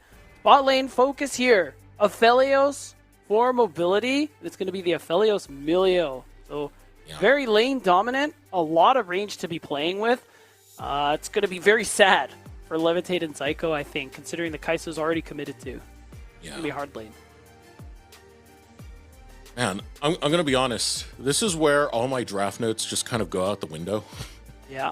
When we hit this level of Fearless, because so much... has already been taken away and so much has been played. That's where you got to dig deep into the wheelhouse. Okay. Blitzcrank getting picked up. Guess what? You can't Breath of Life the Blitzcrank hook. So this is a way to really challenge out this Milio and even the Aphelios to that regard. Hey, TF, let's just grab them all. Yeah, you can just grab whoever you want. Zyko teased it during the last draft, and I think here in Game 5, this is the moment to bring it out. You got to make these... the double range lane's volatile. You want to come out on top here. So, makes sense for Zyko. Doesn't mean we are missing out on real hard engage there. You got to imagine that's going to be coming from music. And I like that we're respecting the Camille ban here because, Camille would be sad to run into. Camille would be a very big deal. Denethor. Again, for those who don't know, I know a lot of people see Denethor as that like blind pick Gnar player. But if you've watched Denethor's career, Camille and Gwen have been very big champions for him. And in fact, that was the nail in the coffin in the Maryville series that they played earlier. So not allowing that to go through. Also, Viban, let's take away from music. Music, very early on in his career, it was specifically in NA, after, I should say, his Fall of Bear phase. Vi was a champion that really stuck out for him. So final ban coming in is the Trundle for Supernova side. One more over to Winthrop. Yeah. I like the Viban. Makes sense. There are very few... what's the word? There are very few engaged junglers left. I think it's something that music really needs to be looking for. Yeah, I was figuring Malphite as well. Since with Silas on Supernova side, there's really no way I think Wilson was going to lock that in for himself. Oh my god, is it the takeaway? I like it. That's good. Yeah. It's very needed. So again, need frontline, need engage. So it's Horde or Gnar. Big pick that we usually see for Denethor. It's his most common blind pick. Might be one of his most played champions, at least recently. So they're going to take it from him. And Hoarder has played the Gnar this year. It's not like it's something new that he's taking just for the sake of the blind pick. Yeah. But should be an interesting matchup to see how Denethor plays. Denethor, this is a shout out to Cubby. He used to call Denethor, a bit of a tier list top laner after he got past his like Gwen and Camille phase. So I guess that would be the question, like what is up next? And appears that's going to be the Scion, so we're going to get a little tanky over on the top side. Yeah, I mean, of course, Kaisa, a late game, should be able to kind of get through that. But I think still, really good front line, really good engage option there for Winthrop. Does mean that you don't exactly have a really great side lane to play through if it was something carry-oriented, but oh my god. It's the 5-pick Nasus jungle for Wilson. Oh, I love the Nasus jungle. I know we got to see bits of it over in LCS. I believe it was Griffin who played it. Dardoch would immediately pull it out for CCG, and he was stacking heads on that Nasus. But let's see what the pivot is going to be for Supernova right now. Heard you holding your breath for a brief second, but we got to wait till the lock-in comes in. Don't get baited. Don't get baited. Hold your breath, and it's Shyvana. Oh my god. Locked for Supernova. And the second time in Spring Split, this champion is going to get locked in. It has one loss. It has had some changes where it is in an okay position now. But, oh my god, so we have two junglers who really want to farm it out this game. We have two marksmen who also want to get to the late game. I have a feeling we're in for a slow game 5, Eric. Yeah. Oh, yeah. For Denethor, it's going to be a lot of weak side. That's kind of just the matchup that Scions usually take going into an R. So you're fine with it. Ultimately, you still get stats, right? That's the biggest thing for a Scion at the end of the day. I'm very curious how these jungles are going to shape up.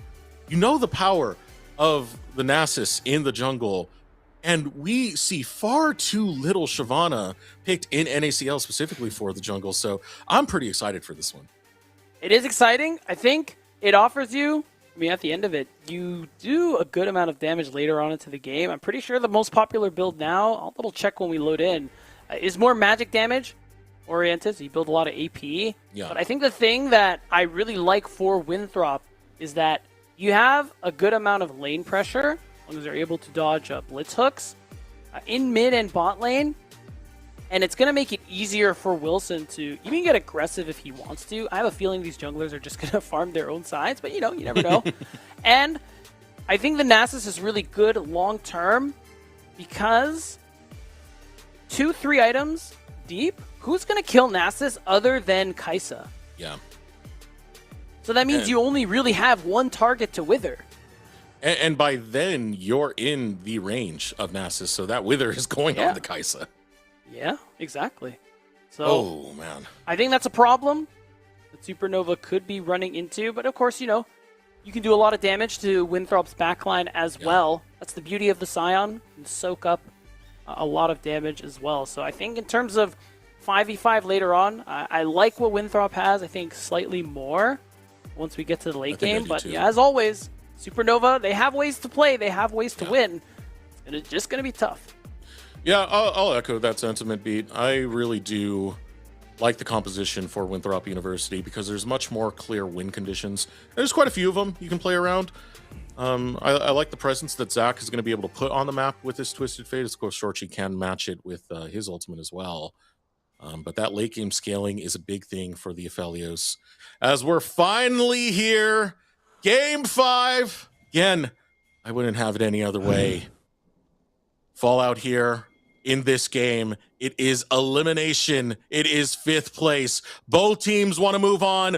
Both teams want to face NRG. Supernova versus Winthrop University. This is it. Lower bracket winner faces NRG in the top 4. For Winthrop, everyone but Kim Down have never made it that far. And as an organization, Winthrop University has never made it to 4th place either, or top 4.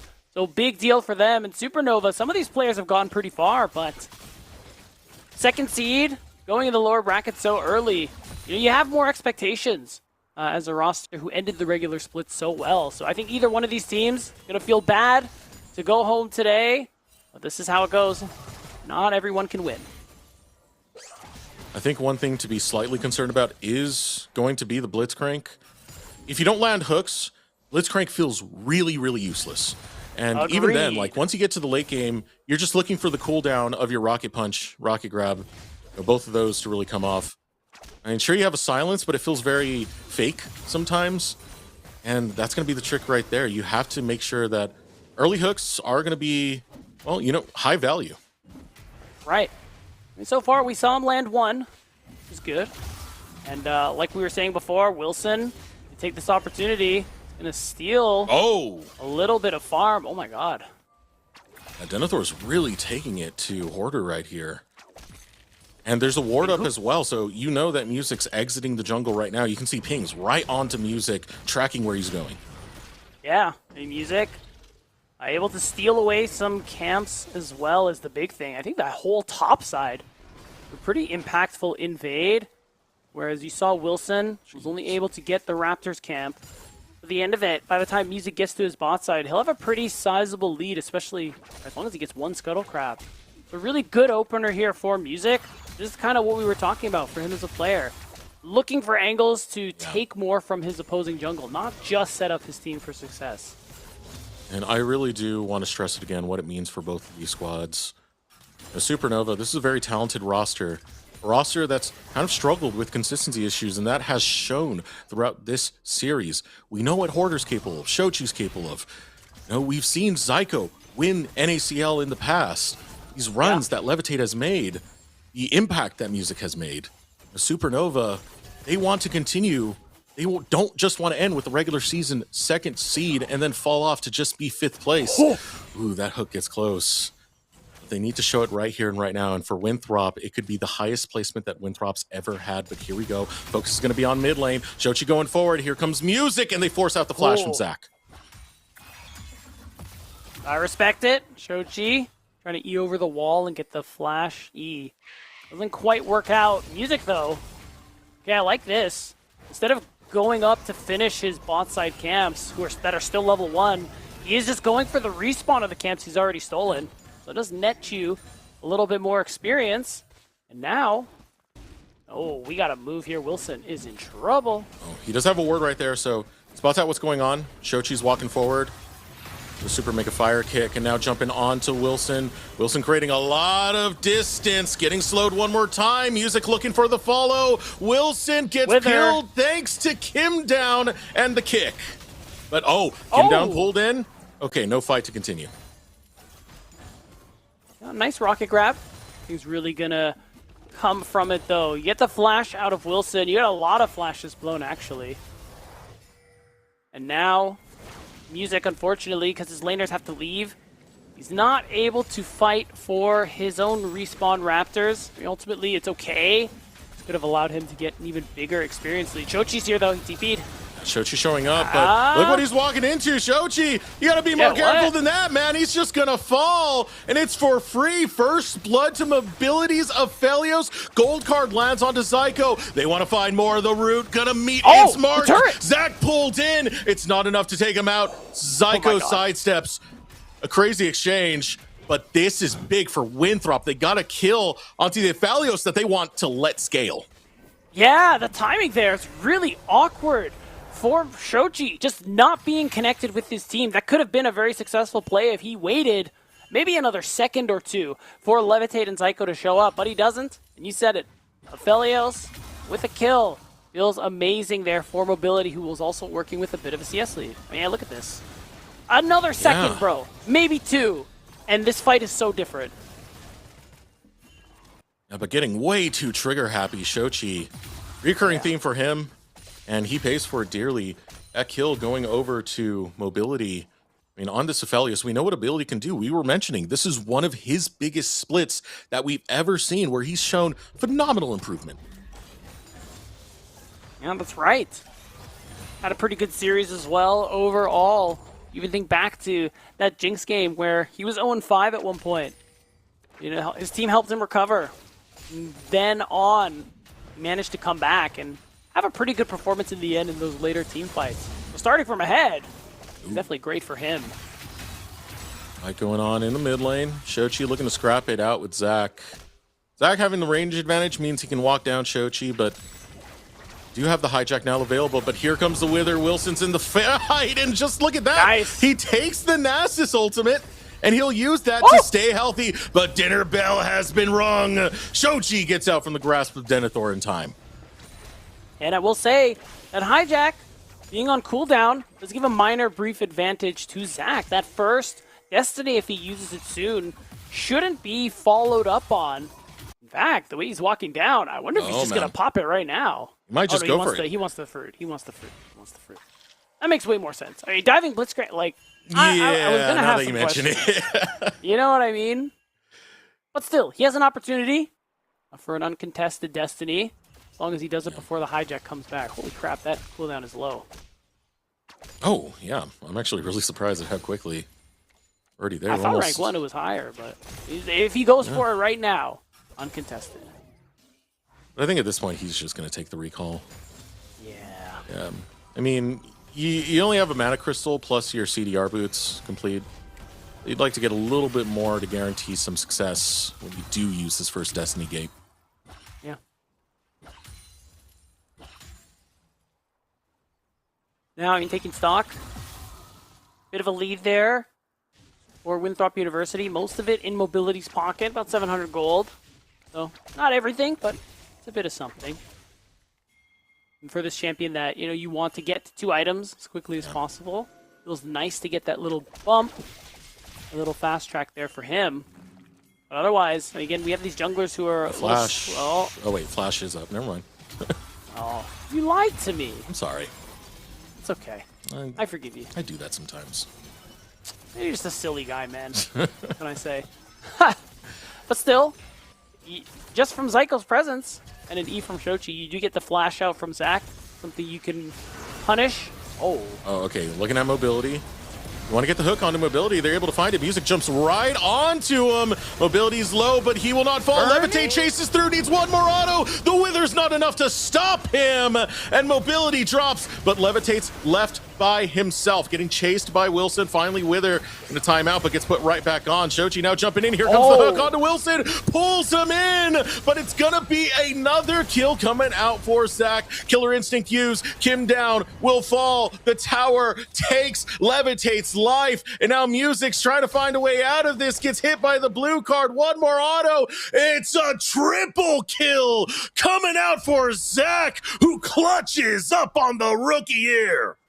And we thought it was going to be a slow game 5. I've never been more happy to be wrong, Eric. We're going to see the replay. Fight starts off pretty good. They get a lot of pressure here onto mobility, but Kim Down does a really good job keeping him alive with that cozy campfire, with the shields from his E. So all that commitment got these health bars low enough that Winthrop in the end can win this extended fight. Even though they got some kills on the exit, triple kill for Zach is how they close things out. And in the end, they come out ahead on gold ever so slightly. I mean, with what Zach was able to do, he's just staying in the outskirts, taking pick after pick after pick. And it really does work out. Destiny Gate used. Sure, you're not ganking lane. You're ganking your own lane, technically. But hey, you're getting another kill, man. 3-0-1. Rod of Ages is already done. Yeah. Really early Rod of Ages, too. It just feels amazing whenever you can get that. So we'll speed up the scaling on that one, getting it ahead of schedule. He also gives Winthrop the chance to go ahead, take this first dragon. Not the biggest loss for SN, as Music was able to collect the grubs on the other side. He is going to have all 3. Does give Hoarder a bit of an opportunity there if he has some alone time with the turret. Get some maximum value there. Take a lot of damage. Ooh. Music's eyeballing, but Zach, something suspicious. He can smell it. The grubs were taken recently. He knows he's flashless. I love that discipline. He was rookie in the mid lane. Good stuff. Very smart from Zach to take the bait. Oh. Now here we go in the bottom lane. Shochi showing up. He stole away the Destiny Gate and uses it to pounce onto mobility. Zach's going to look to match it. Finds a stun onto Shochi. Wither comes through. Rocket Grab wants to find one more pick back. Levitate gets the kill. But look at Wilson. He's looking deadly. Here. He's looking scary. Music arriving to the fray. Ready to bring the Dragon's Descent right on to this dog. And take down Wilson. A big play there for Supernova. Good use of that Destiny from Shochi. Stole the ult, drops it immediately. Forces Zach to respond with that teleport. So gave Shochi a few seconds of alone time while the teleport was channeling. And even Music showing up the end there. Really nicely done for Supernova. able to even that gold lead a little bit, and of course, get some kills on some pretty crucial members. We talked about Mobility getting that one kill. Levitate is 3-1-3 now, Eric. Yeah. Even though, oh my god, Kaisa, scaring me. not the greatest before 3 items. When she gets the 3 items, you remember why you picked this champion. Oh, yeah. She can dominate. Yeah, she plays as one of the most feisty ADCs. Zyko's like, let's rinse and repeat. Ah, there's a ward. Won't be able to find it now. Now, here we go. Hex Flash. Hex Flash. Hex Flash. Zyko going to continue again. Oh, he gets right onto Kim down. The disrespect coming through, but it gets returned. Wow. Thanks to Zach showing up in the mid lane. Really nice response there with that Destiny's Gate, and it means that the play gets turned on its head. Shochi goes down, and that's the downside with Supernova, making this game so volatile, fighting all the time. Winthrop responding in kind, and just allowing Zach to accelerate himself on this TF even faster. And Zach, he's been a part of Winthrop University since 2022. He just wasn't a starter. It was Sword who took that spot. And I remember in one of the interviews, he said he felt he did pretty good in the times where he was able to step up, but still was waiting to take that spot. And now that he's finally here, he's wasting no time at all. He could be one of the biggest factors for Winthrop's highest finish in the history of the program in NACL, all in his rookie split as well. That's right. Really rough start for him when he joined in week 3. But all it took was 2 weeks for him to get his bearings. And then in week 5, both him and, of course, Denethor, Mobility, everyone on the squad really turned up. But Zach was the one who impressed us the most with how much he grew in such a short amount of time. And ever since then, he's been more than solid as a mid laner. And it's, again, like you said, Eric, rookie split makes it just that much more promising. Yeah. They're going against this caliber of talent. 2 people who have been rookie of the split in Levitate. In Hoarder, the veterancy of Shochi, who's been in the NACL for quite some time. Got to give all the credit in the world for what Zach's been able to do for this team. But all is not said and done just yet. There's still a lot of League of Legends to play before we're deciding who is going to move on to face NRG. That's right. Only hitting that 14-minute mark here. Already seeing the lane assignments change up a little bit. We move our marksman to the mid lane, but right now, oof. Mobility is a good gun combo. Levitate, I'm sorry, you don't get to interact with him. Yeah, you still only first item. Come back when you get 2 more. Yeah, literally. I'm curious what his back is going to give him. Might be sitting on a good amount of gold. Oh, did he sell his dagger? Am I crazy? He had a dagger. Might be. I don't know. Might be. Or maybe the HUD's broken. I don't know. We'll see. Otherwise, Dragon in 30 seconds. Thinking, looking at itemization and break. I mean, honestly, I think this Dragon will be a little hard for Supernova unless they get the drop on Mobility. You can see they have that first setup. It's really the best chance that they were going to have to contest it here. Yeah. It's just going to be about whether or not they get that catch out. That's the name of the game for Supernova. It's going to be pick, man. You got to play with Fog of War. You got to be aggressive about it, but here we go. Destiny Gate going to be used. The pull is onto Mobility! Zyko able to find it, and it's 1 pick already secured. Levitate will grab it. Dinner Bell going to be wrong. Denethor able to get into the fight. He focuses down Levitate. Denethor shows up when Winthrop needs it. And Papa Pilscar's baby boy is performing for Winthrop. What the hell was that steering on the Unstoppable Onslaught? Really? Denethor saved the play and he saved the Dragon. Had he not done that, it would have been Supernova's 1-for-0 and a Dragon to top it all off. Instead, Winthrop get their second Drake of the game, halfway towards Dragon Soul now. And Denethor gets a kill. It's going to get him even closer to that tankiness that we know this Scions can get to. And again, like, who's going to kill the Scion? It's supposed to be Levitate. But what happens when Levitate's withered? What are you doing then? That's the challenge right now for Supernova, and it's why you can't be letting these leads go. No, not at all. And kind of did. Is now... Oh, Shochi. Shochi going to go for the extended chase. Gold card does have a pretty low cooldown though, so Shochi can continue. And seeing the problem right now, Shochi's still going to try and dive for this, but this puts him in a bad position. He finds Zach nonetheless. You're joking! Shochi clutching it out at the right time. Now will brawl with Wilson. Says, you know what? I want the 2-for-1 deal, but with yeah, you're biting off more than you can chew this time because 2 more are coming down. Oh, Shochi turns it on to mobility. You don't have enough left in the tank. He finally goes down and Wilson gets the kill.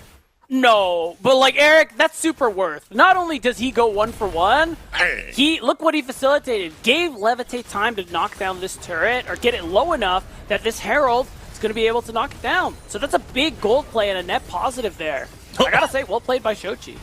Denethor getting bounced a little bit, but Denethor sees red. He tries to go after Levitate.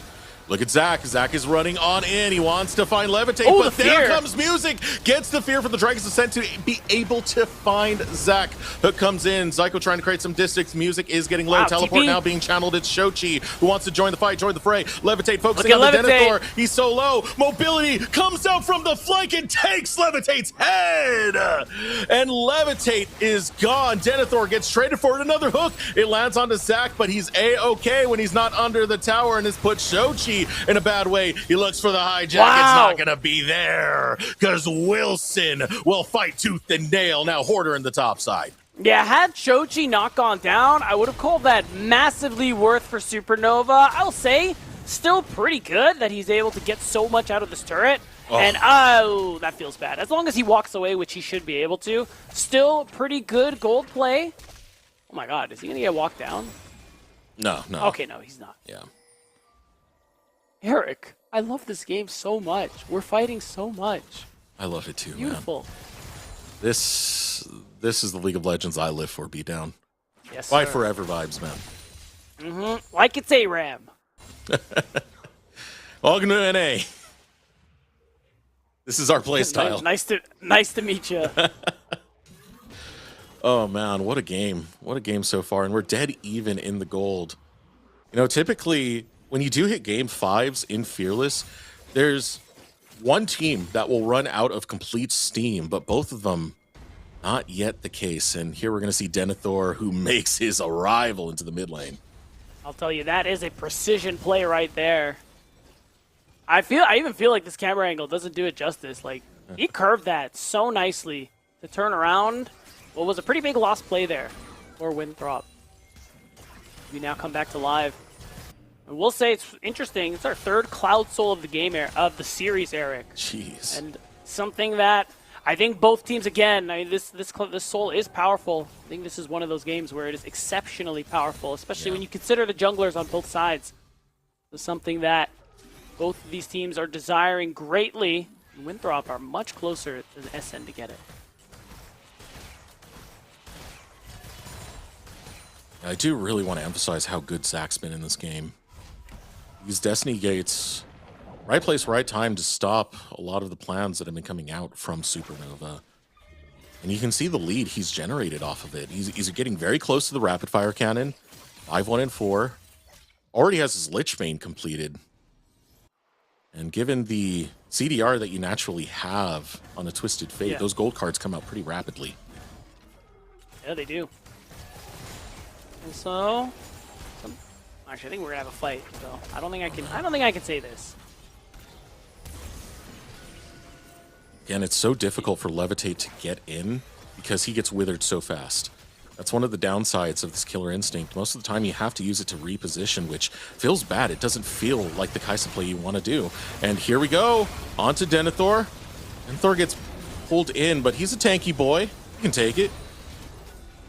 Yeah, now they're on the clock though. Order. He has the Mega Gnar, but once that expires, you know Winthrop are going to jump them. All right, another hook coming in. Zyko,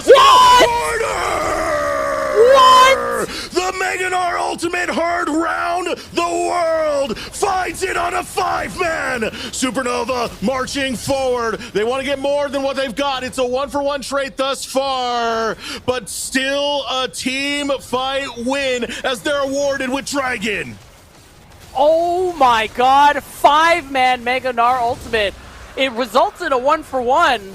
So all that excitement didn't amount to too much, but they got the dragon. Oh, here we go. Supernova need to get out. Destiny Gate going to be used. Hoarder doesn't have his ult again, so he's going to get chopped up and put down by the dog and Zach. Wilson grabs the kill, goes on a rampage. And all that being considered, it does feel bad for the quality of ultimate that was. Yeah, at the end of the day, they deny the soul point. That's the important thing there for Winthrop, even though it doesn't feel as good, all things considered. But they still have their first Drake. They are going to be able to stack those Cloud Dragons. I think this isn't real also. No, this is very much not. Yeah. Oh, Levitate's like, nope, I don't want any of this, but Zach's within range, and He has cleanse. It's out in time. Meanwhile, music playing on the sideline. Same thing with Shochi. I don't think they'd be looking for a fight. Ooh, yeah. Psycho. Flashing forward to try and catch Wilson. That's right. Didn't quite work. He has Hex Flash to lean back on, so not too big of a deal. So Winthrop, just testing, dipping their toe in the water there with that touch onto the Baron. I don't think they were ever really planning to try and finish it. This thing slow back down. I mean, taking stock. We talked about Kai'Sa being at 3 items, and that being where you really feel the power of this champion. Well, Levitate's there. Asher's Tooth complete. He is going to start hitting like a truck in these team fights. And he is very powerful. Yeah. Also worth noting, we wondered about the build music was going for. It is going to be that AD-focused build. Yeah. I think this build, even before the rework, when Shyvana popped up, was still roughly what people were building. Yeah. Even in solo queue, this is actually the most popular build, it looks like. PTA, Trinity Force, and Shojin's. Although the difference is he's going for, instead of those lifesteal boots, he's going for the Swifties, which, I mean, pro play, Swifties are so good, man. Combat move speed is OP. Pretty far away from his Meganar. But they're going to be used. Also using the Destiny Gate. It's going to be a 5-man stack for Winthrop University. And this is the tricky part for Supernova. You're trying to play with the Fog of War and put Winthrop in a bad situation. But what ends up happening is the Destiny Gate, it scouts you out. Yeah. Still, now that this push is over, Supernova are fishing. Shochi took the Fury of the Sands. So it is going to really up his sustain in these team fights. See them trying to walk them down. Oh, no. All right, here we go. Ultimate going to be used. This puts Zyko in a bad way. Now running away. Decimating Smash does not find the knock-up. Jumping in once again is Hoarder. Whoa. He's going for the backline. Mobility's dead. Kim down follows. Now jumping in. Levitate wants to find Zach. He gets up before the gold card is found. Supernova are fighting Levitate. Zyko in the behind as they look for Shochi to lead the charge. Hook does not land. Decimating Smash goes through. And Supernova, they seize the opportunity. I think we're getting a little too crazy with it. That turret really ramps up, guys, remember? And Denethor is nowhere close to dying. Still, massively successful fight there from Supernova. Really coming out ahead in a lot of these skirmishes, even with that Blitzcrank rocket grab missing. And honestly, Hoarder is putting on a clinic right now. I know he went down, but these Meganar ultimates are absolutely tremendous. I mean, take another look at this right here. This was the 5-man that Hoarder had gotten earlier. I mean, this was just ridiculous. He just hit everyone. Really, the breath of life is what kept Zach alive in that one. That extra bit of heal. Yeah. He managed to walk away, but he was effectively dead. So still very successful play. This is where, I mean, look at their health bars. Why are we under this turret? Just help me see what you're seeing here. And Hoarder has been a standout player ever since his debut. Again, last year he was Rookie of the Split, second team All-Pro, and he was even third in contention for Most Valuable Prospect. It was explosive with both Conviction and that other Supernova roster that had Dardoch on it. And right now, Hoarder is trying to remind everyone just who the hell he is. Yeah, and I like this too. You can definitely 2-man the Baron pretty quickly. Kai'Sa passive is massive. And being at 3.5 items does not hurt your chances. Wow. He already halfway. I mean, even if you don't get it, I think baiting out the Destiny Gate is still pretty big, man. And Zach might be looking for more. Goes towards Levitate. Hourglass going to be used here. repositioned, and there, Nice over the wall, hook. Denethor pulled in. Music is able to use the Dragon's Descent to get out. Teleport going to be channeled. Hoarder joining the Hoarder's fray. mini. Ooh, he's in the mini Gnar form, so he can't use that Mega Gnar ultimate. Instead, he just has to walk away. Hex Flash over the wall to get to safety. Wilson doesn't even drop the cane on him, and it's retreat called by Supernova. Yeah, instead of going for that exchange, they want to go for the Baron. Look at him. Oh, They're they gotta- rushing towards it. They are going to take it decently kinda slow. quickly. Yeah, but I don't know if we have time to respond. I mean, we have teleports. Supernova could make it. Oh, they're here. Oh, yeah. Supernova arriving, Shochi on the opposite end. And here we go, looking for the hook. It does go through. Mega Gnar onto the wall. Breath of Life frees up Wilson. Zyko has to bail out. Shochi still fighting on the opposite end. Does have the unstoppable onslaught. Hoarder goes down. Winthrop find the pick they were looking for. Guys, I know it's been a while since we've seen a Felios, but we know the rules. Red, white, don't fight. As Mobility was able to rip through the front line there of Supernova. Kills Hoarder, almost kills Zyko in the process. It's going to give space for Winthrop to get their Dragon Soul point here, unless Music, no smite. Music coming in. He gets it. Absolutely robs them blind.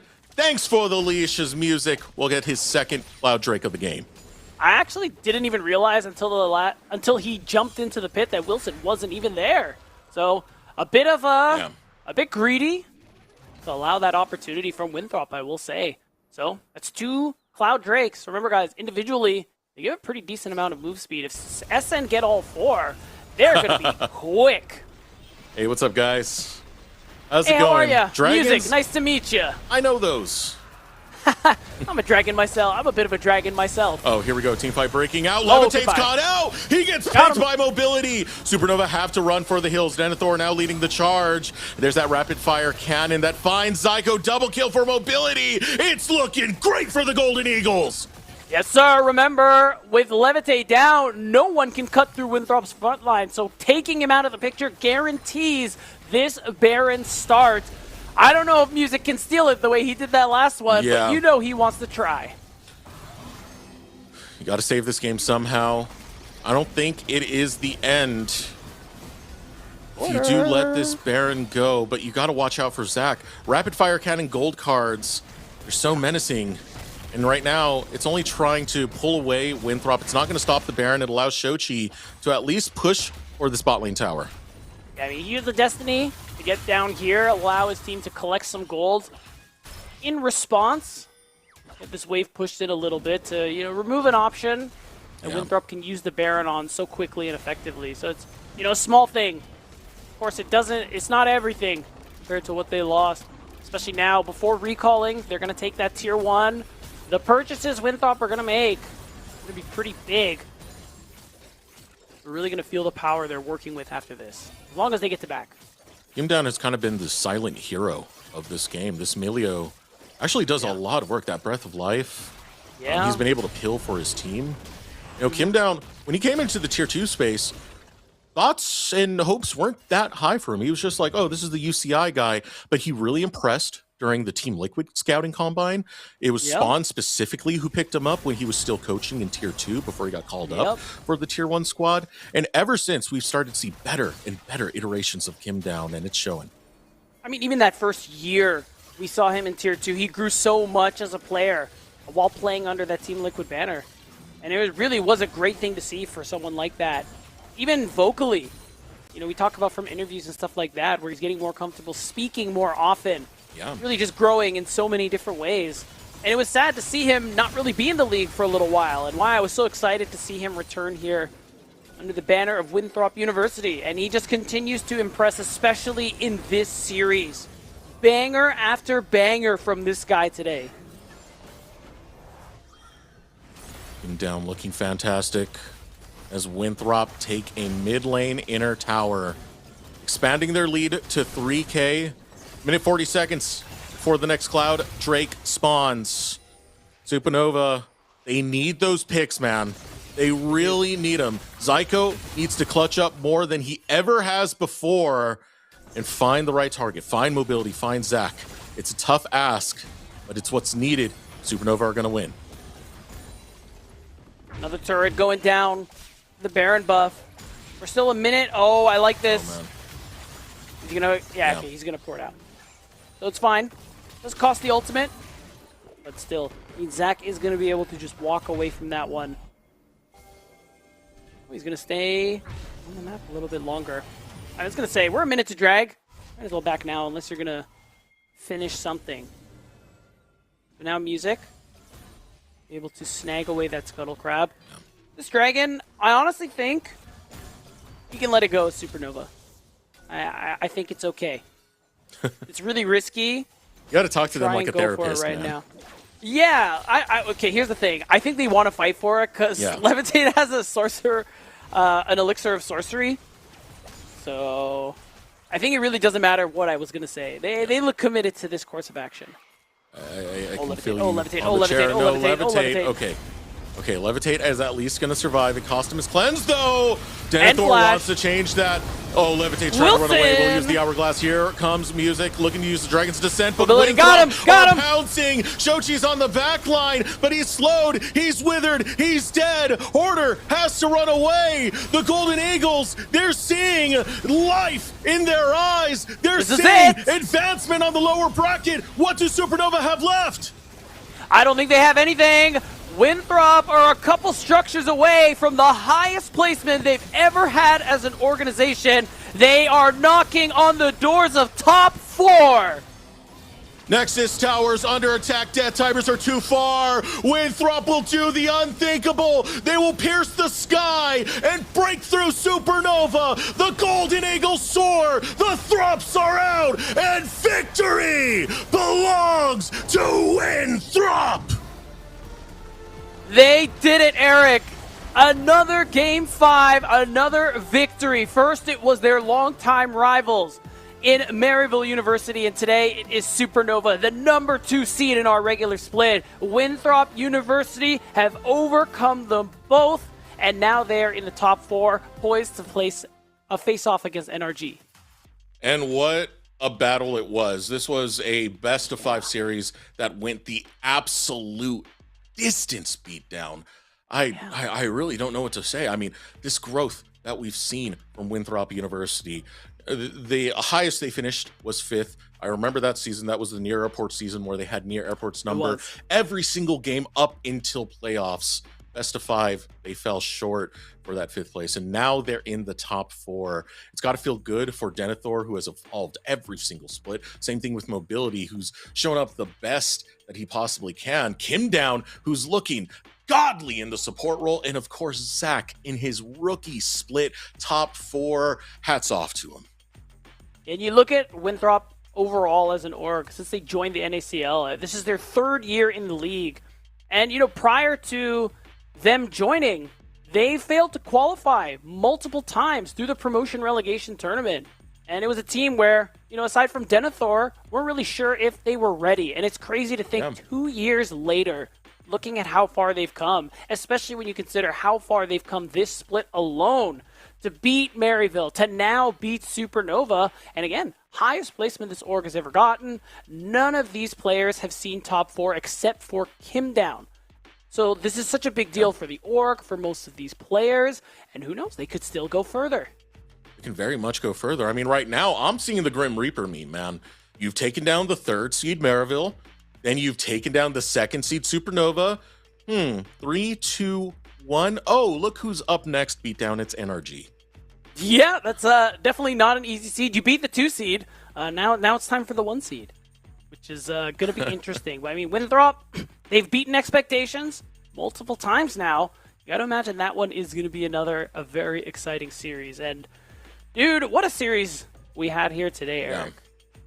This is unprecedented, man. I really can't glaze enough Winthrop success, man. I mean, like, take it back, man. Take it back. Just go to what happened before in the lower bracket. You accomplished one of the biggest achievements in taking down Maryville University. Again, 1,800 days since 2021 CLOL that you've beaten Maryville University in a best of 5. Of course, it was a different roster then, but that curse still kept going on. Now you walk into this one, you're able to take down the 2nd seed in Supernova, who have a great amount of raw talent. A lot of that done through Zach, who's facing off against Shochi, and it's not over yet. I mean, I know they got CLAW finals coming up this weekend. That's going to be another fight going on with Maryville University. This is a tremendous achievement for Winthrop, and I don't know if it even stops right here. I think they got more work to do. Going. We got to pull up our MVP, and this one is going to go to the support role. It is none other than Big KD himself. I'm not talking Kevin Durant. I'm talking Kim Down. Dude, what a series from Kim Down. Unbelievable. I am genuinely talking multiple MVP performances every single game we saw from him. It really started, it started in game 1 with a really great Nautilus game. And truly, if it wasn't for Zyko, he would have helped take his team to what would have been a 3-0. But I really think he just performed massively on every game. Of course, most notably the Rakan. Unbelievable performance from him. Just making space, setting up plays, protecting his teammates. It's just ridiculous. Well-deserved. And again, this is a player who, we talked about it a bit during the game, but it's important to reiterate this. It was just the UCI guy. He spent 3 years at UCI and didn't really see that much, outside of collegiate play. The pickup that he had with Team Liquid. I mean, Spawn saw something in him that we as casters just did not see. He saw the truth, Eric. He saw the truth, He saw the truth. I think the performance that we've gotten from Kim Down, the growth that we've gotten from Kim Down, this is the fruits of his labor. It's all coming through. Well-deserved MVP. But our interview is now ready.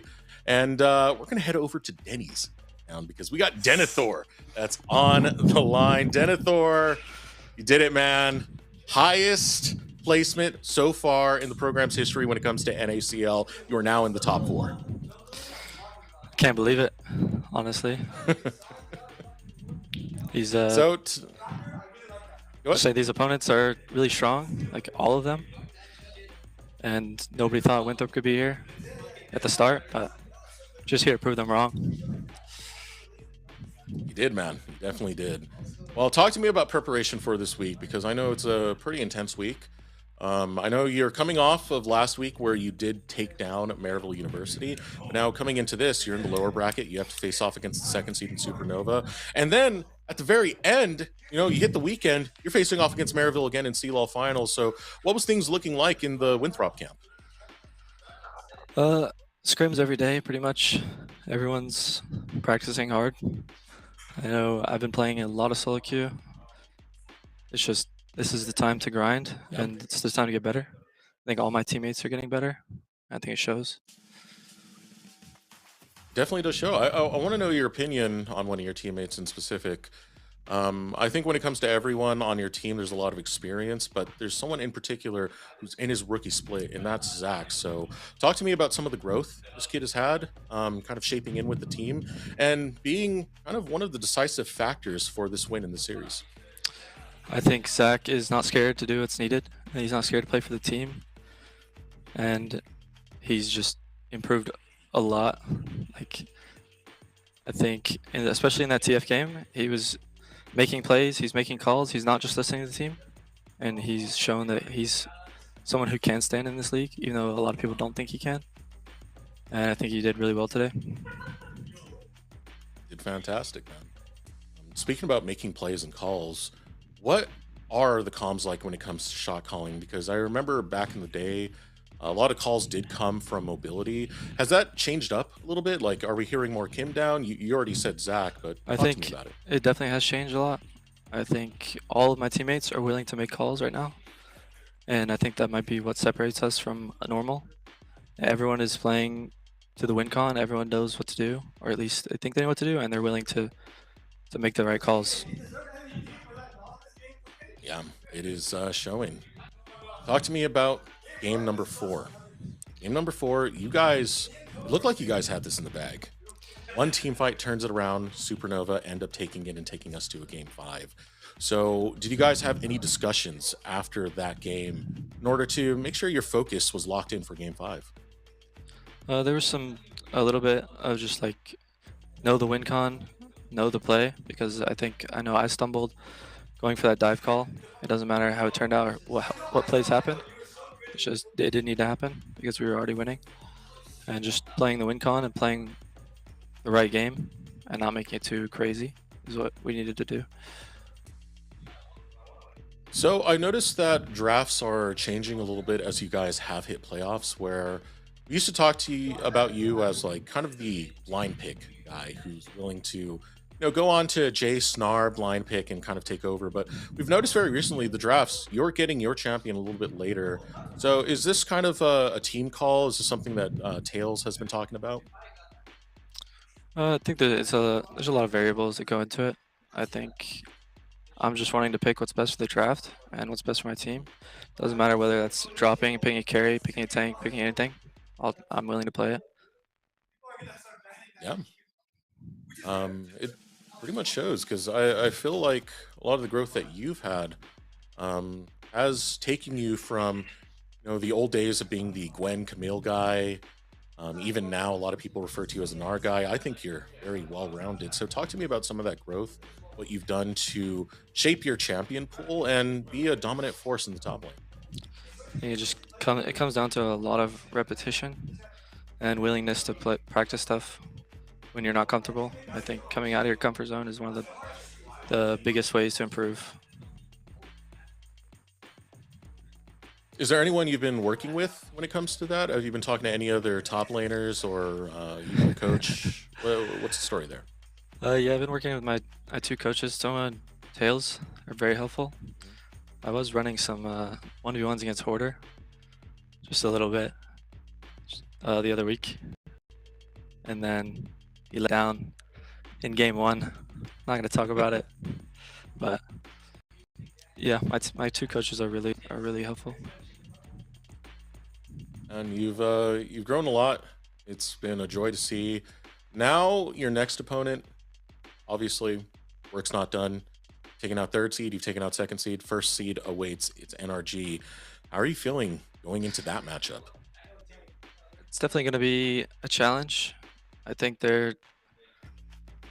you could say they're not the best like going into playoffs because it was really close between Maryville, who was 1st seed. But I think they are the best, and we're going to have to show a lot more tomorrow than we did in the last couple of series. I think we can do it. Going even further than that, the perceived best top laner in the league is on NRG. So how do you feel facing Zamudo next? I think he's a really respectable player. He plays really well. I've always looked up to him, to be honest, even though we're like similar, like just places where we're playing. But I've always looked up to him as a player, and I'm ready to beat him. All right. One final question. How does it feel to play multiple tournaments? It seems like this is what's given Winthrop its buff. We a few weeks ago we had NACE where you guys said you were sleep deprived, and you were still taking heads then. So what's it like? Is this an exhausting schedule, or are you just adapted to it by now? I think it's awesome. I think playing this many competitive games back to back, it gives you a comfort zone. But then when you're going up in the standings, also adrenaline. So you get comfort plus adrenaline, and it's a deadly combo. All right, man. Well, before I let you go, do you have any shout outs you want to give? I know this was a pretty big win for the program. Stage is yours.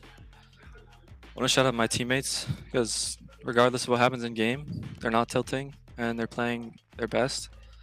And some of the games we had, it looked dire, but we're still playing well, no matter what. And I think that's thanks to all my teammates. Where's the Papa Pilscar, man? He's doing this Twitch chat. What's going on, Denethor? Come on. Shout out to Pilscar too. Thanks for watching. Well, thank you so much for joining me for this interview, man. It's a hype storyline that you guys, 3rd seed down, 2nd seed after, 1st seed awaits. Want to wish you the best of luck in the bracket. Thank you. All right, we're gonna bring back Beatdown. Hello. What a journey, man. The reps really get you into tip-top form. We're seeing that with Winthrop. Yeah, I mean, clearly it's got to be a tough schedule. Multiple tournaments, school, but it's nice to hear. And I mean, I think it's something you hear pretty consistently when you talk to players. More stage games is always better. You can sharpen yourself more, makes you more consistent. And clearly in Winthrop, they're handling it very well. And it shows, again, top 4 for the first time for this org and 4 out of 5 players. It's a great look. It's a tremendous look, man. I mean, I think it speaks to what this league is about. It's about development at the end of the day. Yeah. You know, not winning a season of NACL is not the end of the road. So that 5th place finish versus Near Airport last year doesn't mean that's the end and that's where you're going to be. You're expected to develop. You're expected to get better. Winthrop are a shining example of that. No, let's pull up the bracket so we can check how the future looks and how things are going to go down in these next coming days. And as you can see, first seed is the next opponent for Winthrop University. Can you believe it, Eric? Already only 4 matches left in the spring split. It is actually kind of mind-boggling. And yeah, we only have 2 matches left this week. Of course, Winthrop win their way into the top 4. Going to face off against NRG. And on Friday, CCG versus Conviction. This is for the first spot in the grand finals. While they watch the loser duke it out with whoever wins between Winthrop and NRG next week. I'm actually super excited for that matchup of CCG versus Conviction because the form that CCG are in, that's another great display of what development is. Fiji, I mean, I think he's probably going to win Rookie of the Split, man. I know a lot of us are pretty much on that board for his performance, but yeah, it's a fun team to watch CCG, and they're up against their toughest opponent at Conviction. But as you saw on screen right there, tomorrow it is going to be NRG versus Winthrop. What are your thoughts on that, Beep? No rest for the wicked is my first thought. Winthrop, after a 5-game series, we're going to do it all again tomorrow, boys. I hope they get some sleep. It's going to be exciting. I mean, NRG clearly shown us that they're mortal and that, was it Conviction, 6th seed, the one who are sending people down to this lower bracket. So it really feels like anyone can beat anyone in these playoffs, and I hope we have another exciting series tomorrow. I think it's going to be very exciting. Yeah. Especially that top lane matchup. Zamudo versus Denethor is a banger beatdown. It is. I'm a little worried about our boy Denethor. Zamudo's good. Zamudo's good, man. That's a good player.